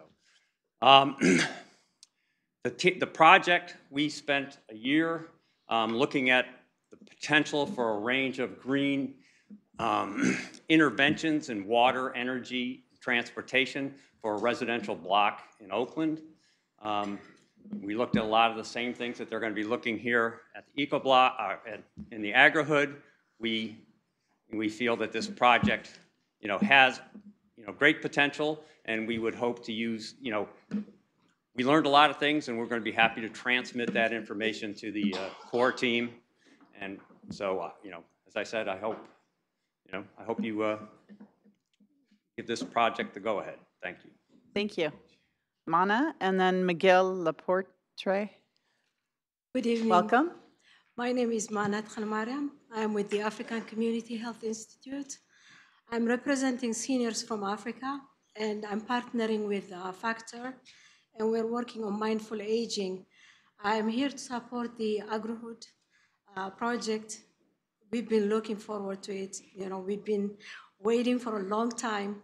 It's been like the last 4 years, very anxious, trying to really help the seniors. We do have seniors who are very old, but very active, and who would like to stay really healthy. And a lot of our seniors, they've been suffering from chronic illnesses. Not only that, but also they're homebound seniors because of language disability, and also they don't know how to navigate the community. And bringing them out in the garden, we're working with others garden at Race Street Garden. And it's been such life-giving for them to get them connected with the earth, and also to get them connected to other ethnic groups.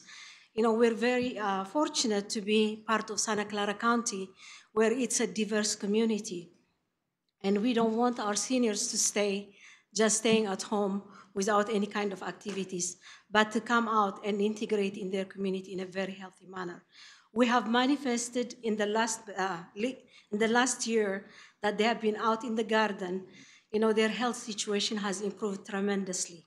We're working on their physical, social, emotional, and psychological well-being. And it's been a life-changing experience. And I really support this particular program, not only that it will alleviate the housing problem, but also it will give them a life, and a very active life. Thank you. Thank you. Miguel, and then Rose Margaret after that. Welcome. Hi, I am a student and I'm really excited about this project. And I'm so excited about it that I've been telling everyone about it, family, friends, professors from all fields, and everyone, literally everyone agrees that it's such a good idea. Everyone resonates with it. And I think everyone does because we all know this is the way to go at some level, no matter your field of expertise.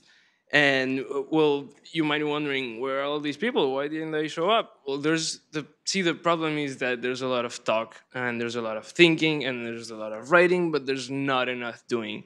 And this is the doing. And that's why I'm excited, because we're doing.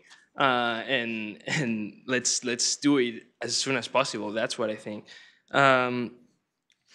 To put this in a larger perspective, for me, this project really encompasses some principles that are really ancient knowledge and important knowledge. But with that basis, it also incorporates a lot of new knowledge. What Ari was talking about, by the way, I'm probably one of those youth. She was talking about students learning how to grow food sustainably. And it's an incorporation of all of these principles, and it's new. It's new, and it needs to happen. And I really believe this. For those reasons, this is the way to live in the 21st century. In a more local perspective, I have looked at I was surprised this didn't come up. Maybe it is really obvious. I have looked at the Santa Clara General Plan, the Bay Area air quality plan, um, and um, and it's so consistent. It's exactly what the plans say. So, with all this in mind, please make it happen. Thank you. Thank you for coming, and thank you for participating and coming. So we have Rose Margaret and then Darian Lee after that. Welcome. Hi, thank you. Hi. My name is Rose. I'm a resident of San Jose. I was born and raised here. I was raised by a single mother who's now in her late 60s, and for the better part of the last decade, she's really been struggling to find a place to live that she can afford. She was also born and raised here, so that's a particular kind of heartbreak for a person and for a family. So the low-income senior housing aspect of this plan is very near and dear to my heart. As for me, I'm currently working at an after-school program with little kids in an environment that is garden-based, nature-based, trying to foster that connection to the land. And I'm practically jealous of the kids that I work with, because when I was growing up, there was just nothing of the sort that I had access to.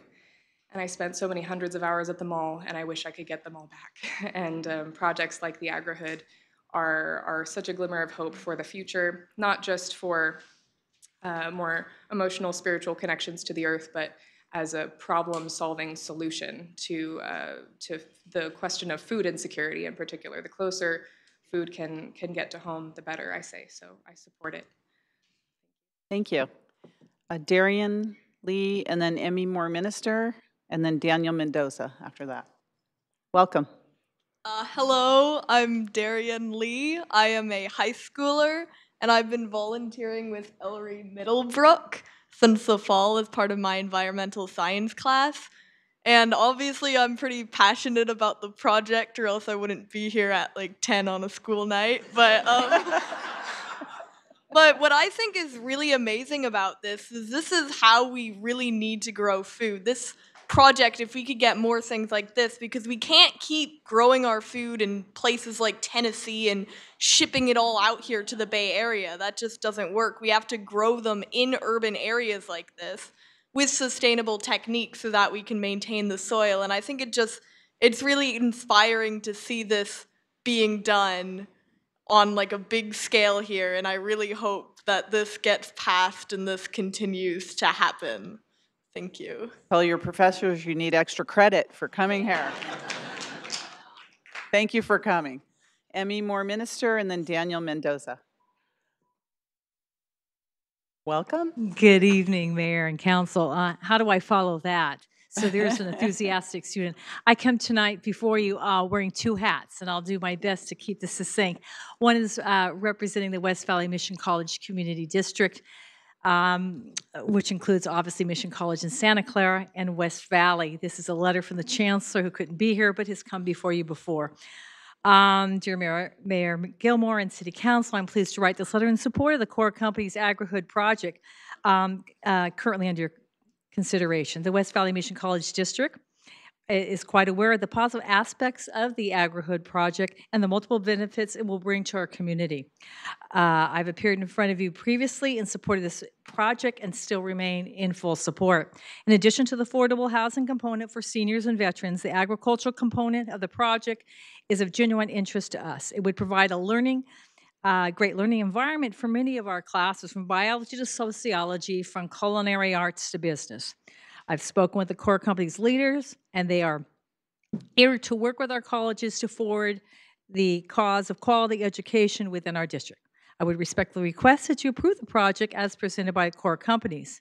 In my discussion with them, it is evident they have spent a great amount of time with the city, with stakeholders, and with residents, and the project makes good sense and benefits our community. Their particular mix of kinds of spaces within the site seems well posed for success. It is a little unusual for a chancellor to make a recommendation about a development project, but the AgriHood project is more than just a development, as it promises to bring different perspectives and educational opportunities that will translate into learning experiences for residents and students. Respectfully submitted, Patrick Schmidt. And mine, am I over, or do I have 5 seconds? 6 6 seconds. Okay. 4. So, as I said at the study session, this is an A+ project. A for affordable, architecturally pleasing, accessible with walking and wellness components, academic and educational opportunities, with an activity corridor for residents and for the neighbors. So, with all that, I hope you approve this A+ project. Thank you. Thank you. Thank you, Emmy. Daniel Mendoza and then Zach Litoff. Welcome. Hi, good evening. My name is Daniel Mendoza. I'm a sophomore electrical engineering student at Santa Clara University, and I just want to introduce a perspective that many of y'all have not heard yet.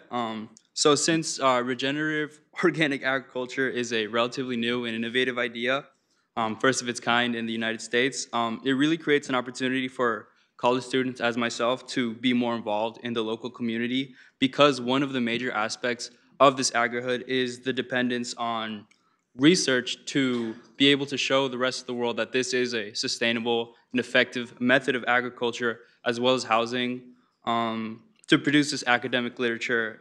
And SU students are incredibly interested in this opportunity. As Ms. Middlebrook and Miguel mentioned, it's a crutch of this project, and I just want to voice my support for the project and urge for its approval. Thank you. Thank you, and thank you for participating this evening. Zach?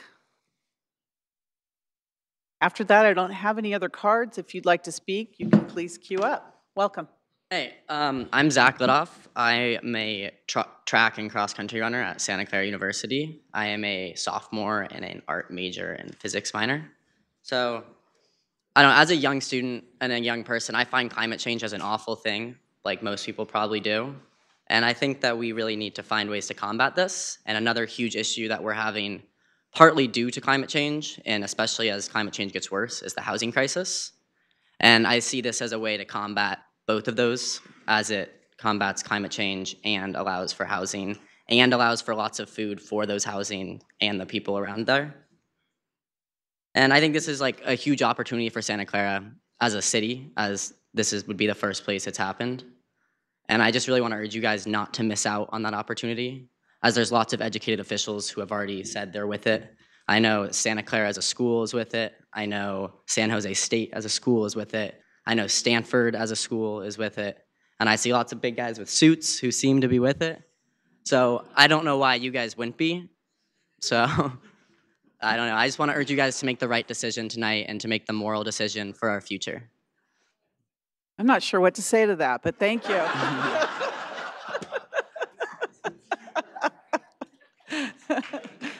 I'll clap for that one. Okay. Nancy Biagini, I see you're on here. Please come forward. Then anyone else, please line up if you'd like to speak. Welcome.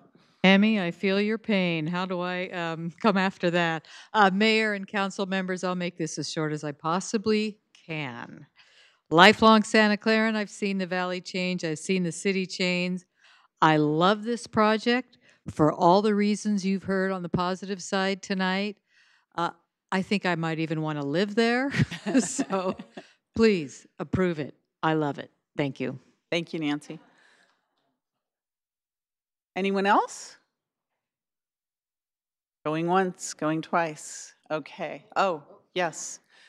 We don't do doubles, but do you have something else you'd like to say? I think we have a video that we made as a school, and it's as a project that we want to Okay. play. We'll see that. That'll be, is there anyone else that would like to speak before the video? Because we'll make this the last speaker presentation. If you'd like to speak, you can please come forward. And then we'll show the video at the end, if that's okay. Welcome. Thank you very much. I would just like to say I grew up over there in Valley Fair. I actually have lived there all my life. I used to ride my bicycle in that shopping center when it was just Emporium and Valley Fair. And I would like to say that representing my neighborhood, I think our concern has mainly been the traffic. And so I think the Agri project is beautiful. I like the idea of the land use for agriculture. I think that's a wise decision since that land was agriculture by taken care of by the Ag Extension. And I think that's a wonderful idea. But I would like to see something done for traffic, like possibly increase the level of the lights changing to help that thoroughfare of Winchester to move traffic from one end to the other. There are a lot of people that travel from Santa Clara up to Los Gatos and back and forth, and that area is very congested as it is. So I'd like to see some considerations on the traffic issues, but I do think that the project is wonderful, and I also agree with the increased, what would you call it, retail, as you were mentioning. I think that's a great idea. Thank you very much. Thank you. Is there anyone else? Okay. Let's see it. We think, oh, well, we're so advanced. No, we're not advanced. We're actually going the other way. We are threatening the very essence of what life means on this planet by specifically how we are growing food. 40% of all the land on the planet is being used in ways that are very destructive to how the planet actually renews itself. What about overuse of nitrogen fertilizers? What about air pollution? What about CO2 emissions going into the atmosphere? Why do we have to destroy nature, and why do we have to destroy our planet's cycles? We know how to grow food that holds carbon in the soil. We can grow food in the urban environment. We're using the intelligence of the planet to do this. 1 acre farm with this method is going to feed 500 people. So this way of growing food, you're going to produce at least 10 times more food.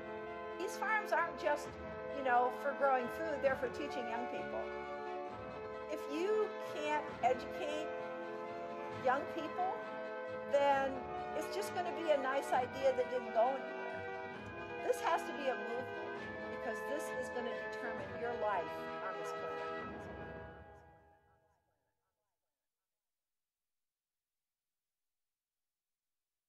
Very nice. Thank you.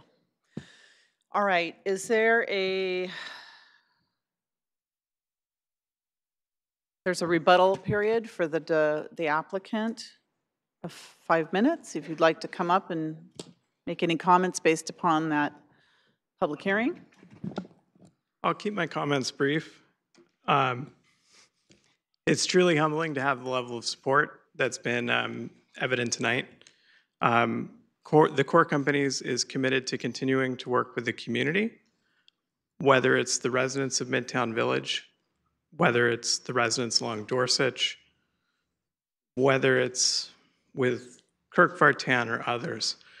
That is our commitment. And like I said at the start in my earlier comments, there may be subtle nuances and differences of opinion with the project, but I think everybody here tonight is very supportive of the project, to put it mildly. And we just couldn't be happier. So again, I'm happy to answer any technical questions that come up as you continue your deliberations. But I just want to say how truly humbled the core companies is and how grateful we are for the support that we've received tonight. Thank you, everyone. Thank you. Thank you, Vince.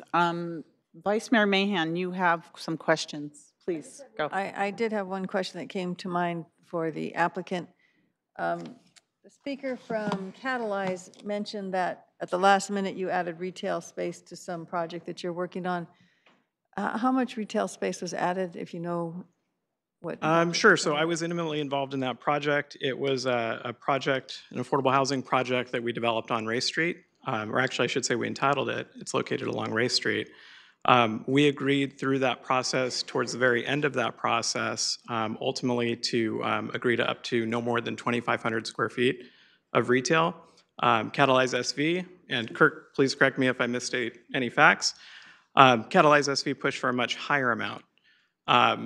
And the challenge with affordable housing projects, and specifically affordable housing finance, is that when it comes to adding non-residential use into an affordable project, that's not something that can be financed through tax credit equity.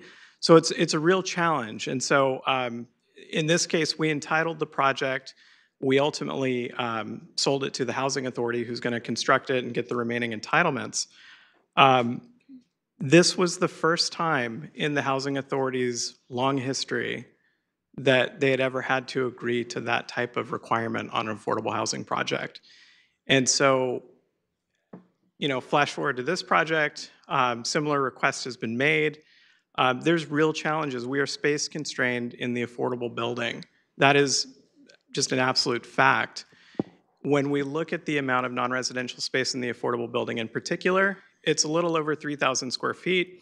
Yes, on the ground floor, there is, if you look closely at the plans, it says fitness area. That's actually something we need to correct. It's a mistake on the plans. In every senior project that we've developed, we have to have a community room. That is an absolute must. We have to have a place for the residents of the senior building to congregate. It's even more so important when you're dealing with a resident population at the AMI levels that we're at on this project. And so I just want to convey that. Happy to answer any more questions. I'm sorry, did you say there was 2,500 square feet on that project? On the Ray Street project, it was up to 2,500 square feet. That was ultimately the agreement. Up to just 2,500? Correct. Okay, just want to make sure. And perhaps you can answer this question. I was going to ask our city attorney, but perhaps you can answer it as well. So can Measure A funds be used to subsidize retail uses? Not to my knowledge, no. Okay, thank you. Okay, thank you. Are there other council questions, Mr. Cantore? Hold on, I'm trying to get back to my... No other council questions? Thank you very much. Is there a motion to close the public input? So moved. Motion second to close public input.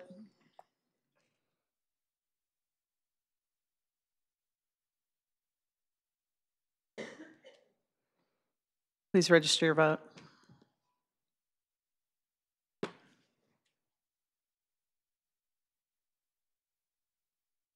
Thank you, and that passes unanimously. All right, council. Councilmember O'Neill. Okay, so the first thing that I would like to propose, and I was looking back through, I realized that there were a couple of different sections of conditions of approval, and the city attorney and others have made reference, and I think Andrew and Jonathan both mentioned the CC&Rs, the covenants, conditions, and restrictions.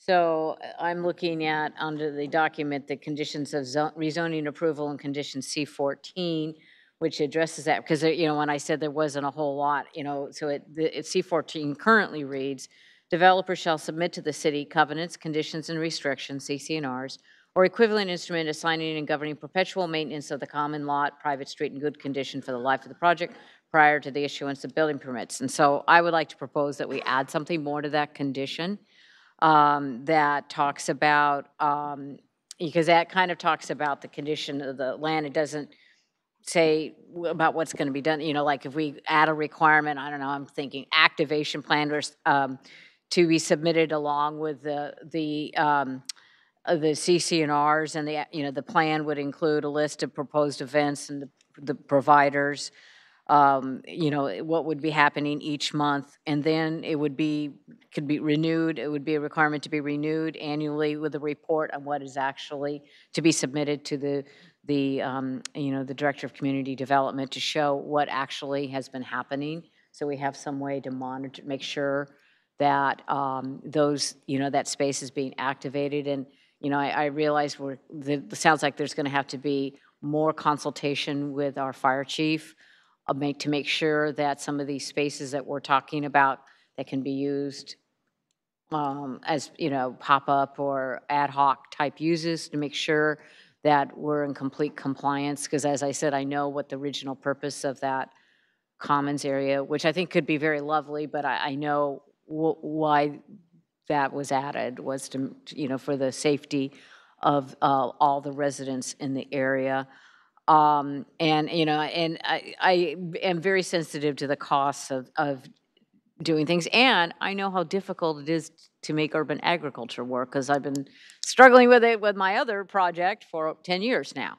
And so I know we're asking a lot, but I think we should ask a lot of ourselves. And as I said recently at one of the other places I spend a lot of time, if we can't make these things happen here, I mean, where's it going to happen with the resources and the creativity, and in spite of the challenges that we have? So I think we continually have to ask a lot of ourselves, because the community deserves it.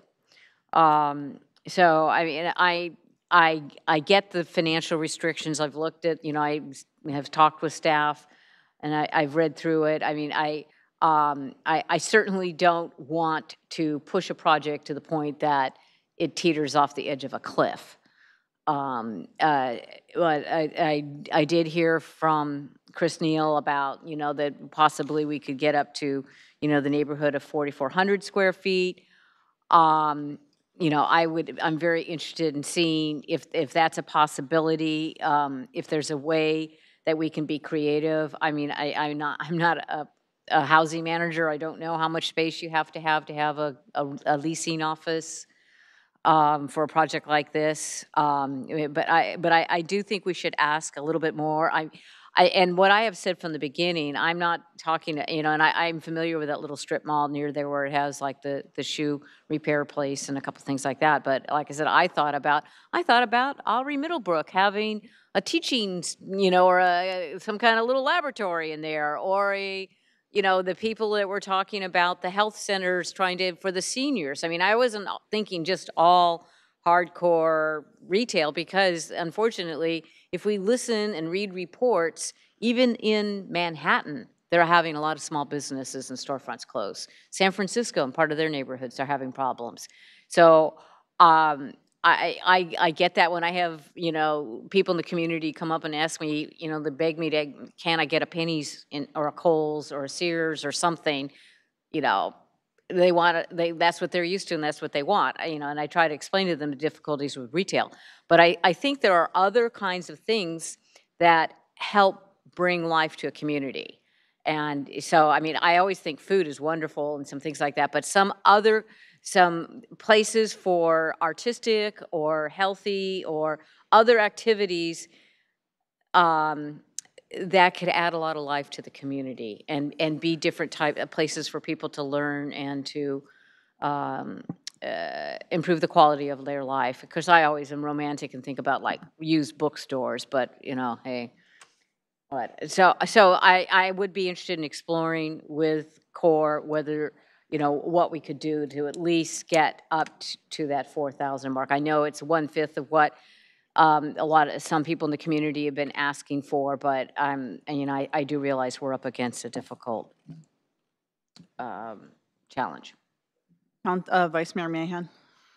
That's a very intriguing concept. I just want to clarify it in my own mind for a bit.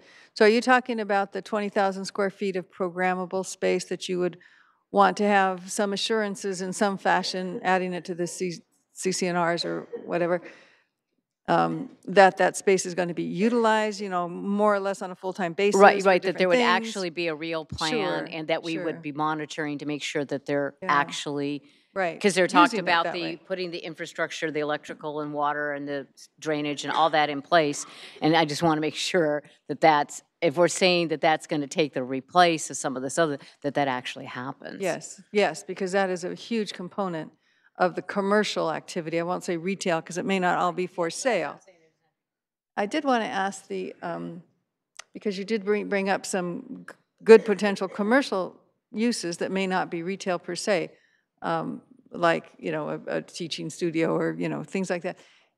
Is there any possibility and I don't mean to be negotiated from the dais, that we could just round it up to an even 5,000 square feet of commercial use and leave it at that, and you guys can configure it in somehow? And can you give us enough assurance how that 20,000 square feet of programmable area would be used in advance? I mean, perhaps you won't have contracts for particular things, but at least promise us to bring certain kinds of things to that space. Yeah, so there's a couple things that I would suggest. With respect to the request to go to 5,000 square feet, I might have a nuanced suggestion that it would be up to 5,000 square feet. We are very constrained on the space inside the buildings that we can commit to other uses. So between 4,400 up to 5,000? Correct, Okay. correct. We are negotiating from the dais, but go on. The second thing that I would mention is with respect to the commons area and the event plaza, again, we're committed to making sure that this place is truly unique and special for the residents, for the public.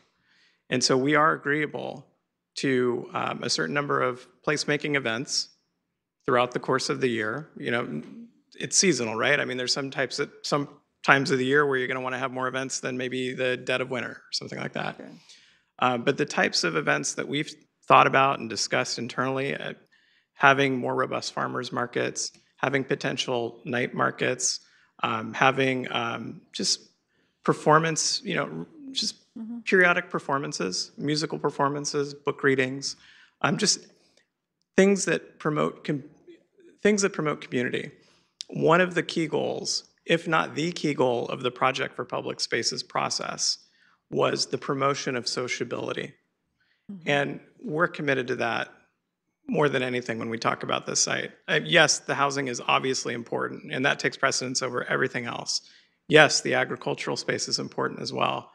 But placemaking and creating really unique public spaces is absolutely critical to the success of this project. But I think what Councilmember O'Neill's idea is how would you memorialize this in a way that will assure us that it's actually going to happen? Because certainly having 20,000 square feet of pop-ups on a pretty continual basis answers that need for commercial activity. So I would recommend two solutions to memorialize this. You could memorialize it in the conditions of approval, which we are agreeable to. Okay. You could also memorialize it in the conditions, covenants, and restrictions for the site, and we are agreeable to that as well. Or both. Both. City attorney, who's going to be drafting. So obviously, we'll continue to negotiate and work with staff. So I would have to defer to staff on their opinion. Yeah, but all I can say is we're open to up. that discussion in both documents. Okay, thank you. And we have been working, certainly in terms of the programmable space, we have been having those discussions all along. Okay, good. So it I would have thought and you CORE is committed to coming up with a plan for ongoing on the programmable space. So this has been an incredibly complicated set of negotiations. We hear you. I would prefer that we don't get too precise into which document things go, but if you give us direction as to where you want to go, we can try to work this out. So I was just going to ask you that. So if we want to approve these things with these additional items, how do we do that? I think the best thing to do would be to approve the project. I think I'm hearing a lot of recommendation for approving the project with additional direction to staff to negotiate where they believe is the best place in the documents to put these, to memorialize this direction. Okay. Thank you, Mr. Cantori. I think it's important that the council decides what we would like to make as a condition of the approval, and then, as the city attorney said, leave it up to the staff and the city attorney to place it in the right document. But as long as we're clear that it's, whether it's, certain number of events, certain square footage, and let the staff work with the developer to figure out movable pieces on how it's going to work. But I think we should just be clear on the square footage of retail and the number of events for the pop-up events for the site. So like the tentative map though has these things, so should we take those items first and then let them flow through the rest of the motions, or last? If you see something in the tentative, there are documents that are ready to be approved tonight. If you see things in there that you absolutely can't live with in terms of conditions, or you think would contradict with, I'm not really sure how we should handle that. If you're seeing things in there that you just can't live with in the documents that you're actually approving tonight, then we would need to know that now. But if there are things that are in, there are a certain set of documents where you're authorizing the city manager to execute, to negotiate and execute, there's a resolution you're adopting that authorizes that. If we hear direction that can be done in future documents, yes, we'll incorporate it into the documents that we think makes the most sense to incorporate that direction into. Yeah, I guess I'm just trying to avoid any risk that we've approved something that gives them entitlements that we then will conflict with these additional requirements that we're going to place. Well, why don't we Let's start just put with that in why our don't we motion. start with what you think you want in addition to the staff. I mean, there's a staff recommendation. Why don't we start with any variation on that, and then we'll try to give you a reaction as quickly as possible once we hear that, whether there's any contradiction in the documents that you're approving tonight. Then I think I would suggest this motion, and I'll defer to Councilmember O'Neill to see if it captures what she was asking for, that we would approve the staff recommendations, adding where appropriate in the various documents the conditions that the retail space be increased to at least 4,400 square feet up to 5,000 square feet, and that the use of the 20,000 square feet programmable open space for commercial and other activities be memorialized where appropriate in the documents, and that the council would get reports on the actual use of that space from time to time as appropriate. Does that work? That's appropriate. And if I could interject, one thought I had, and perhaps Vince or Chris or something, with the space, I mean, looking at the what I call the outbuildings, is there any chance that they could be made a little bigger, the shed or the community build, I mean, if we're so constrained in the apartment buildings, is there a way to make those other buildings have a little bit more space for some other activities? So we've discussed that possibility with our design team as well to look at opportunities. Unfortunately, where things sit at this moment, I can't commit to saying we're going to expand it by 100 square feet or whatever, right? But we can certainly look at, as we conduct the next phase of the project and get into the design documents, we can certainly look at opportunities to expand the footprint of either the shed or the cafe and community kitchen space to see if there's any space that we can pick up. I think there is a possibility there. I just can't speak to a specific number, and so I wouldn't want to, throw a number out there that, in the long run when we get into the design docs couldn't be achieved, but we can certainly look at opportunities to do that, yes. If I could just add, Teresa, when we start talking about changing the footprint, now we start talking about something gaining and something else losing, right? So if the shed or the cafe area gets bigger, by a bigger base, that means now we're going to shrink the space in between.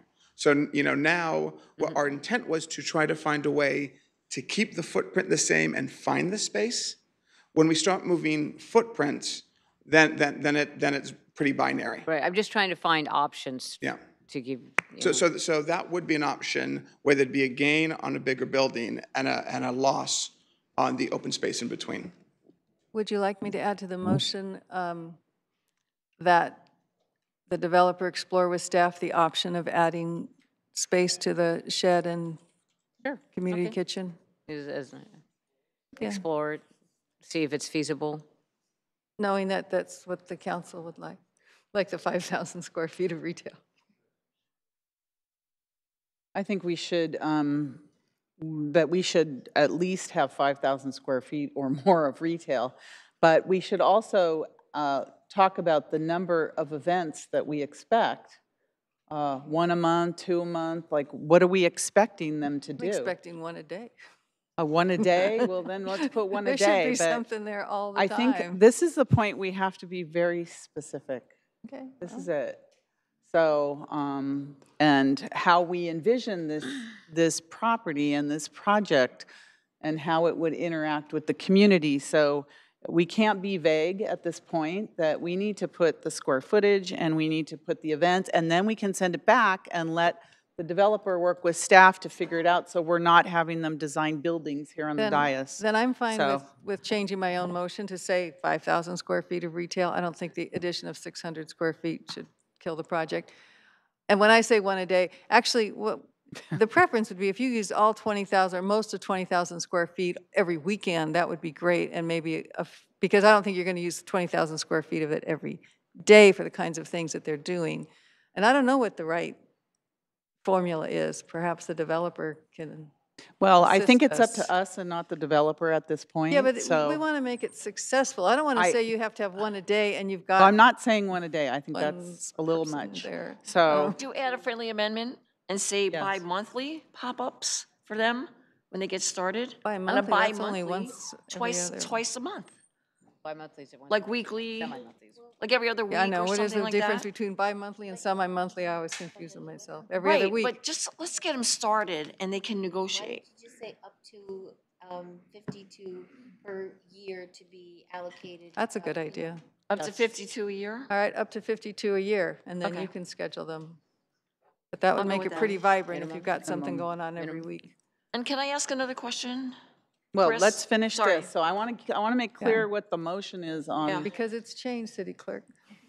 Okay, City Clerk, what do you have? So what I have is approve staff recommendation and add conditions that retail space be increased to 4,400 square feet up to 5,000 square feet, and that the 20,000 programmable space be memorialized in the appropriate documents. Also, that developer explore with staff options for space, and I missed the last part of the 52 times a year. Okay, so actually, I changed the 44 to up to 5 to just 5. Sorry, guys.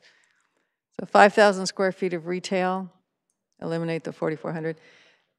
And the memorialization of the use of the programmable space where appropriate, with the developer to. 52. I know, what did I say year. before? With 52 with a minimum. okay, minimum with the of- use of the programmable open space with at least 52 events each year.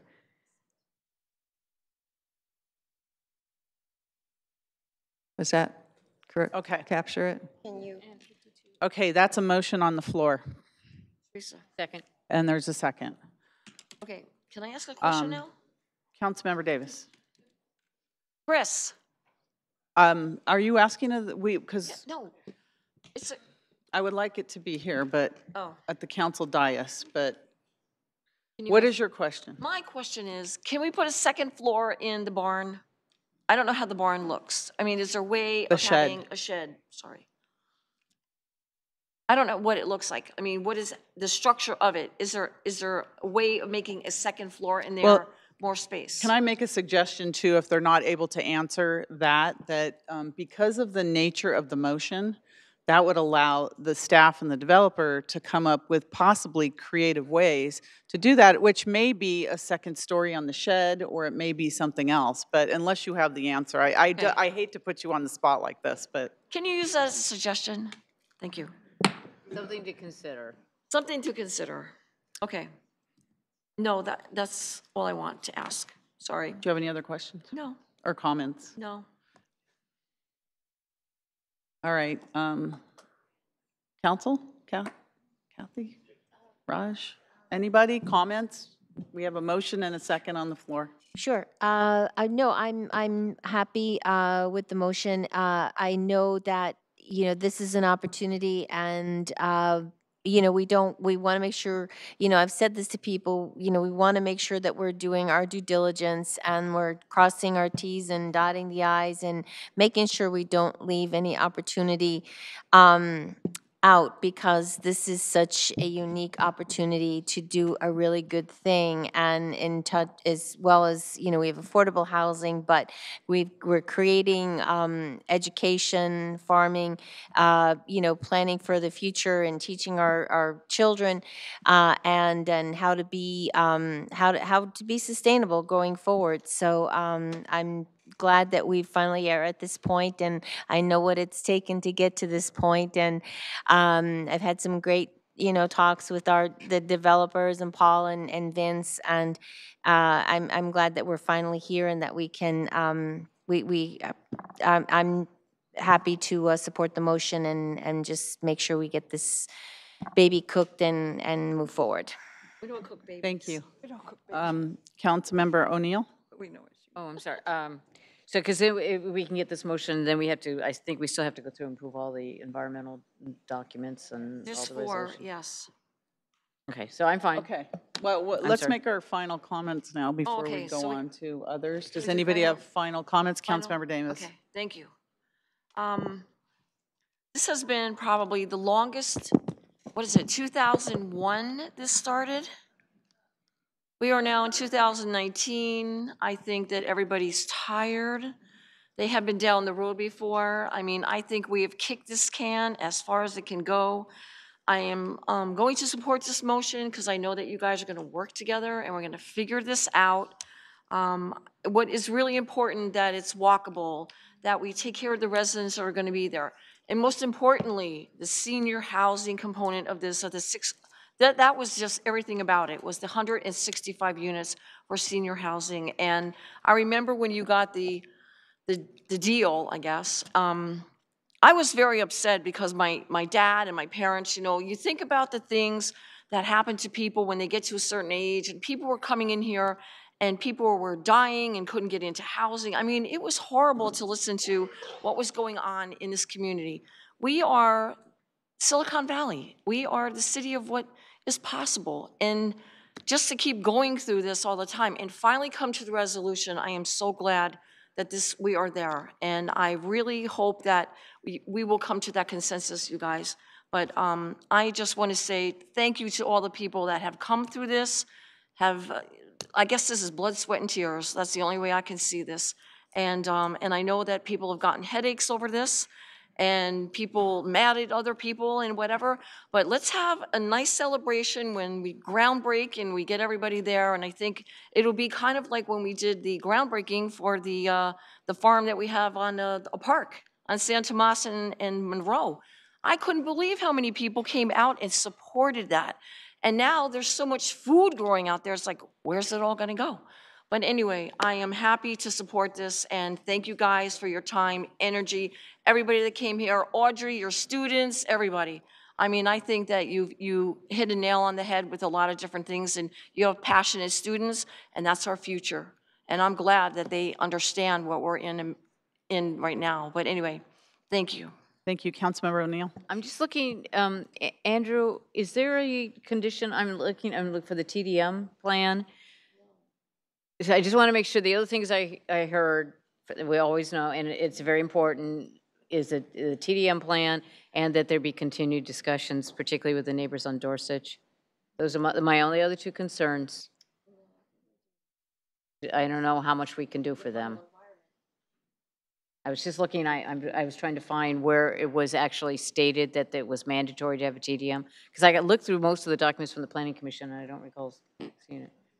Yeah, well, we almost always require them of new projects, so it's probably the MMRP. I'm bringing it up. Oh, it's in the MMPs, that's where it's stuck? Yeah, that's Okay. where we would You don't- require it, so. Okay, let me just look at that then. And then the neighborhood outreach was part of the recommendation of the planning commission, so if that's, if around the parking program, if that could just be direction from the council if you want to pick that up.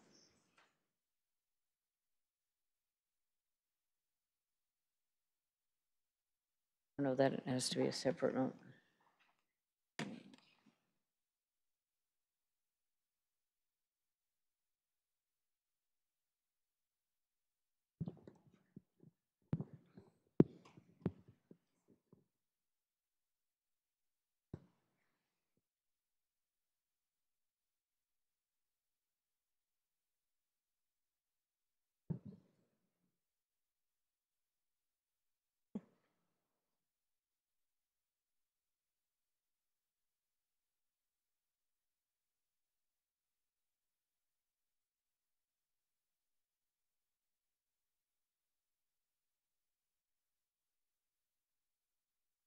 We're looking for the TDM.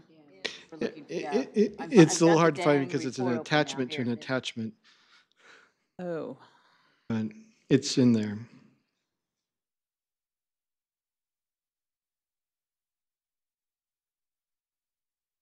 This is, we have our environmental consultant here to help us. Thank you.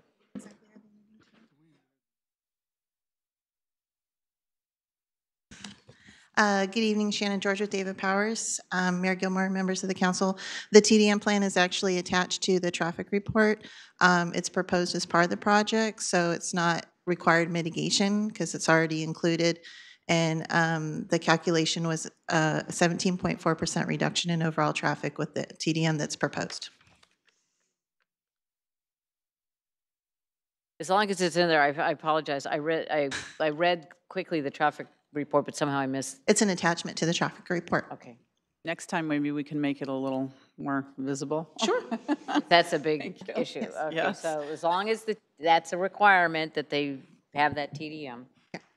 Thank you. Thank you. Are you, Teresa, is that it? Yeah, Okay. just so follow Vice Mayor the Mahan? requirements of the Planning Commission. Yeah, I did want to make some conclusion sort of comments. This has been a very long process, as we all know, but it has brought so many diverse aspects of our community together. When you look at the support that was here, still is here, a great many people are still here, seniors, our diverse income residents, the unions, the environmentalists, veterans, the school district, our college, Mission College, our university, Santa Clara, students, mindful agers, urban farmers. I mean, they were all here supporting this project for different reasons because it brings different things to each one of these communities and each one of these aspects of our greater Santa Clara community. I can see that this programmable space is going to be something that's really vibrant, really different, but it's going to bring arts, performing arts, farmers markets, SJ Made. I know about SJ Made because my stepson's an artist as well as his wife, and they participate in SJ Made, and they're wonderful with bringing art exhibits, interactive art, art for kids. You know, I can see a lot of events focusing on the arts and performing arts happening in this space. This could be things like classes, exercise and fitness events, holiday events, outdoor movie nights, health fairs. This is going to be truly a very vibrant, changing, adaptable community space. And I don't think you'll have any problem filling it up at least 52 times a year. I know this has taken time and the process has sometimes been a little bit chaotic, but the result is really stellar. It can't be denied that this is going to be a great project in Santa Clara, and it's going to be both the envy of and an example to all of our surrounding cities. So I congratulate CORE and the developer and our staff who worked so hard on this. Our city attorney has brought us all of these documents, and now he gets to review them and put in new things. Our city manager has worked so diligently to get this negotiation and this financing done, which has been an incredible thing in and of itself. And of course, you're not the planning director anymore, Mr. Crabtree, but whatever your title is. Our housing and development director has done such a marvelous job. This is going to be a great asset to our community, and I really thank all of you, everyone, for your support. Thank you, Vice Mayor. Councilmember Chahal.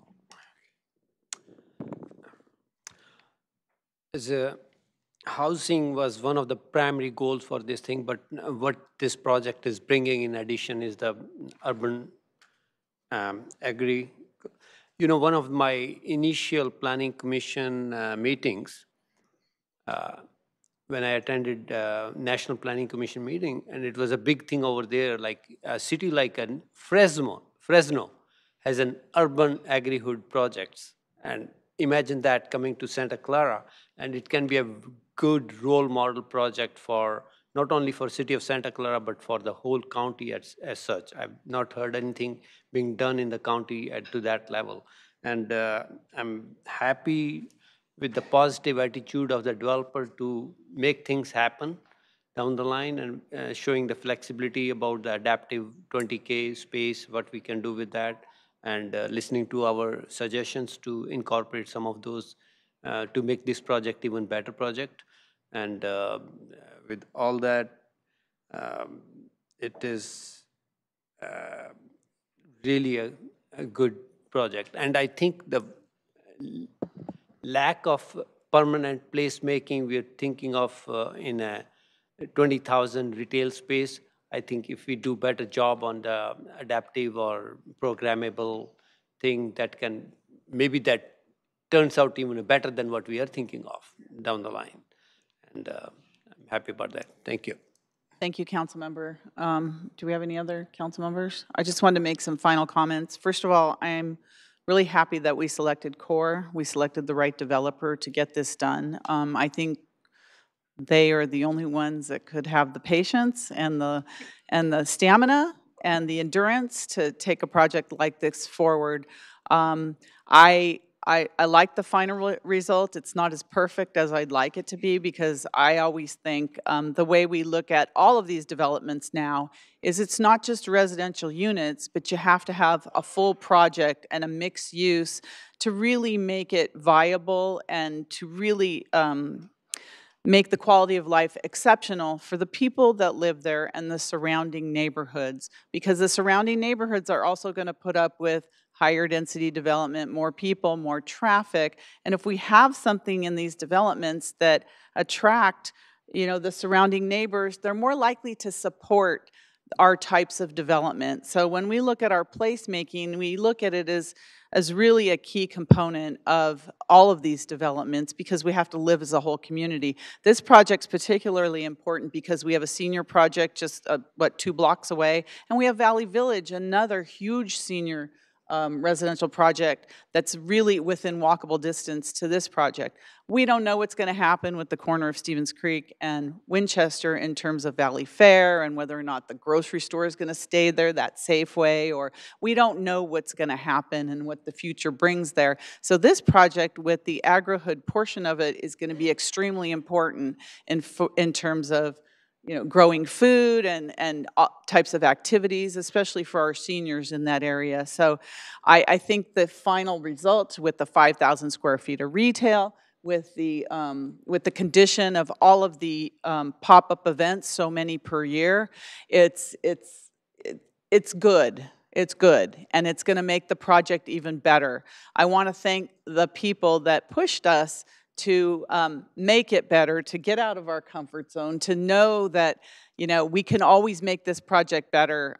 There is a group of people, and I want to thank Kurt Vartan for really leading the charge to getting this done, because this has been a project of passion for you and Marguerite and your group. The original, orangey yellow shirts, I haven't seen that in a while, to come out. And as Vice Mayor Mahan said, this project means something to many, many people. It means something, and it's important. And I hope that it's so successful that it's going to be, the community is going to cry to have more projects like this in Santa Clara. So I'm going to be supporting the motion. It's not everything I wanted, but it's good, and I want to celebrate this project and the developers and everybody who has followed this for so many years.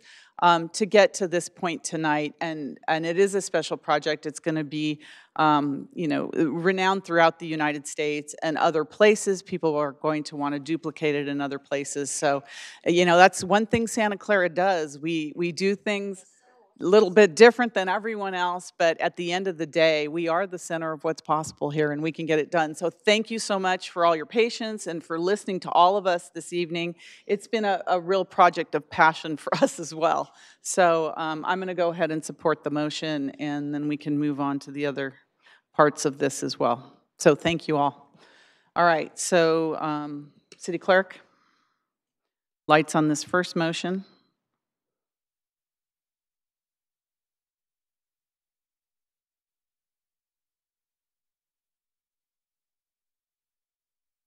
And that passes unanimously. That's the first.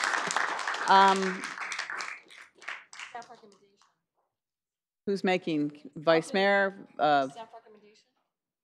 For. Teresa, are you doing it? Okay. We got to take them one at a time. Hold on.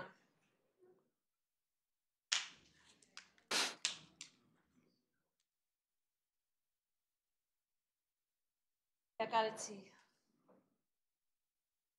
Motion to adopt the resolution approving and certifying the final environmental impact report and adopting CEQA findings, a statement overriding considerations, SOC, and the mitigation monitoring and reporting program. 2, adopt a resolution approving the rezoning from planned development to planned development, planned development to planned development, to allow the development of 165 affordable senior housing apartments, 160 multifamily mixed-use income apartments, and 36 townhouses.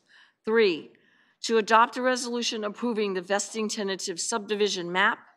4, adopt a resolution approving and authorizing the city manager to negotiate and execute a disposition and development agreement with Core Affordable Housing LLC for the development of the AgriHood project located at 90 North Winchester Boulevard /1834 Worthington Circle, and further authorizing the city manager to execute all the other agreements, including a ground lease, loan agreements, deeds of trust, promissory notes, and affordable housing agreement in a form consistent with the DDA, and all other documents necessary and convenient to close escrow and implement the purposes and terms of the DDA. Motion. Second. And that's all subject to the original motion with conditions. All right, a motion and a second on that. Thank you, Councilmember Davis, for reading all that. Are there any comments or questions? All right, please register your vote. And that passes unanimously. Is that it for this item? Let's take a 7-minute break. Thank you.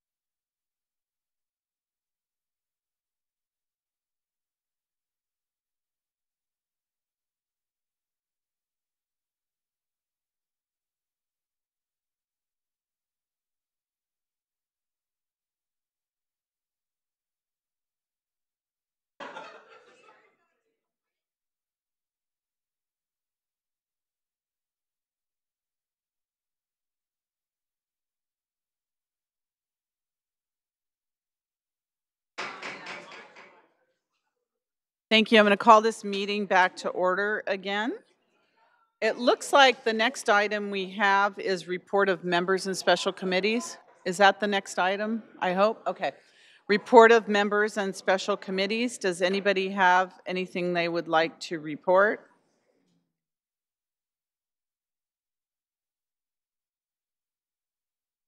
Sorry, I'm trying to get back to the meeting. Would anybody like to report anything? No? Councilmember Chahal. Is this where we cover our League of Cities attendance of Yes, the it conference, is. right? Yes, Yep. that would be it. Okay, so we attended, me and Councilmember Hardy attended the League of Cities new council member and elected official meeting, and it was pretty useful. And some of the highlights were knowing that League of Cities is one of the primary advocacy group for cities like us and all the cities. That was interesting to know how much they do for us. And there was one interesting thing, like how to hold a city council meeting. That was a very interesting skit, and maybe Councilman Hardy will give you more elaborate talk on that. And some other sessions were how the city council and the city manager relationship work, or city staff administration relationship. That was pretty interesting too. I think the city manager and one of the council members from city of Pleasanton were there, and they were very interactive on that. A lot of emphasis was paid on the fiscal responsibility and transparency, and how every city is facing unfunded liability issues down the line, and how we can, not exactly what we can do, but they gave some idea like how we can monitor those to make sure we don't fall into the pitfalls down the line. Right. Housing was a big issue for all the cities, and not only that, the new governor and the state government is also emphasizing a lot of time and energy into housing. And one of the good things is they're trying to put in a lot of efforts to increase housing and advocate housing. But bad part of, as per the League of Cities, is they're trying to grab some of the powers which cities have. So it has to be a balancing act down the line, how we cope up with that. And there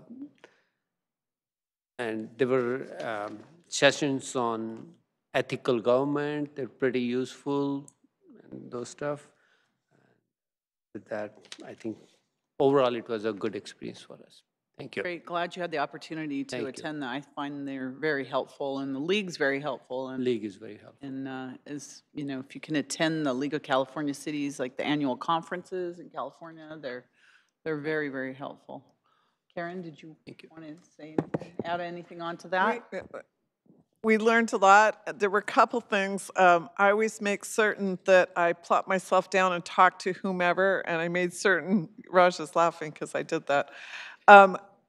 I'm not shy, but you're not? Oh, okay. I was able to talk with people from small, larger cities from all over, and getting some perspective as to similar things we all struggle with and things that are different. But as Raj mentioned, they did a very good technique of showing what a council meeting shouldn't look like, and some of the things you deal with. And it made me think, from a teacher point of view, is we'd like to see our residents understand recycling and less waste and things like that. And I thought maybe we could use that technique of how not to do it. And because it prompted a lot of good questions in the audience as to what should you do. And I thought maybe using that technique, because we really would like to reduce our waste in all manners. And I find even at the school, the kids struggle with, what do you mean by recycling? So I thought we might want to use that technique. Okay, great, thank you. Anyone else? All right, now we're on to, no, next we have, City Manager, Executive Director reports action on an update regarding the Santa Clara, Santa Cruz County Airport Community Roundtable. Mayor, I have a couple Yes. of just some housekeeping items Sure. before I was going to get into that. You have your packet for this Thursday and Friday's council priority and goal-setting process. We will be discussing our unfunded liability and the scenarios that we talked about for our 10-year forecast. I also wanted to mention that with moving the El Camino item, specific plan item to the February 19th agenda, we are going to be moving to the February 5th agenda. We're going to be moving the cannabis study session to the February 19th agenda. Oh, okay. So everything will just move back a week. It allows us more time to prepare for that study session. I also want to acknowledge that with other caps on, I want to give credit to Ruth, who's still here. We were able to land a very prestigious international association science park and areas of innovation. This is a conference for the Convention Center. We'll be hosting this international conference in 2021. IASP is an international association of over 400 science parks and innovation districts, and they haven't had a conference here in the United States for over 10 years. And so they were specifically targeting Santa Clara, and literally in the EOC, on the night of the CFP, I was able to go back and forth to get this committed. And so we'll be hosting them in 2021, and I'm sure you'll be hearing more about that. I also want to acknowledge the good work of the governance workshop. It has garnered attention amongst city managers. Obviously, our consultants have shared some of the work that we've done, and it will be presented on the West Coast Regional Conference for the International City Managers Association, and we're working to help provide and inform the work that we've done, and we are being told that we are already ahead of a lot of the different cities within the state on this issue and being deliberate around governance. So then I'll move on to the information reports that you have in your packet. The first item is just a summary report on action that the council authorized me to take back in July 2018. It's referencing the Santa Clara, Santa Cruz Counties Airport and Community Roundtable. The report summarizes that out of all the different cities and the 2 counties that were solicited for participation, 13 have confirmed their participation. They're outlined in your report. It allowed for us to then go into and execute the MOU that was delegated. This evening, you appointed Councilmember Watanabe and Chahal as the alternate to this roundtable discussion. At the time, the council authorized up to $62,000 for a funding commitment for participation. Our total participation amount is at $35,812. And so this closes that portion of this referral. And from here, we'll hand off to our 2 council members to participate and represent the city and, of course, support you with those issues that you need. The second item, should I move on to the second item, or are there questions? Are there questions on the first item? No. Yeah, go ahead with the second item. The second item is, I thought this would be helpful as it's been 1 year since we were able to enter into settlement agreements for the Santana West project as well in San Jose, as well as the City Place project. And so we wanted to just mark some of the items that we've been tracking, some activity, some correspondence that we've sent. I wanted to invite Assistant Director Michael Liu up to provide any comments in addition to just the contextual comments that I just offered. Michael, I don't know if you have any comments, or we can just respond to questions given the lateness of the hour. I'd like the comments just because I asked the questions about what was going on, because I know that there's development projects proposed for both North San Jose and Stevens Creek Boulevard in Santa Clara. And I want to make sure we spend a lot of time on those settlement agreements for City Place and Santana West. And there were, agreements made between San Jose and Santa Clara on both of those projects. And so I have concerns about what's happening now regarding both Stevens Creek and traffic improvement fees on Stevens Creek, and then making sure that the North San Jose settlement agreement, that it's being complied with from 2006 or whatever, that agreement was approved. Because again, that was also part of our city place settlement agreement. So I just have concerns based upon what you presented in this report. Good evening. Thank you, Mayor and members of the council. Michael Liu, Assistant Director, City Engineer, Public Works Department. So in front of you, and as mentioned by our city manager, is a pretty extensive report in terms of where what we've investigated and looked at in terms of the settlement agreements, the various 3 settlement agreements with the city of San Jose. Quick summary, we do have 3 settlement agreements as mentioned already. We have the North San Jose agreement from years past, 2006, and then we have obviously the most recent ones from 2018 related to City Place and Santana West, which happens to be in San Jose. So in particular, the memo refers to changes that San Jose is proposing for North San Jose.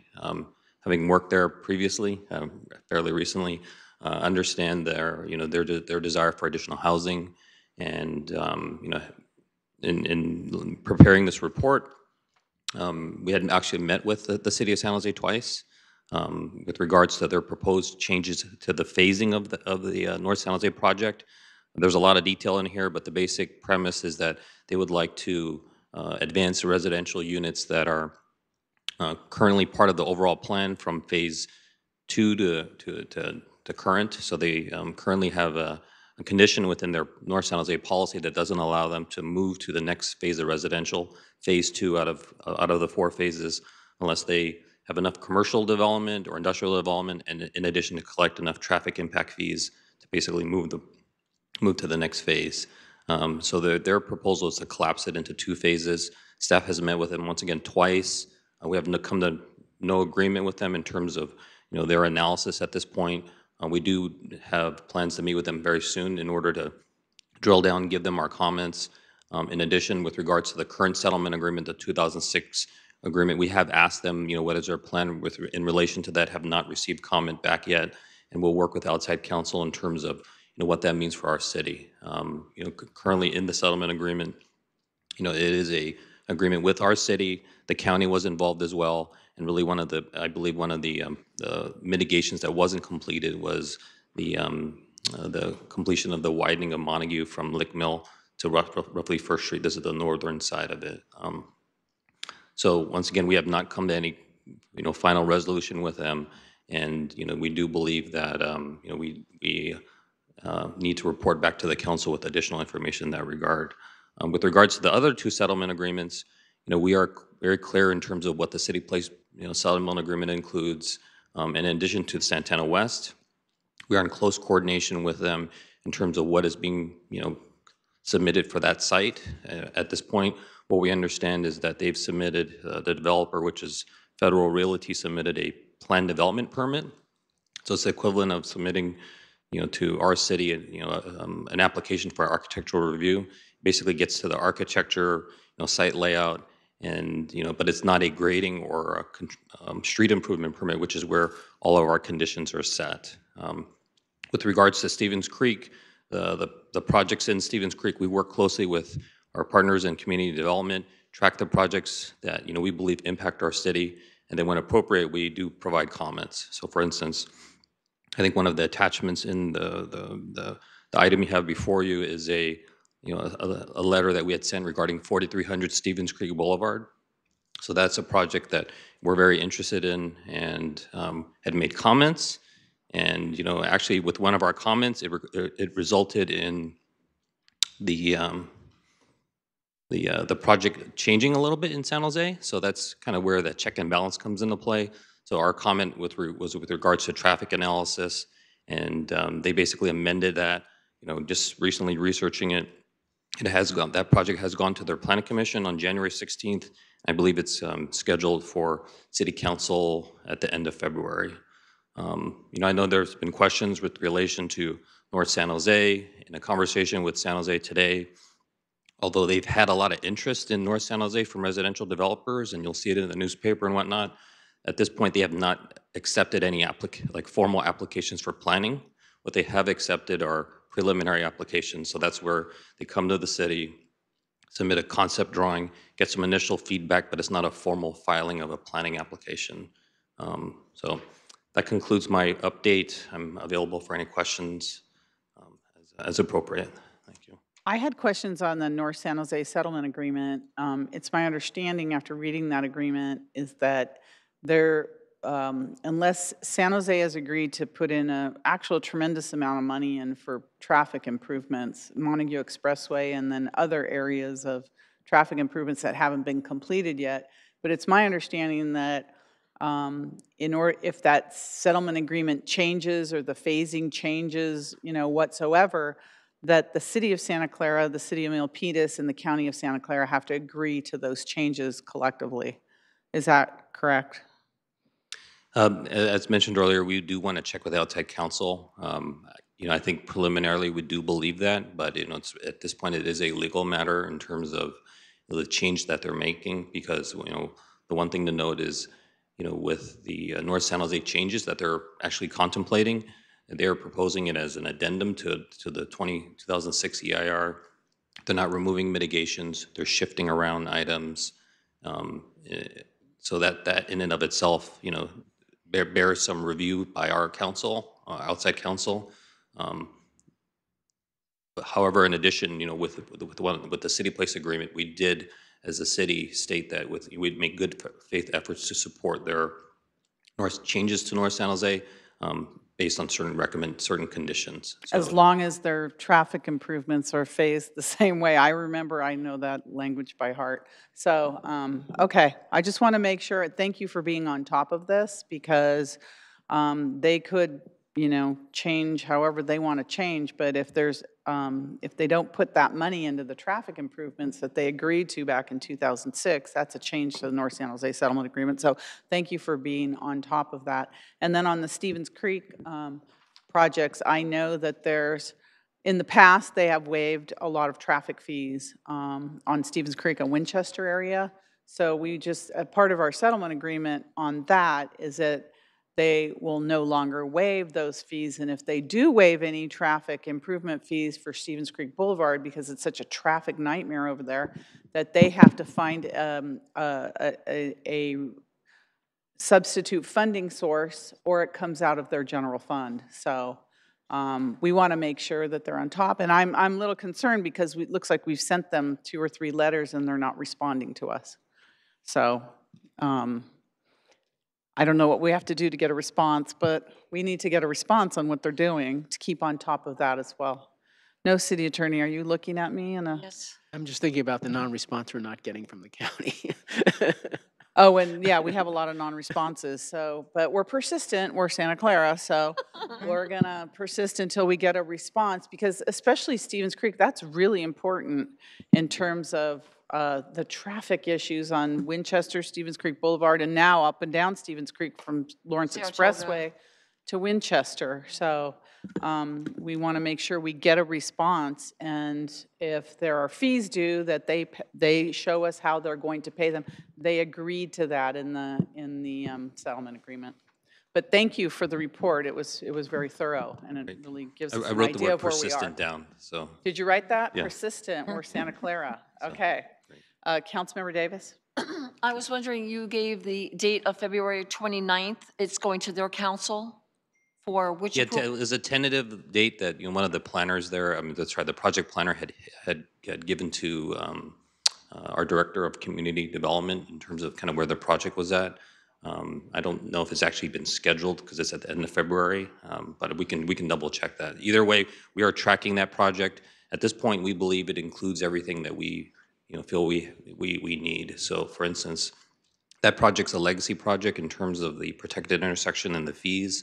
So included within, and we double check this, included within the project scope is payment of those fees and payment of those fees as a project, and we would coordinate with them in terms of applying those dollars to our city as appropriate. So.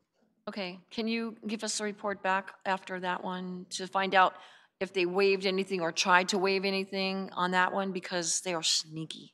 But anyway, yes, thank you. Mayor. Councilmember Watanabe? Thank you. Thank you, Michael, for bringing this forward. Just to understand, so so San Jose is not looking to widen Montague from Lick Mill up to, it looks like it's already been widened from First Street over to Trade Zone Boulevard in Milpitas? That is correct. Okay, but they haven't made an agreement to widen from Lick Mill to, it would be First Street. Correct. So currently, that section is not widened on the north side so, and, that is a settlement agreement item that is, to be completed with phase one. Right. So, with the proposal to change phase 1 and 2 into basically A, Yeah. what that would basically move that to, our belief is that it would push it to phase B. But, once again, we do have a settlement agreement that has very specific language, and we do want to meet with with San Jose to understand exactly what are you proposing. I've talked with the project manager, and they were meeting with their council to get some direction on that as well. Because that area is definitely are becoming more congested in the evenings now. And then just also, I'm just wondering, I'm hoping that they're meeting with the school district, but I mean, just what the impact this is going to have on the new Zanker Road development. I mean, they've already started construction on the new Agnew's school up there, but I can only imagine what this is going to do. So I hope somebody is talking to the school district, or the school district is paying attention to this as well, because this is going to have a big impact as well. Thank you. If I can interject, did I understand you, Michael, to say that there's not enough space to widen the road on the north side of the express? Did I misunderstand you? There's a debate in terms of, whether there's enough space to stripe and everything, but, between, and once again, we're having preliminary discussions with the county, is we do have a mitigation that, was very spelled out in 2006, and the question is, whether we should still retain that. At the end of the day, it is a county expressway, so we do want to meet with the county to make sure that we're in alignment with what they have planned. But as far as we're concerned, it is a mitigation. Sorry, it is not. It's an item within the settlement agreement. Thank you. Thank you. And I understand Manuel Pineda is our expert on the North San Jose settlement agreement. Right, Manuel? So we're in good hands. Thank you very much. Is there any other questions on this? Would you like us to note and file this? Is there a motion to note and file, please? So moved. Second.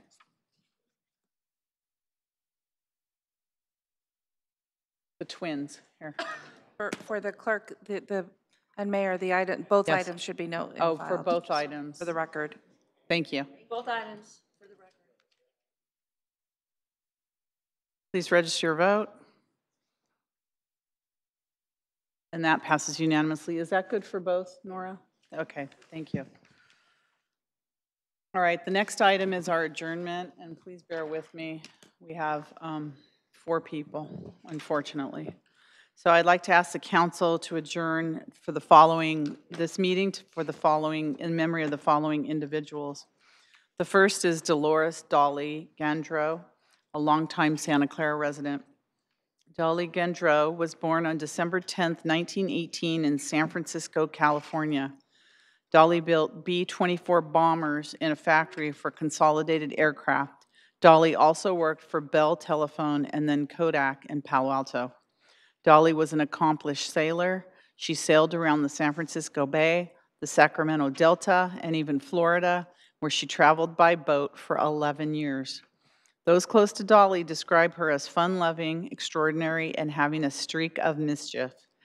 She celebrated her 100th birthday on December 10th of this past year, and Councilmember Watanabe and I were fortunate enough to meet this incredible woman and celebrate her birthday just last December.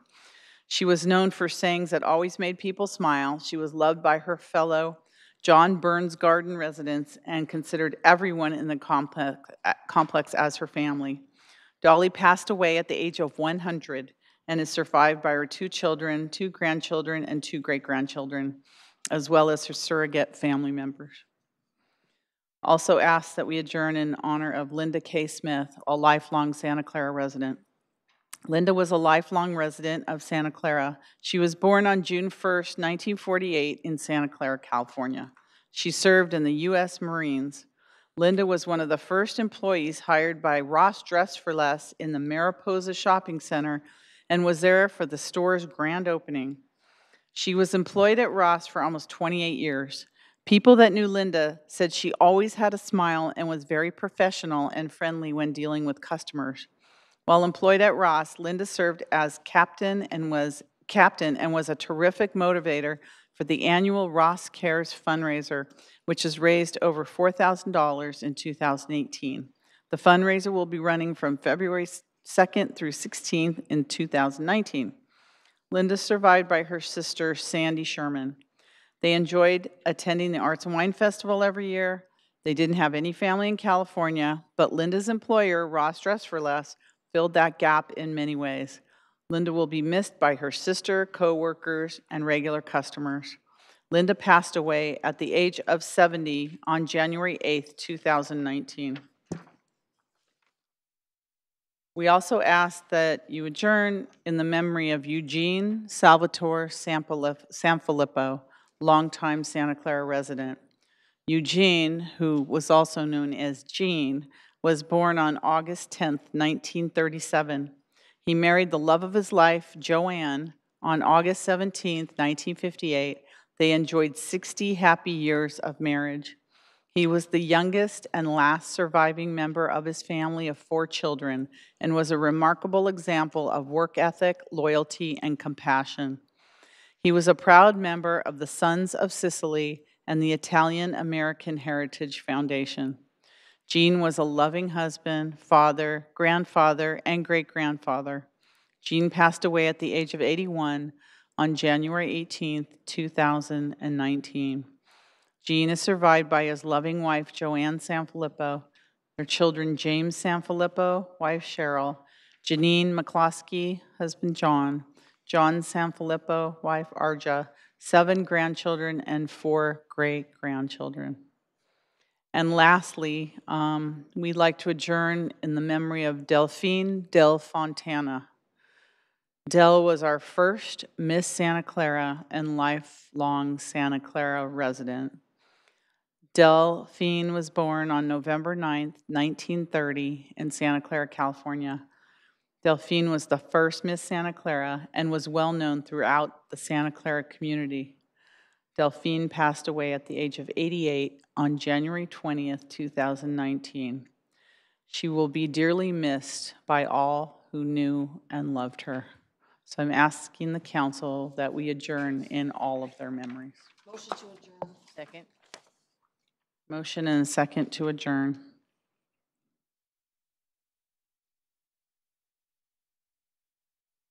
Please register your vote.